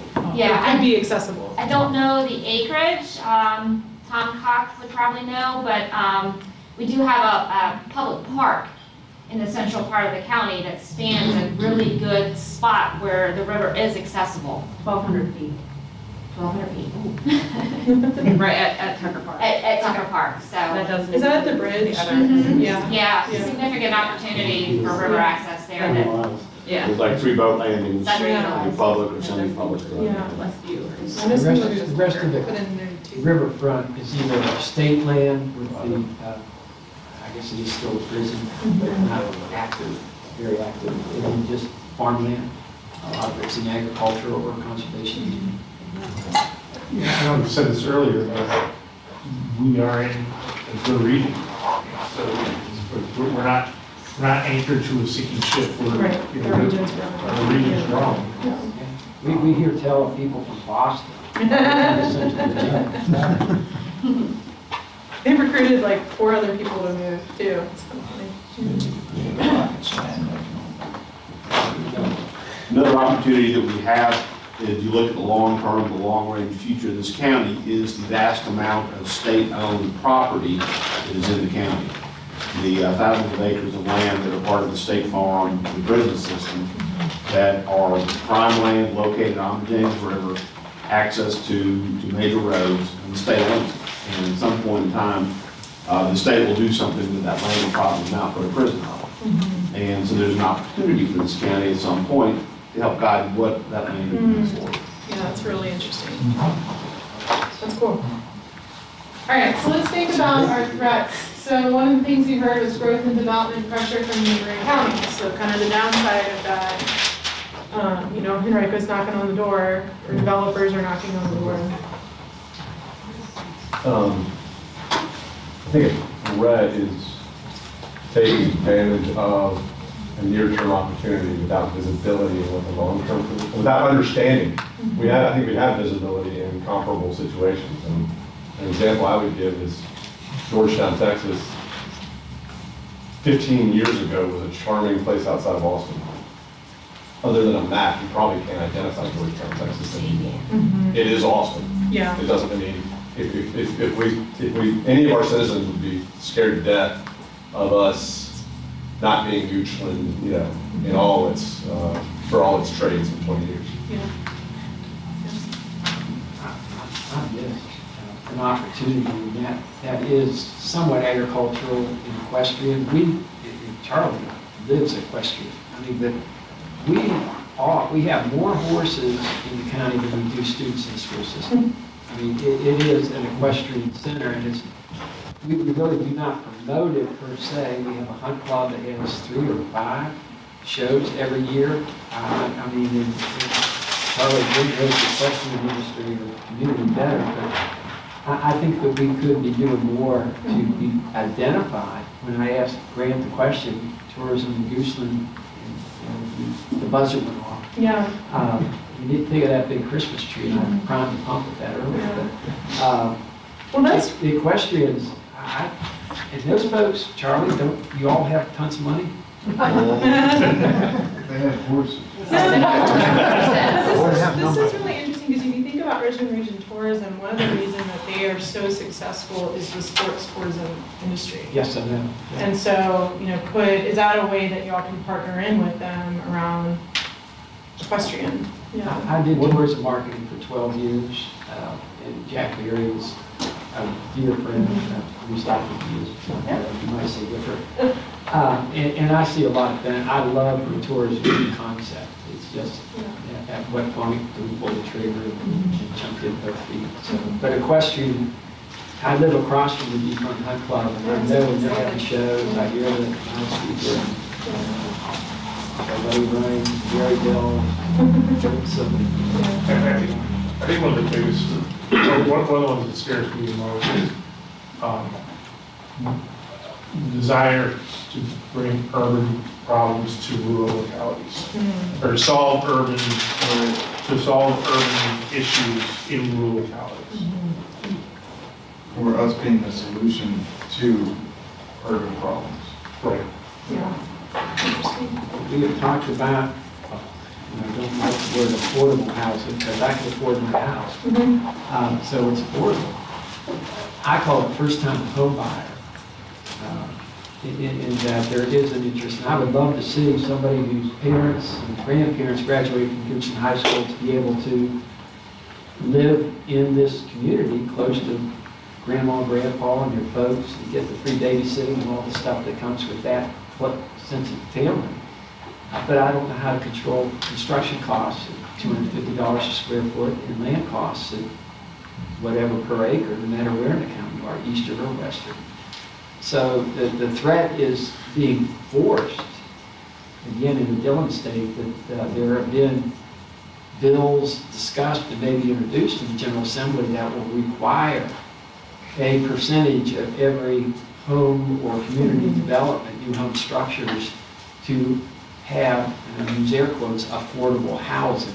It becomes a mandate and not a choice anymore. It takes it out of the market and is now has to be done. And I don't relish the thought of the county having to administer that, measure that, or enforce that. It goes beyond my sense of a government responsibility. So that's a threat. The General Assembly is going to make us start doing stuff. I was just going to say that. Yeah. All right, and for the sake of time, I'm going to keep this moving forward. So, I also asked you all, we have our Wordle for our word cloud for today. We also asked you about what would you hope would be the words used to describe you in the next 10 or 20 years. And this is where we saw words really big community, beautiful, rural, charming, unique, cozy, independent, fiscally responsible, sound. As we think about, kind of where are we today, where do we want to be, and thinking about the SWOT exercise that we just went through, what are some of the things, how can we leverage some of our strengths to overcome our weaknesses? And how can we, sorry, it's in this next section. So how can we use our strengths to leverage our opportunities, and how do we use our strengths to shore up weaknesses and minimize our threats to help us get to this future vision that we want?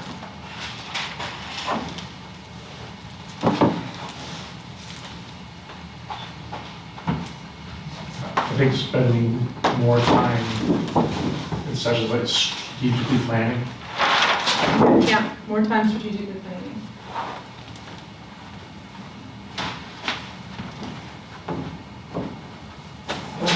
To a certain extent, leveraging regional involvement.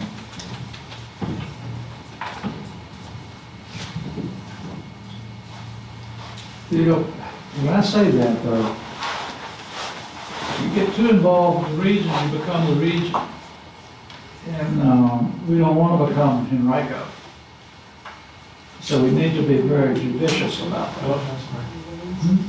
No offense, Enrico. All right, Henrico. They're not listening to this. There's just a hand reach over. Yeah. Continuing to do the things that Goochland has been doing, like Goochland Day and those events. That way, new family comes into Goochland and, asks, oh, what's going on here? We'll stop by then maybe it'll create a tradition for them. Just, following the tradition will maintain the community.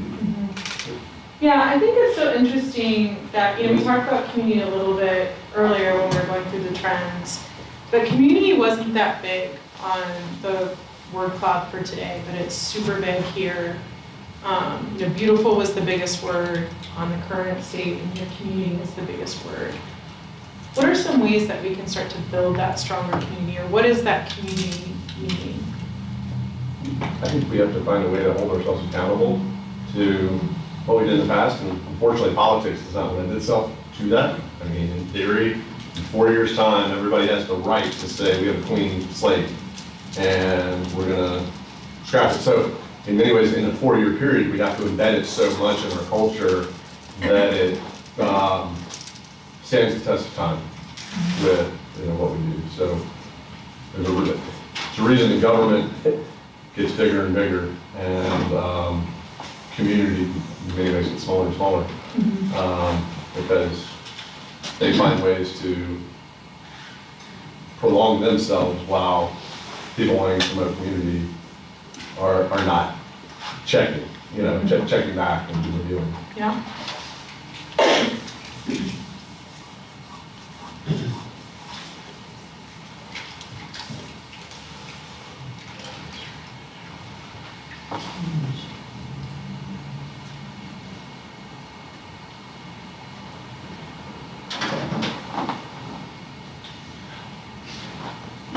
I think we have a lot of great people here, but empowering them to do the best work of their lives. How do you empower somebody to do the best work of their lives while they're here? Having worked with 5 county administrators in the 4 years I've been here, realize that Lewiston's going to be an attractive place for somebody to come, cut their teeth, and move to someplace else. So while they are here, that they are part of the community, that we develop that culture, making sure that we are intentional about that culture, because our culture is going to exist. Whether you like it or not, it's going to form. So being intentional about that culture and ensuring that we have programs like Mr. Carpenter is working on, which is, hey, while you are here, if it's 5 years, 10 years, you're doing the best work of your career. And we're giving you the tool, and the board is funding the tools to do that, because it's a lot cheaper to retain somebody than it is to hire somebody. Yeah.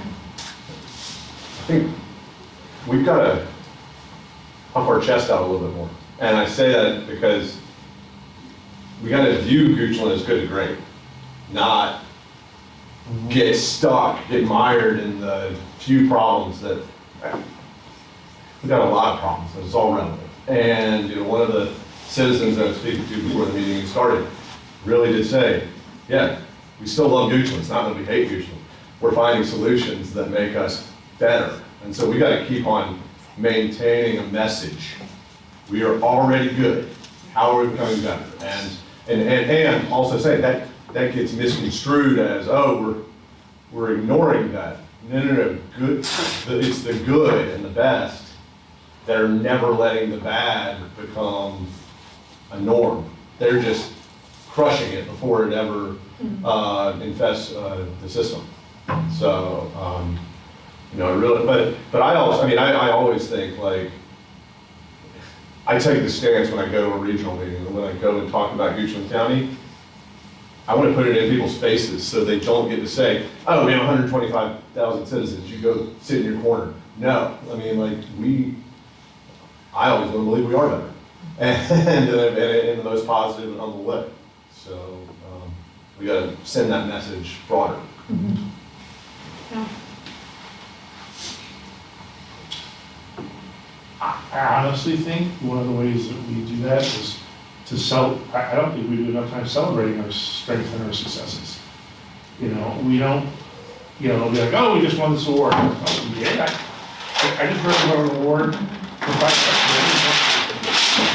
What do you call it? I broke the facilitator. That's what you're craving. But, a lot of strides in the last year or so. I see a lot more from the staff, but the board needs to support that too, on the initiatives. Yeah. And telling Goochland's story. Yeah. Yeah.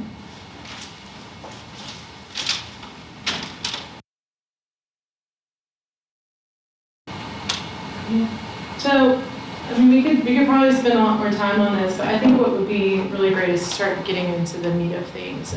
Now that we've, we understand our roles, we've heard about the internal and the external, we've started to bring that together, starting to think about this Goochland that we want to be. And so now let's put some meat on the bones. Let's start to think about what are some of those key priorities. And a lot of how we think about having the strategic perspective and going after these priorities, this can be a really long 6-month, 12-month process. We're just trying to scratch the surface in this one day. So we're not going to solve it all. We're not going to, fully get there, but we're starting to pump the tires. That's the right phrase, I don't know. But pump the tires. Kick the tire. Kick the tire. Trying to move ourselves forward. Greasing the wheels. And so what I heard from you all in our time together, in our one-on-ones, and I think are things that were reiterated today, is we started to think, what are the biggest priorities for us as we move forward? It is public safety, economic development, that challenge of the 85-15, and what does our growth really look like? And then having really thoughtful future financial objectives and how we think about our revenue. Does that feel right? Is there anything missing that's pressing that's? I want to keep citizen engagement also. I mean, maybe that leads through all of those, but I would very much feel the role of government is serving the people who are in the community. Yeah. And so I want to make sure that Yeah. whether that's strategic or whether just an operating principle, that we continue to do what we can to engage the folks that live here. So I want you to hold on to that, because that's gonna come into play here. And I think you're right, it's a through line for all of this. Now, when you're saying financial objectives, you're talking about how we're gonna fund the growth. And Vic, you can speak into this too. Sure.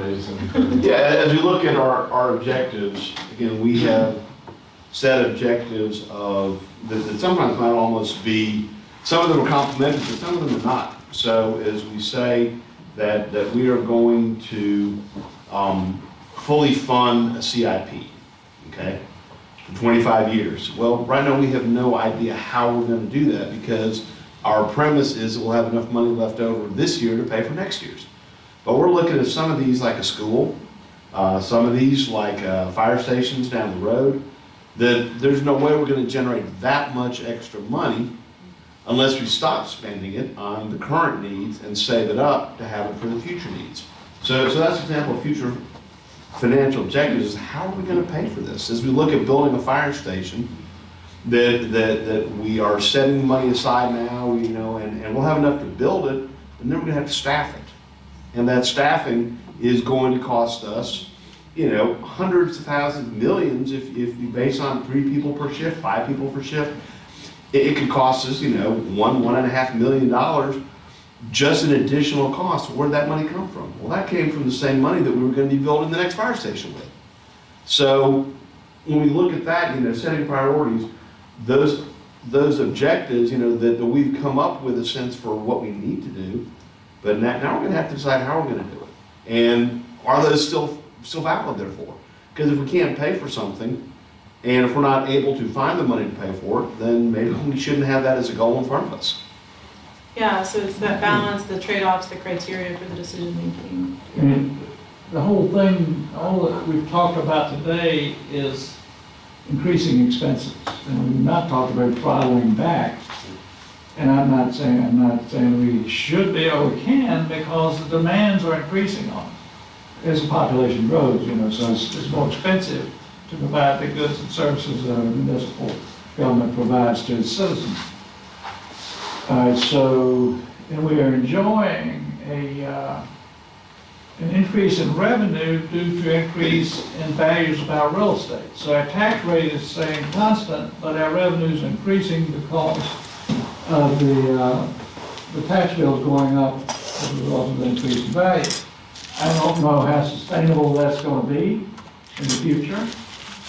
And, you know, what's sacred to us is maintaining a level tax rate. And so I see some conflicting Yeah, things coming in the future for us that we got to figure out how to deal with. yep. So I want to pause before, we're gonna dig into each one of these. Okay. So I just want to make sure that this list is good. So for the next 30 minutes, our thought was that we would split you into 2 groups. And each group takes 2 of these. And in that time, we're going to answer 2 questions. What should Goochland, kind of all of the stakeholders, do to strategically address this topic area in a way that reinforces our desired future? So think about that word cloud. And then how should you, the Board of Supervisors, provide leadership in this topic area? And this is where you think about the 6 roles, and this is where the community engagement comes into place. We want to think about each one of those 6 things. If that's your role, how do you provide that leadership on those things?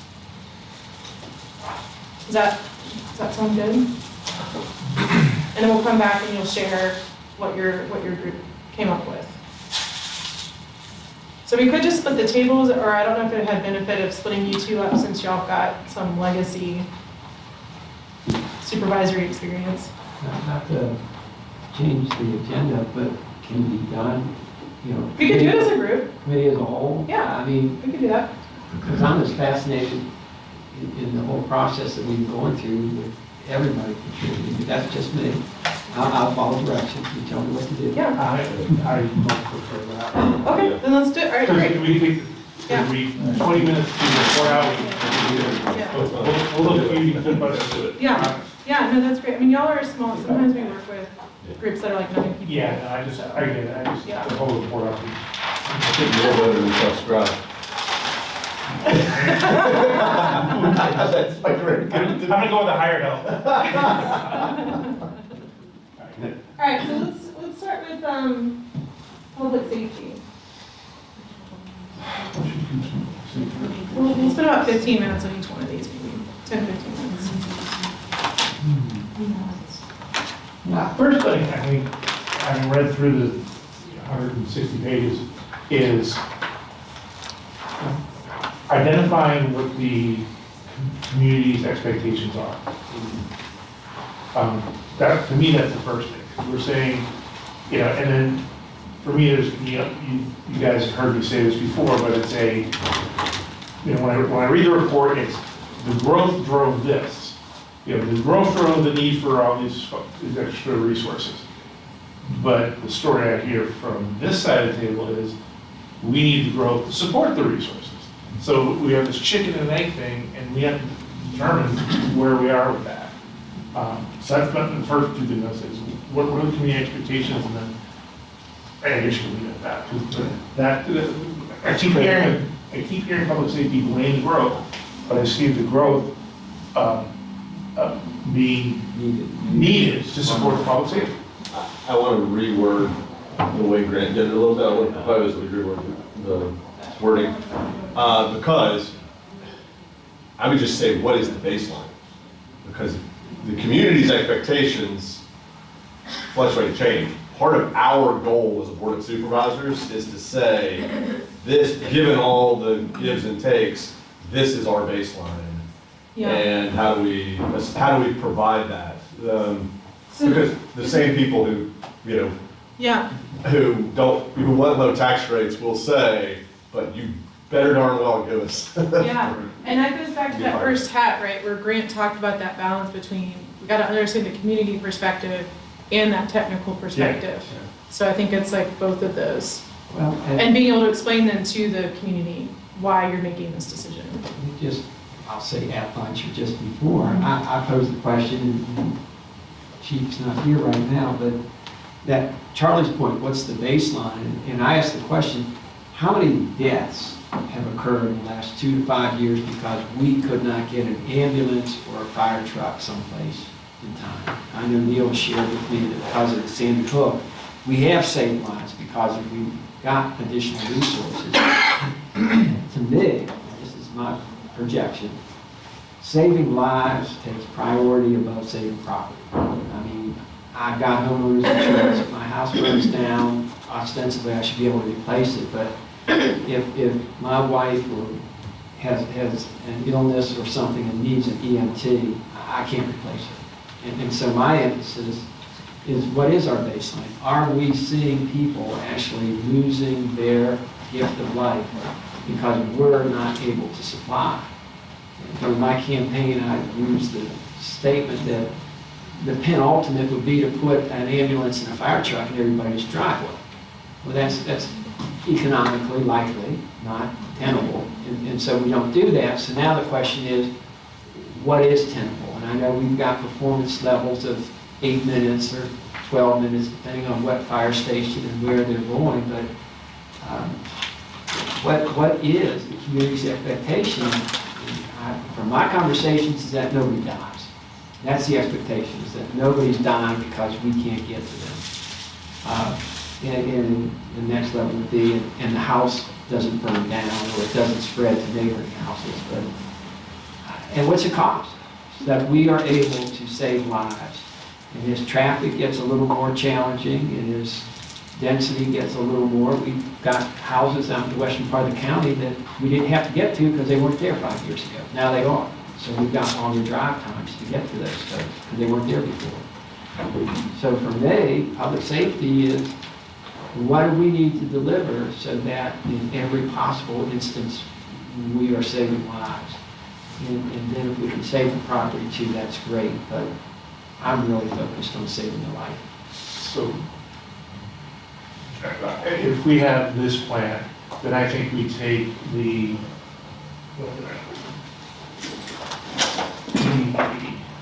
Houston County Department of Fire and Rescue Emergency Services draft, so they've got the recommendations. Then we take this and say, okay, here's what our citizens expect.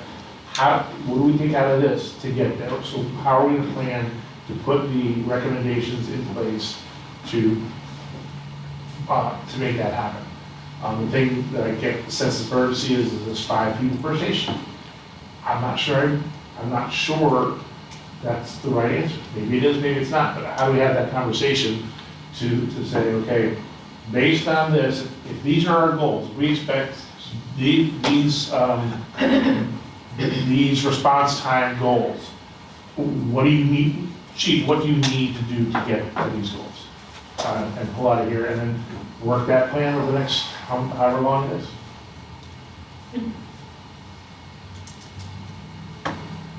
Now, the problem with that doesn't include the sheriff's department or the Commonwealth Attorney's office. And those are 2 other aspects of public safety that we have to consider. I was just about to mention that public safety is encompassing a lot more than just fire and rescue. And animal control. I got an idea. You said that the number one place for a community to come together is a dump. Not number one, but. South Carolina, apparently. What if we had a couple people on weekends do surveys at the dump on That'd be a great idea. county issues? But you're only going to get the center and the western part of the state, of the county's opinions, because we don't have anything in the eastern part of the county to catch that. But everybody, right? Not really. I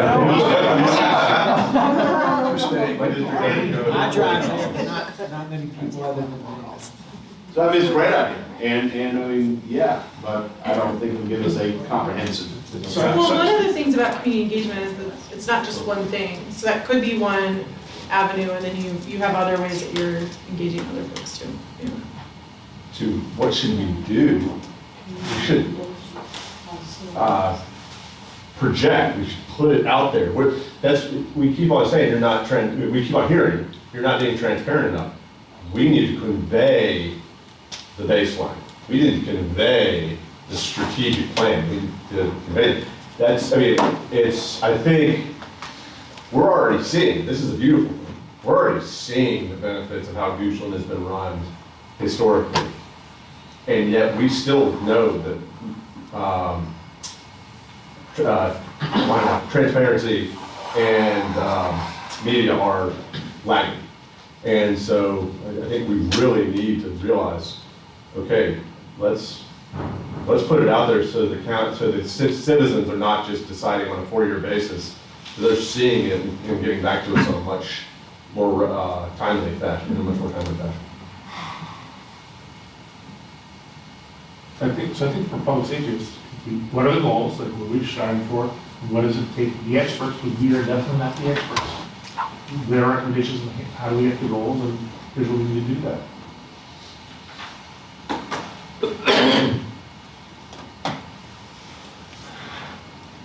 So what's the first step to doing that? Create the strategic plan. What about a needs assessment? We need a needs assessment where we go out and somewhat to what Ms. Christie was hinting at, is we start getting the pulse of the community. Elections send a pulse, but that doesn't necessarily answer questions.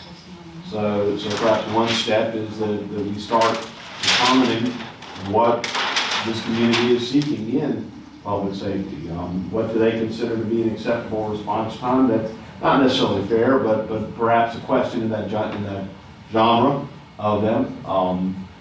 Same thing is, if they, the old standard, if you had to put $1 here or here, where would it go? Those kinds of questions, to kind of get a sense for what's most important to them, and to get that feedback. I think that's good. I think I kind of agree with Mr. Waters that I think we need to give folks something to react to. So I think public safety experts should come up with, here's what we think our goals are from a response time, this and this. Let that citizens know that, and then be able to quantify, if you want more, this is how much it's going to cost, are you willing to pay for it? And if you are, what are we not going to provide that you are providing? Or of the different things, What's what's the most opportunity important? cost? Yeah. Right. Yeah. I want to say something. I was hesitating to say this, but I will. I was looking at the master plan that the fire department, the fire and public safety. That was, they hired a consultant themselves, okay? And it was done by a group of folks that do that sort of thing, and then, that's what they do. So there's going to be a certain amount of bias entered into that report. And I would think, I said, well, I'm not questioning anything specific in there, and I am very much supportive of public safety, so don't get me wrong.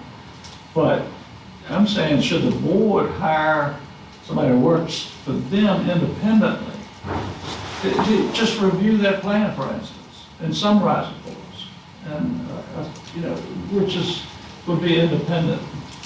Well, to defend them a little bit, when we RFP surveys like that, we're kind of doing that. Is we're putting those questions out there and saying, how are you being as unbiased as possible? Right. Who have you worked for in the past to demonstrate that you're not going to sell us, your bag of magic beans? I was unaware. So in other words, we approved that. We've approved as a it. board, so we gave it scrutiny, proper scrutiny, and due diligence and all that It's a good stuff. question, but I think. No, that's no, all right, I'm sorry. I retract my, I should have realized that, but I was not aware that that's the process, so. I love what Mr. Spoonhour said, because I can't help but think, and I think it brings it back to reality if we talk in taglines sometimes and pop culture references. What happens in Goochland County stops being nice and starts getting real. Like, we kind of need to do that. We are nice. We are really nice to everybody else. But I think we need to get real on some of these issues if they are critically important to an aging demographic, if they're critically important to maintaining a sense of rural heritage, but I love the way Neil put it is, these are the costs if you say, add this, or here are the benefit, here are the savings if we chuck this out. And we gotta be in your face about it. In the 5 budgets I've had no problem with somebody asking, someone saying, handing it to them, go, all right, what are you cutting? Show me what you're cutting. And go, oh, well, you guys did a pretty good job. I'm like, yes, they did. My man needs that. What this has got me thinking about is why people will come and go to areas. Like, people don't leave Goochland because of public safety, but some people will not move to Goochland because of access to major medical facilities, as an example. And that's just the nature of being a rural county. But I think if we benchmark where we should be as an adjacent county to a metro area, that's a good starting point.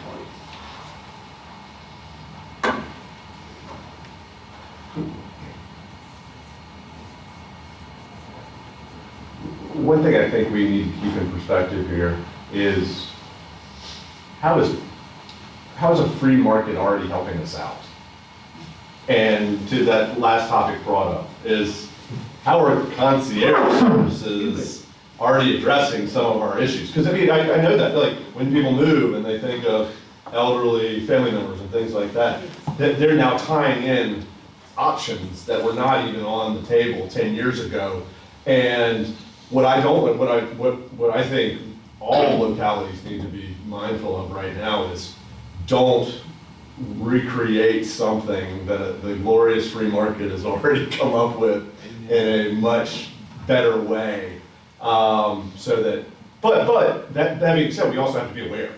Like, I mean, we have to do our homework to say, are we aware of what has already been created so that we don't throw dollars at something that's better managed elsewhere.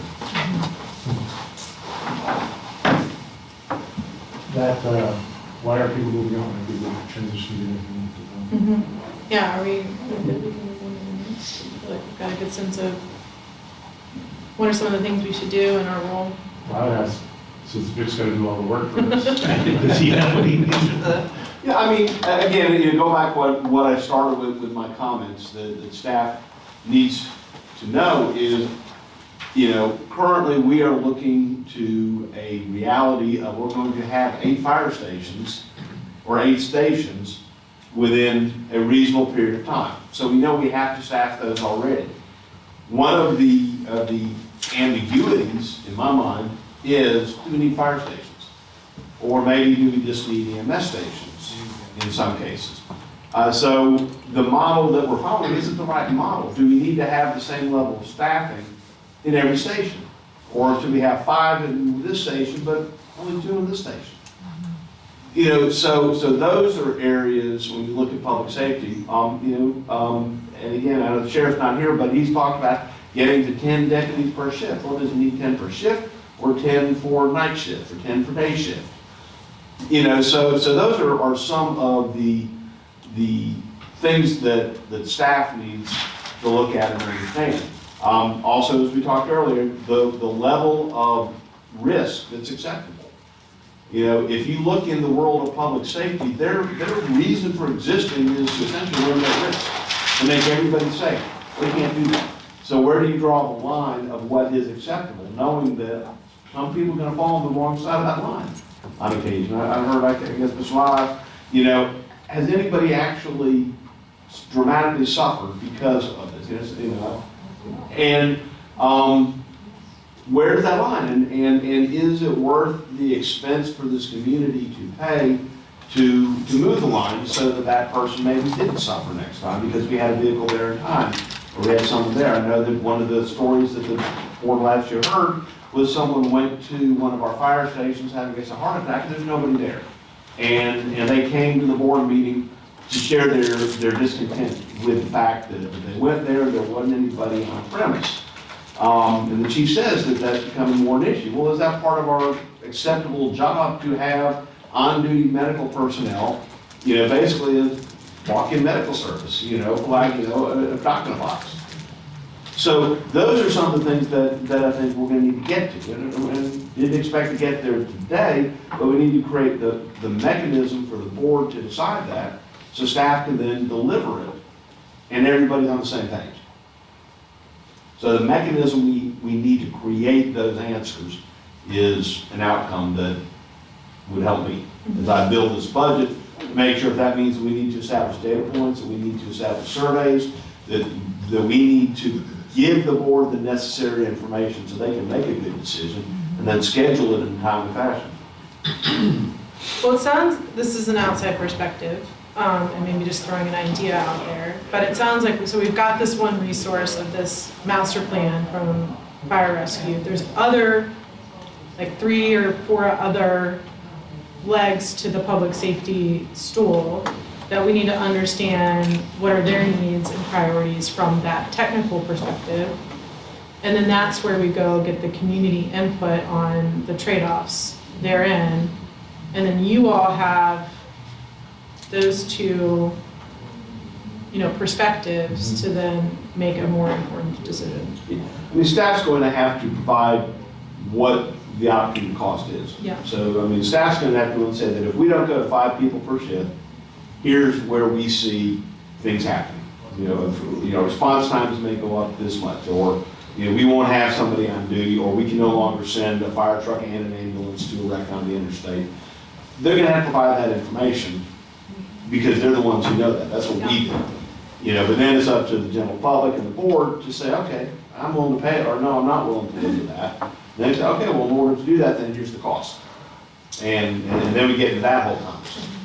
Is that not, so as we're talking about this, I'm kind of thinking about how our normal operating procedure, it's a similar exercise to what we do for budgets for public, because we have another work session just with public safety, but shouldn't, we have a constitutional officer and 2 employees, or 2 constitutional, but they come to the board and say, okay, here's our current situation, here's my 5-year, here's my plan, here's what I need you to do, and then at least it's presented to us. We're not creating any more additional work really, or additional means, but we're getting that public input, and then as part of our budget decisions, that kind of folds in. Yes, but it does fold in, except for one thing that, at least in the time I've been here, that is lacking, is what if? What if we don't do this? So when we present a budget, I present a budget to you that is based on what I know our resources are, and I know what the requests are, and in my judgment, I do the best I can to take the available resources and put it into a budget that shares it with you. That takes the board out of telling us that, well, you're going, the direction you're going in is still available. We're on cruise control. The cruise control is that we're building these stations, we're going to equip them, we talk about getting first to 2, then to 3, now to 5, and we're not getting any sense that that's not what the board wants. So we're kind of, wound up the car, put the car down, the car's going to move in that direction. Now, it may get there sooner, it may get there later, but that's the direction it's heading in. And so the budget is not set up to say a different direction. What I'm saying is add a step in that, which is before they're presenting to you, because what has been lacking in the last 2 years is what is their plan? What is the plan to get to their end goal? Like, it used to be, we just want all the stations covered 24 hours a day. That was the last goal I heard. Now we have a new goal, and then what does it take to get there? Again, maybe it's not the best way to do it. I think that concept of EMS station is really interesting. We got a lot of ground to cover and not a lot of people, so that's a concept worth exploring, both on fire and police. One of the things that we moved here 12 years ago, and there was an acceptance that response time from police, you can't have the same expectation as you do 2 miles to the east in Rankin County, right? So is there a way to create satellite operations? I have no idea.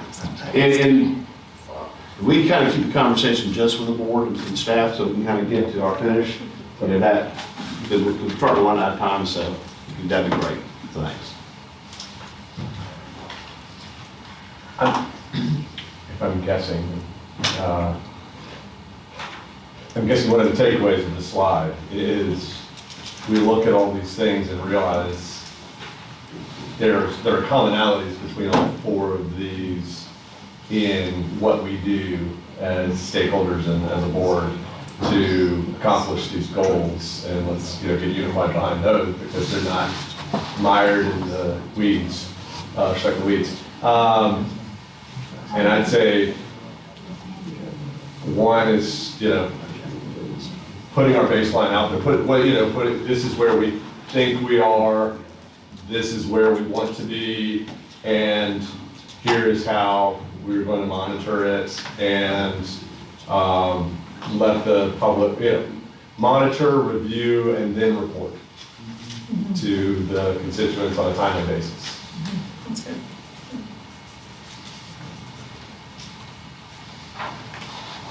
All right, so for time, I'm gonna check in. Do we feel that we've got a sense of how to move forward or how to? Again, that's a big, Yeah. sorry. So this is the point where our job is to get Vic what he needs for his next step. I've heard that he has that. No, I think we have enough up here that we'll be able to turn this into, and then of course, this will come back to y'all to see it, and then if you see something that doesn't gel, then we can adjust it. So yeah, I think there's enough here to get back to the board with. Yeah, greasing the wheels. So how does this, in what form does this come back to us? In a written form, or outline? Are we gonna meet again, or what? I mean, not on this per se. I mean, again, this is just the beginning of hopefully, a long-term process. But from this, there'll be a report of this is the conclusions, this is what came out of today's session.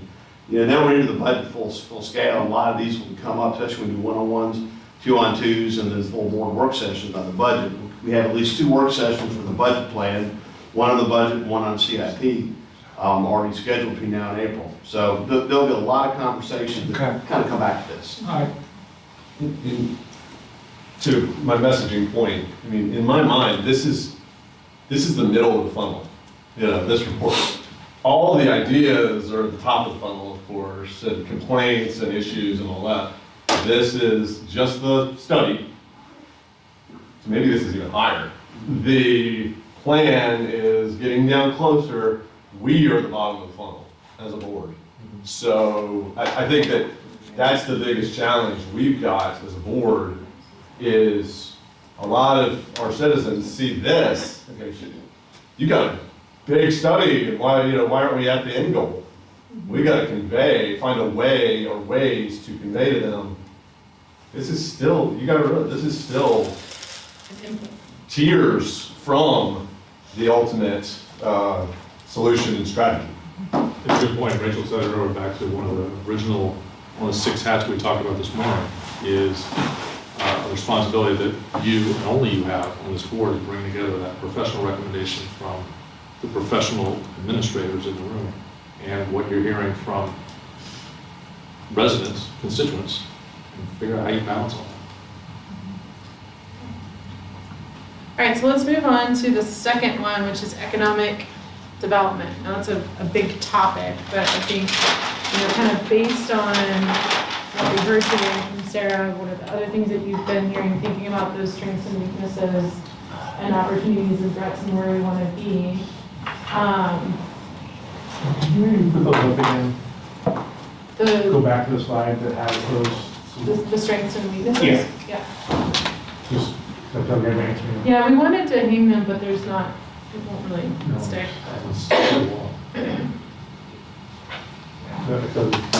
Trying to answer a question. Yeah, we really built on these though. Just a few. There's a lot more around the relationship between I guess building on the strength of the strong governance. There was When you said sheriff's supply, we're talking about the fire and rescue as well, right? yeah, I think it should be broader public safety. So here we can review some of the strengths that we talked about. Yeah.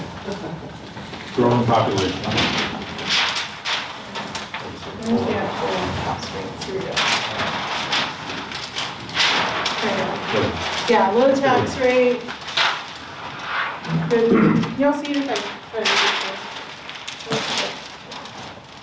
Low tax rate, good contrast to high density good schools, incredibly dedicated staff, strong credit rating, good foundation to build from, position for good, strong growth, untapped opportunities, especially with West Creek, available water sewer capacity, good transportation infrastructure, so those are really economic development, governance, staff interaction, nimble, courage to do or stop, even though it's hard.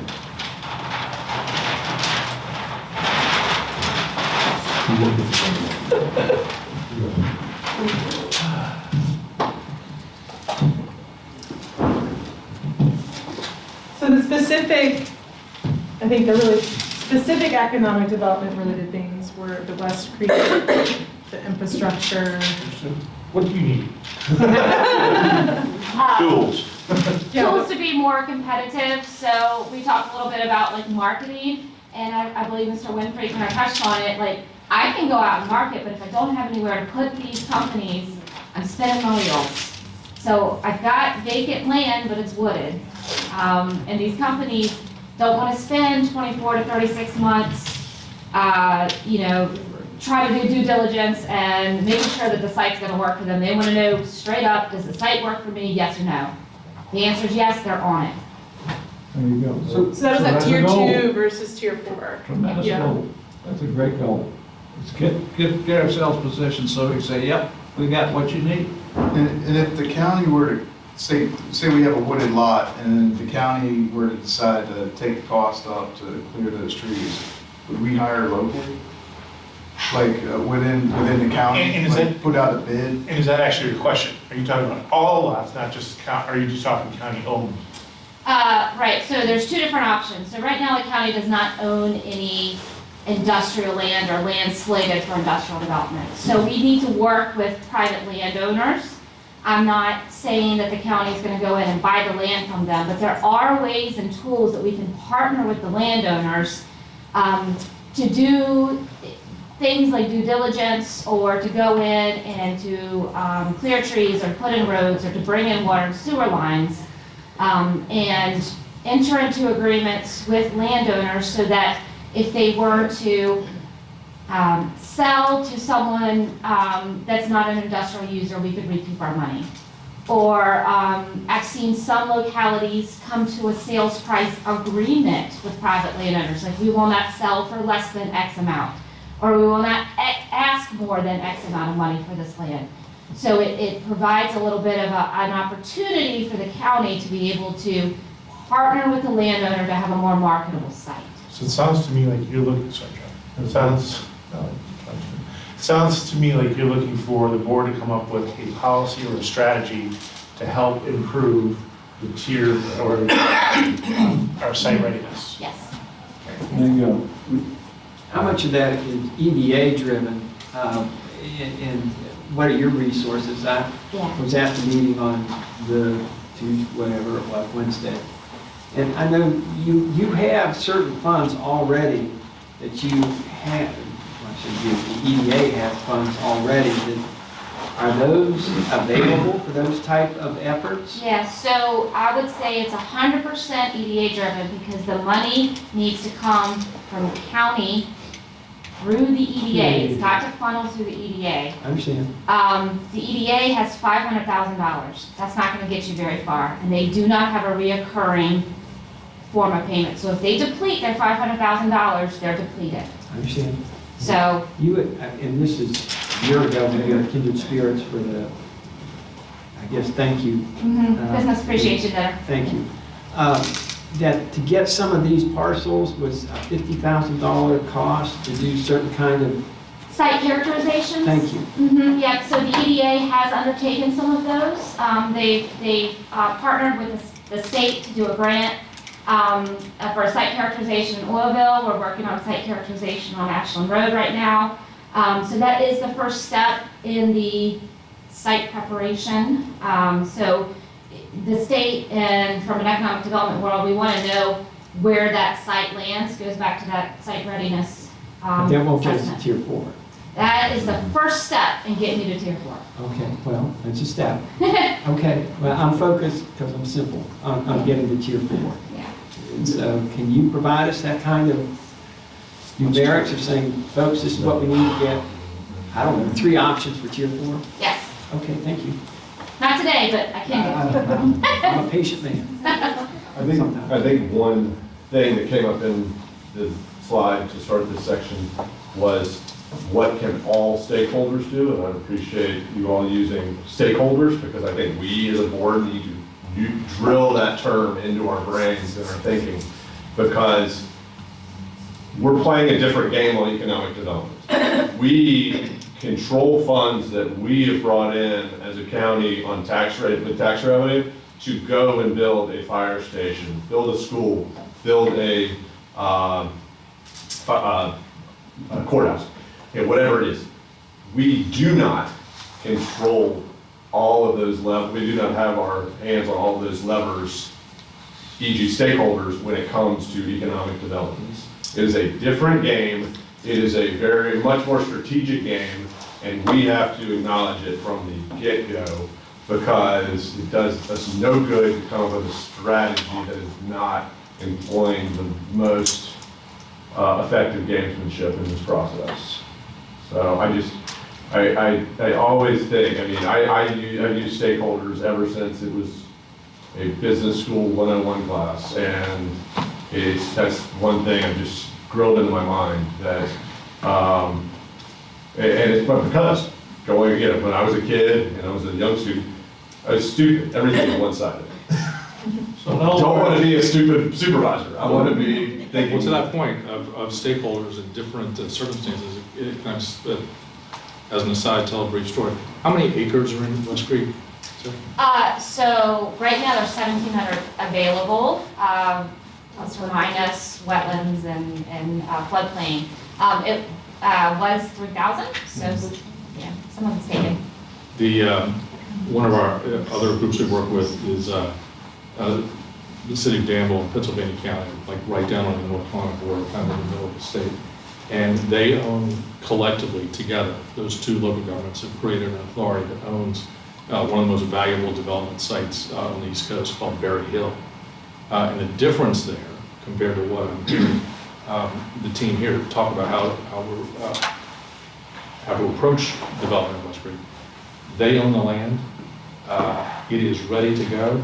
It is flat, it is graded, there is water and sewer, there's electricity, there's energy, there's power, there's roads, and there's the fastest internet in the state. It goes in there right now. And so as a result of all those things being together, that's the ultimate tier 4 site in Virginia. And so as a result, the leaders of the Virginia Economic Development Partnership, the governor of Virginia, and everybody is united in literally traveling around the world trying to sell that site. And they're this close. They have had the CEOs of all 3 U.S., big U.S., all 4 big U.S. auto manufacturers, most of the big ones in Asia have been there looking at building. Where is this located? It's in just outside of Danville. And they got a casino. And they got a casino as well, exactly. But it's a different approach when you own the land. And when you spend Well, like years working part on it. of what Neil was talking about, is this board gonna set a policy to gain some of these end results that we've seen? They may be acquiring some land, maybe part of it. I'll even go with those. You're talking about county-owned land, right? Yeah. I've seen plans, nameless, I'll come in. I've seen plans from 8 years ago. Final, what I would consider in my government, in my supervisor position, final renderings, every road, every street laid out. You think that we've ever seen them? Business thinks enough of them to have paid for all the planning, all the scoping, all the renderings. They've spent hundreds of millions of dollars to do this. The county just needs to be receptive and accommodating. It's, this happens when the county owns land, but it also is already happening, behind the scenes on the private level. We just have to figure out how we can demonstrate ourselves as receptive to what they're trying to do, and get them, not necessarily bring it all in, even, get it going when it's already been prepared and planned. So don't we own some land already, Vic, along Hackett Road? Well, yes, the county does own that. That land was, to my knowledge, not intended to ever be industrial, Oh. but it is 80-some acres the county owns.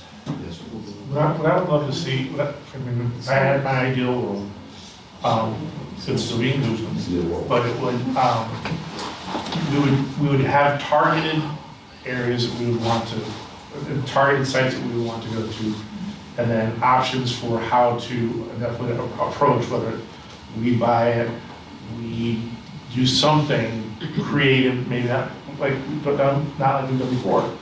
And then we can decide, okay, we have this many, and our goal in the next 3 years is to get to this many tier 4, this many tier 4, this many tier 4. That would be, I think that would be amazing. Yeah. We need to grease the skids for development that's desired, and that's either by acquiring or working with the owners in a cooperative manner to get it, to help them get it done. So if staff were to provide you a strategy that would get us there, so the board could have substantive actions that they would need to take to get us there, then that is certainly something that would give staff direction. I'd say go for it. That. The only caveat, because this is on tape, is, you know, I would have to be putting one private property owner, and government supporting them, over another private property owner. It's difficult for me. I'm not in favor of picking winners or losers. Right. And also, I want to stay sensitive to our comp plan, which is, in a sense, a agreement with our current residents. That we envision this for residential, not industrial. And I would not want to make a decision saying, well, we're going to change it from a residential. Well, that's why I just backed off a minute ago when he talked about the 80 acres. He said they didn't intend for it to be industrial, so I'm not. There you go. I'm not going there. Not just those 80 acres. But that's why we operate completely within that. We don't look and dream of a world that doesn't exist. You know, it's a world that exists. Alright, so I think we've got a plan for the economic development, plan for a plan. That's exciting, isn't it? Yes, it is. Alright, so the next one, I think this feeds and flows right into that, is the 8515. You know, one of the questions that Vic teed up at the beginning is, how do we define that? What does that mean? You know, it's kind of referenced in the comp plan maybe, but where does that really look like? Where does that growth happen? I'll just speak up. It's not maybe. I mean, it is referenced, and it's pretty specific as to where past the 2035 comp plan envision growth to be. And whether it's exactly 85-15, I won't speak to those percentages, but there is a vision that in the eastern part of the county, along the major roads, with public water and sewer, that we would see, I'm going to use the word economic development, business, commercial development, with the remainder being more open, still privately owned. So you still have property rights. People being able to come in within the vision of the comp plan, putting in certain development. It's not always going to say 300 acres of loblolly and white pine. It could turn into something else, but the densities are going to be lower in 85% of the county. Not likely to see a active development of municipal water and sewer. And so whether it changes from 15 to 20 or goes from 15 to 10, but right now, what our 2035 comp plan says, this residence of Goochland is what we're thinking is going to happen down the road. Now, we can revise that, and we're going through that process. But you went, in what you just said, you went sides. You said eastern part of the county, and then you said across the county. 85-15, in my mind, is across the county. Yes, sir. Okay, we need to be very definitive about that. That is across the county. By acreage? I believe it is land mass, 285 square miles. So to me, Oh, I mean, the reason I stress that is that creates in our areas of core development that we do have to be, the reason we have to be so mindful of that is where there is core economic development, you aren't going to get those fields right next to it. You're going to have it in the county. We're always going to be mindful of it, but it's not, we don't have rural abutting commercial development. I mean, as close as, you know, the county as a whole. You answered, thank you. That's what I meant. So I'll go back to what Jonathan started off a few hours ago, which is, so to me, this should tie into our growth rate targets annually and by area. So to say, okay, well, for us to hit this and maintain this based on our projected commercial growth, we need to ensure that we do not approve more than this many acres of land for residences. And to do that, we need to know what that is. So to me, that's the next step. So There's a whole way to go get that. right, To maintain that. right, because I'll just throw this out there, and Jamie and I have been working, we have 700, like, already approved. Oh, how many lots? Yeah. Yeah, it's like about 2,300 of them. It's the maps over here. For the whole county. For countywide. Okay, I didn't think it was that high. Well, I can barely keep talking then about that's okay. We don't need, we had a large number of, and I only know this because somebody called me and said, hey, I'm putting 60 homes right across the street from you. I'm like, the hell you are? He says, the heck I am, it was approved in 2007. So we have all of these projects that have already been approved that could go tomorrow. Yet we're still approving all this other land. So we need, again, it goes back to data. Yeah, then, you know, 60 homes, my. 3 acre lots and homes popping up all over, you know, the western part of Richmond. I don't see how that, in A1, and A2 districts, zones, I don't see how that's, there's nothing rural about that. You fill that up with 3 acre lots, that's not rural. I do not disagree. But again, I think to do this, in my mind, the next step is to define it and have targets. So every year we go, hey, our goal is to, you know, have 1% residential growth, and we are at 0.75, 1.25. So we know as these projects are coming, and that has future financial objectives and economic development, developers should know, oh, we're lagging behind because of the industry. And then what now? Maybe we need to shift it. That kind of direction helps the staff deal with it too. I mean, how should the board of supervisors provide leadership to staff, but then to our citizens, we provide the definitions. I mean, and we have to beat our brains against the wall to say, we didn't just come up with these definitions because we were in Munster since we came up with these definitions, because it was a, you know, well thought out process. So, And then, I was gonna say, so, help staff here then a little as we try to develop this. When someone comes and they want to put a truck stop in Oroville, which is one of our designated areas, is staff to discourage it because that's within a designated area for, because it's an interstate exit? Or a hotel, or whatever that may look like, an industrial park. It's not in District 4 or 5 that doesn't have water or sewer, but if they can engineer it to work, and it's an area the comp plan says is one of those, you know, is that something that the board is like saying, yes, then staff should pursue this, and it's something that we're looking at? that was gonna be my kind of follow-up question, I think, is like, then how do we specifically define what that 15% is and should be? It's in the compromise. But from what we heard, maybe there's still a lot of wiggle room as to what kind of business, or if I heard that right. Well, I think those are two different, I think maybe we're trying to do different questions. It's how do we keep that, how do we get to that mix? And then what's within each mix Yeah. is still a deeper question. Yeah. It's like, we can do 85% residential, you do a lot of different ways, just like with the commercial. But Mr. Carpenter, did you get an answer, or were you looking for one? Or not? No, I didn't get an answer. You want one? Sure. I would say that the comp plan is designed to give that guidance.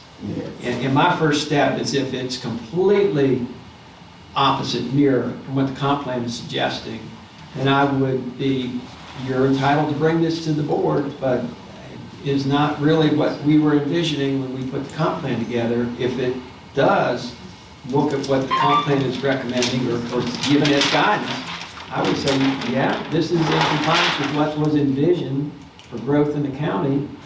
A lot of details between today and final decision, but yes, I would encourage them to come in if they're in staff's opinion. in compliance with Yeah, what and those the comp examples, plan I don't know if is. they're That's the in guy. Right. Right, but I can think of just in my time when, Sure. you know, people come in and wanted to rezone something to allow them to do it in an area the comp plan says it should be there. Yes. And, you know, that puts the board in a quandary because, well, you know, it was never, in doing the comp plan, it still doesn't change the fact that land use is still what it is. So if it's A1 or A2 in an area that the comp plan says should change, there's just that kind of ambiguity, well, are we gonna be rural or not? Because if we do that, then we get rid of the rural aspect of this county. Well, I don't know, so if we take Project Rocky, right? That was designated, folks around it certainly were in favor, but it was part of the comp plan and we approved it. I don't know specifically what's in Oilville and what can and can't be there. I'm not saying something's coming to all those. No. Don't take that and run that. Mr. Carpenter, Yes, may ma'am. may I just interrupt for a second? You're correct. It is consistent with, what is mapped is pretty much consistent with that 8515. So the comprehensive plan, there's like, it's a very important part of the plan, but it's only a couple sentences and a graphic. But essentially in 2035, there are percentages that are actually specifically said for land use, not for necessarily what's going to go there zoning wise, but land use for, you know, a certain percentage for industrial, certain percentage for commercial. And it's all like in the graph that I had up there. And it's basically, it spells out the 85-15. So if we follow the plan, that's the way it should work out. Can I ask a question? This is a 2035 plan, and I know we've modified it, we've amended it and so forth.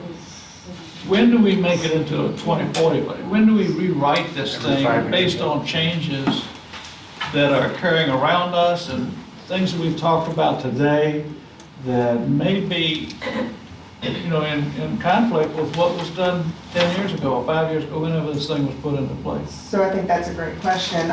By law, we have to relook at our comp plan every 5 years. It doesn't say we have to amend it, but we have to look at it. And we have actually amended it a number of times since it was first adopted back in, I think, 2015. I know that's when the process was, and that's when it was adopted. So that's a really good question. Those are really the tools I need that we were talking about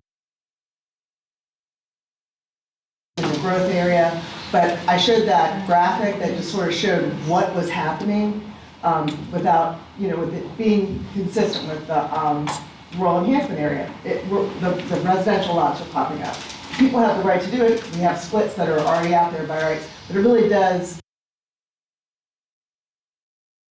There'll be lots of one-offs where people just want to split a lot so that I can have it for my son or daughter or whatever. And that, you know, it's not a family split. That's not something that you have by right, but it is something that people want to do. So I mean, that's going to be a question for you. At what point is one lot here, one lot here, one lot here good, or are we just putting a certain amount of lots, six lots, you know, whatever it is. That's really that extra set of tools that we need. But if I may, just because Tom asked, I think it's a great question. When are we going to make it the 2040 plan? That is up to you all. I mean, really, that's the guidance that I think we need to hear. I mean, we are on our current work plan. It did start off with the small area plans. We also have the plan that is, I mean, not plan, study, excuse me, study that's going on, the infrastructure study that's going on at Hockett Road and Patterson Avenue. So that area was next on the list. We also have a subdivision. We have a lot of work items. It is really up to the board to prioritize those for us. Thank you.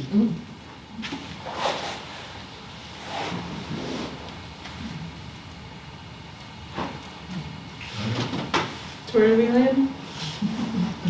TBD.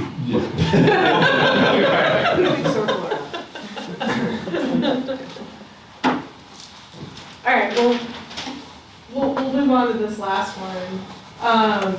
Future financial objectives, we heard Vic talk about this a little bit, and this is where we start to think about, okay, now that we've walked through these three, how do we balance that? We've also heard a couple other things. I realize we haven't really dug in here on like the employer of choice pieces too. You know, there's other things that are gonna be competing for resources. So what are some of the things that you as a board need to do and think about next steps? I think we need to, on the analogy of the one-legged stool, I think we need to diversify and grow out some other legs, you know, in case one industry falls, you know, the county doesn't go down with it. But how we get there, I'm not really sure, just trying to be competitive and attractive.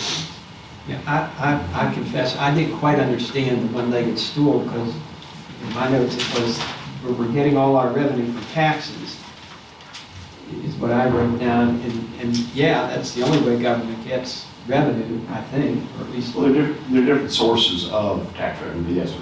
Oh, okay, so a variety, and to that point, absolutely, we need to not just be residential, that's. Yeah, that was more That focused in the that is commercial. scary. Yes, sir. Okay. How should the board be provide leadership?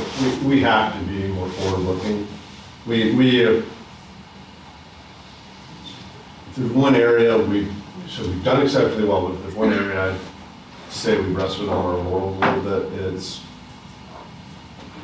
the 1 and 2 year view. We have a CIP, it's out there, but I really look at a lot of those CIP items and I go, pull forward. And what if it's, because really, if it's outside these 4 years, la-di-da. The board's, impact on it is a big old question mark. So. It's back to the fiduciary. Yeah. We were talking about earlier. You've got a responsibility not only to the people you serve during this brief 4-year time period, but to people that are going to come in the future. Yeah. Because you're making decisions today. It's also, at this day and time, if you said go raise X amount of dollars, Charlie, there's one source. It's coming on tax day.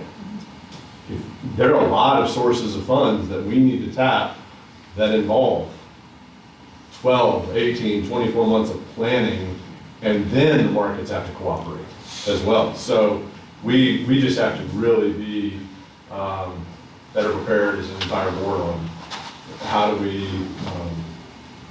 think about those, and are we sacrificing our well-being in 10 years' time to be comfy right now?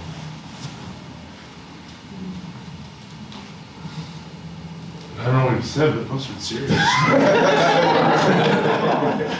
There's a lot to process. You know, I've used the phrase, the best time to save for a child's college is the day before they're born, not the day they graduate from high school. So the CIP is a wonderful tool, and as I understand it, not many counties are looking ahead 25 years and saying, yeah, that high school is going to need a new HVAC, and it's going to cost $500,000. And so it's an identified future expense that is in the future. I've experienced the county as being pretty much a pay-go, where we pay for most things as we go along. We've had the bond issuances recently, which is a good use of debt, in my opinion, because it's a long-term asset with long-term financing. I don't know how much you, in a sense, are asking people today to pay for the benefit of someone who doesn't live here or may never live here 10 years from now, and is that fair? Or is it when we get to those expenses in 10 years, the people here get the benefit of it are the ones that should be paying for it? And there's a balance, because I have, not everybody cares, I have 2 sons, and we didn't start saving for my second son's college until he was born, but you start doing things in anticipation. So I like the idea that we are looking ahead and maybe pulling future expenses into today's world when we've got the wherewithal to maybe start saving for it, but not at the expense that we're keeping taxes at a certain level to the benefit of someone who doesn't live here today, so when they do move here, their taxes are lower because the people today were paying higher taxes than maybe were needed. I don't believe government should be in the business of building savings accounts. There need to be prudent reserves, but I think we should take as little as possible from the taxpayer to meet our needs. Our challenge as a board is defining those needs and how far into the future do we go. But I don't like the idea of we've got this $500,000 HVAC unit we've got to pay for, we didn't budget for it, and knew it was coming.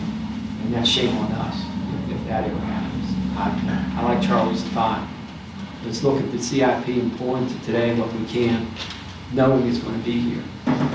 Time value of money. You know, we need to execute responsibly because things ain't getting any cheaper. It's true that the last couple of years of inflation have been an anomaly, hopefully. But I guess we all wish we'd have built a courthouse 3 years ago, you know, for instance. So,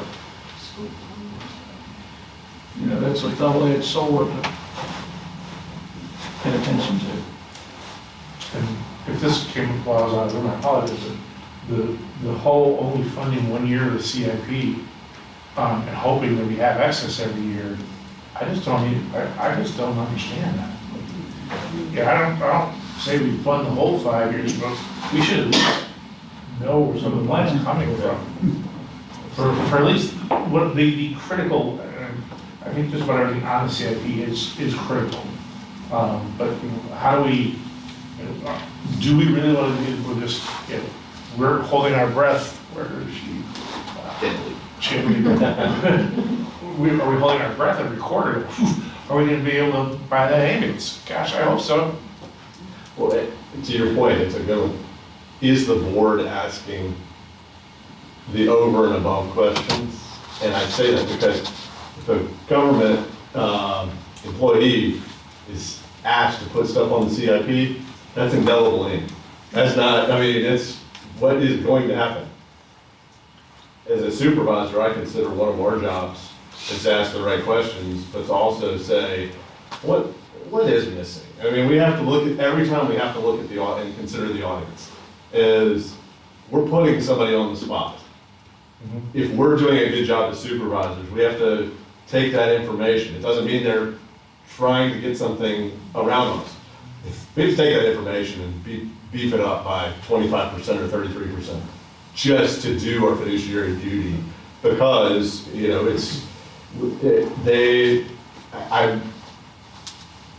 we would be more efficient if our staff and administration got to use pencils a lot more often.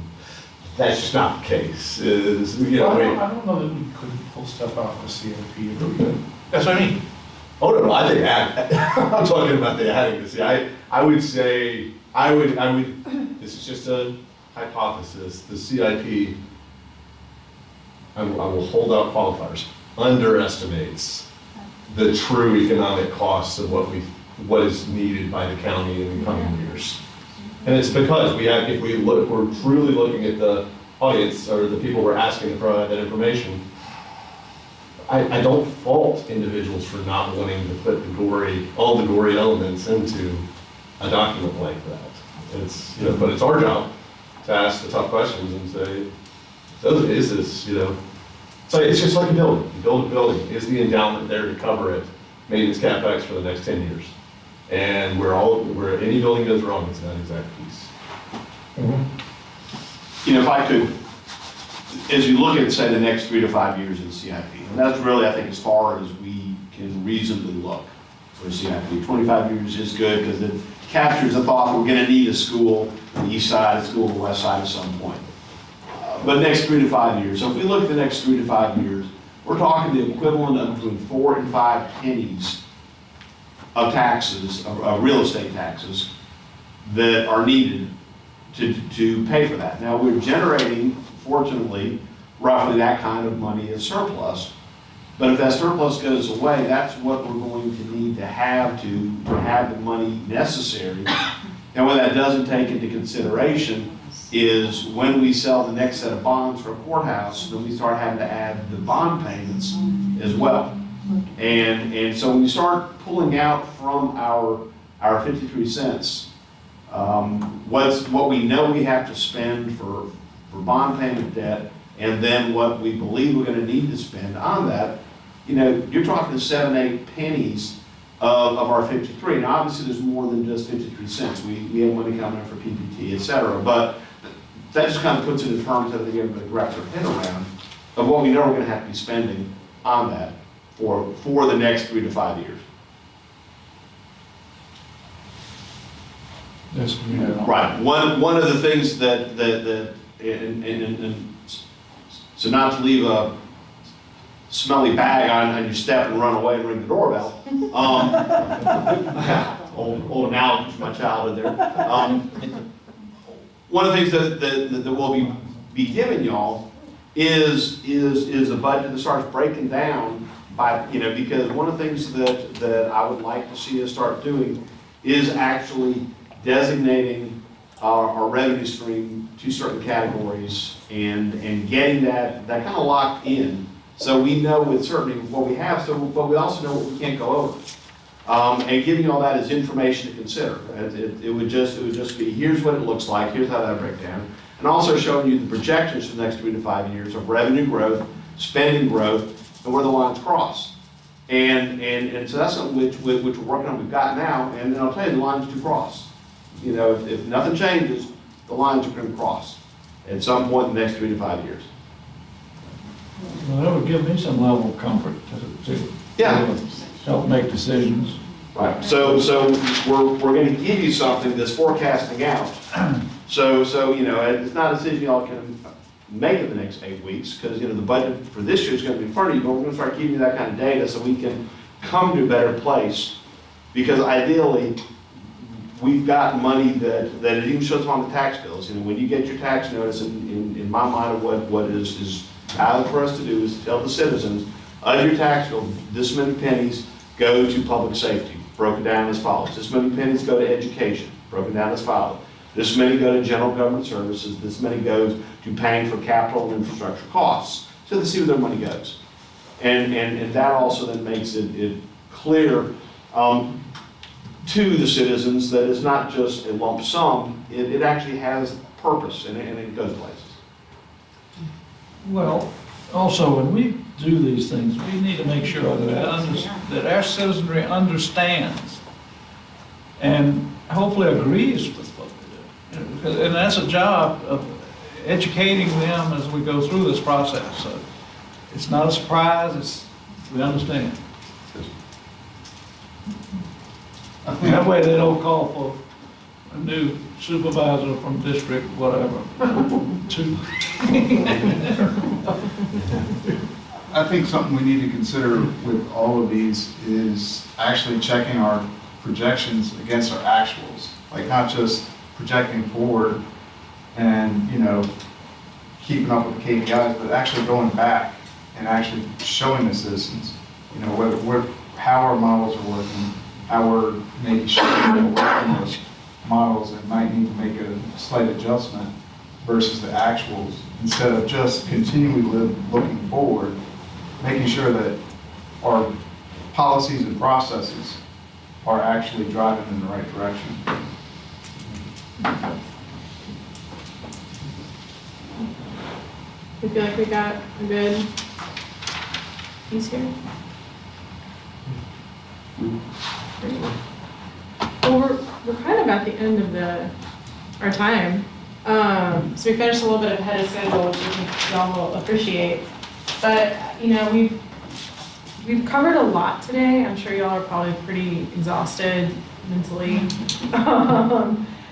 Hopefully it wasn't too much of a fire hose. But, I think hopefully y'all feel, that we've done a good job of setting that stage so as we start to look towards the year ahead and as the budget is coming, we have a good sense of, what are those internal strengths and weaknesses? What are our opportunities and threats? How do we start to think about the future and keeping top of mind those roles that you have? And Grant, I don't know if you want to chime in with any thoughts from. No, I would just say, like we said at the beginning, Rachel and I spent a lot of time with local governments all over Missouri. I think, kind of buttering it up, I think it's been a tremendously productive conversation today. I think I've seen strong relationships and respect starting to build among the board. You've got a great professional staff on your team. That's a real asset that not every city and county can claim around Virginia. And I would just encourage you to keep doing what you're doing today. You all want to do some of this to some written material and get that on. Well, Rachel's got it. Is Which one of us is gonna get one of those? Yeah, so, yeah. Oh, sorry. Have you ever seen this work? I'm gonna start with the question. Have you ever seen this work? A locality getting a good assessment, a comprehensive assessment of strategic decisions or transformative decisions that were made over the last 20 to 30 years so that they are best equipped to answer the question, why are we here today? And the reason I say that is we've done great things to be where we're here today with balanced budgets and AAA bond rating. We cannot ignore the fact that we are here today because of some decisions that were made 12, 15, 20 years ago. For example, I'll just take one example, because I think it's hard to dispute. For example, residential growth being the only, pretty much the only growth in town. And I think that's a situation where we really are in a challenging situation. That's a challenging situation we face right now. To how do we see something like that and say it's not diversified enough, and it could impact us moving forward. But I feel like we will be better sharing this message if we can say, we didn't just come up with a pie in the sky model. We are very fortunate that we're getting to move from this position that we are with balanced budgets and AAA bond ratings. But we are not neglecting that, we're not just saying it was all peaches and cream getting here. There were some, without 20/20 hindsight, there were some there were some mediocre decisions in the past, and things that they could never have foreseen. Who could have foreseen Amazon taking over? Who could have foreseen Uber? But I'd love to be able to. So going back to my original question, have any localities done that and seen benefits to it?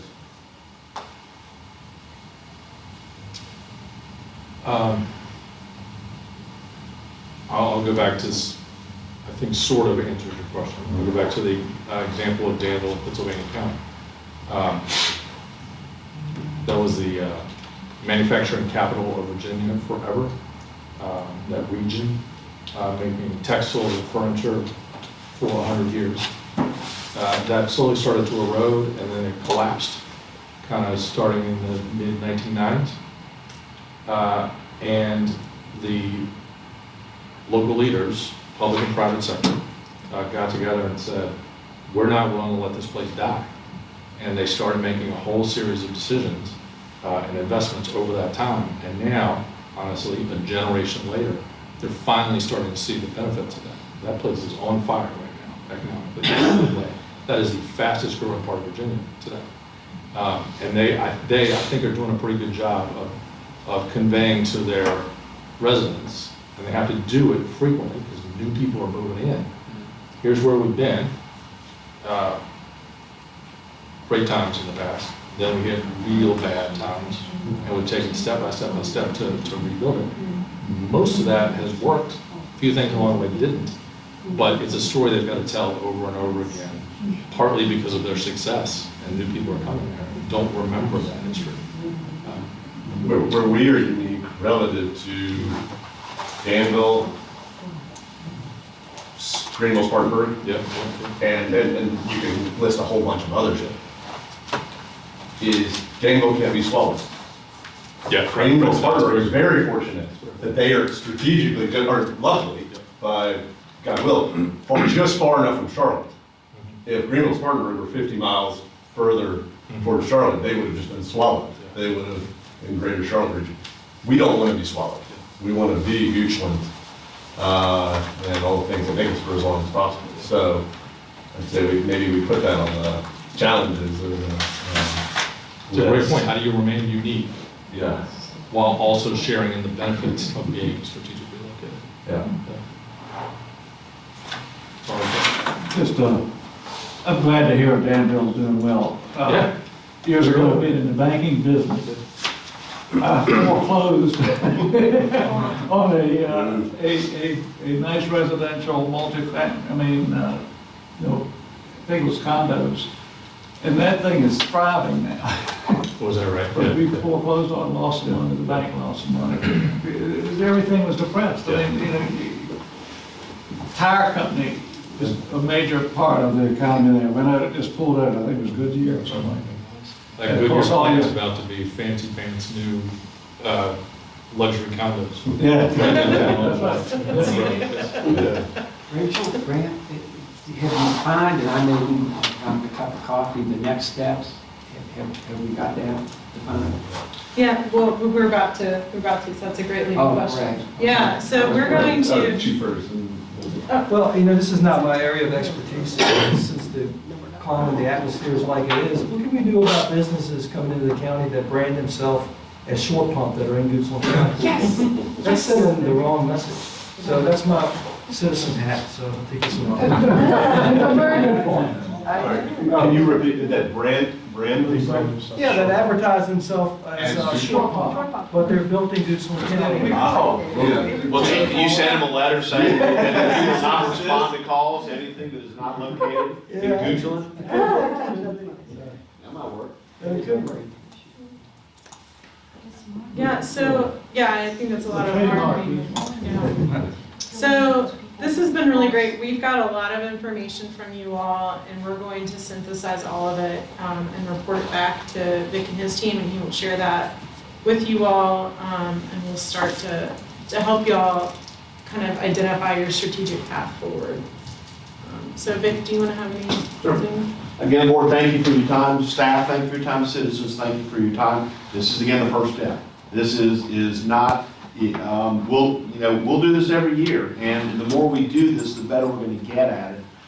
The better benchmarking we'll have, the better idea we'll have. This will hopefully grow into a new strategic plan for the county, and in my mind, something that is annually looked at and annually updated, so it doesn't become stale after 6 or 7 years. But it's a living, breathing document, to use that term. So I'll receive from them. I will share that with the board, what the conclusions from today are. You'll see aspects of this in the budget as we start sitting down with you and share, because we're going to try to make sure that, and this is where, if we'd done this in December, it would have been a little more relevant to the current budget, because we would have had a little more time, but we'll still get this and put it in as best we can to reflect that. Again, going forward, this becomes more a formative stage 1 for the budget. This is where the budget really starts, with y'all. For us, it starts from y'all saying what you want to see happening and direction you want us to go, because the budget is the tool that we have.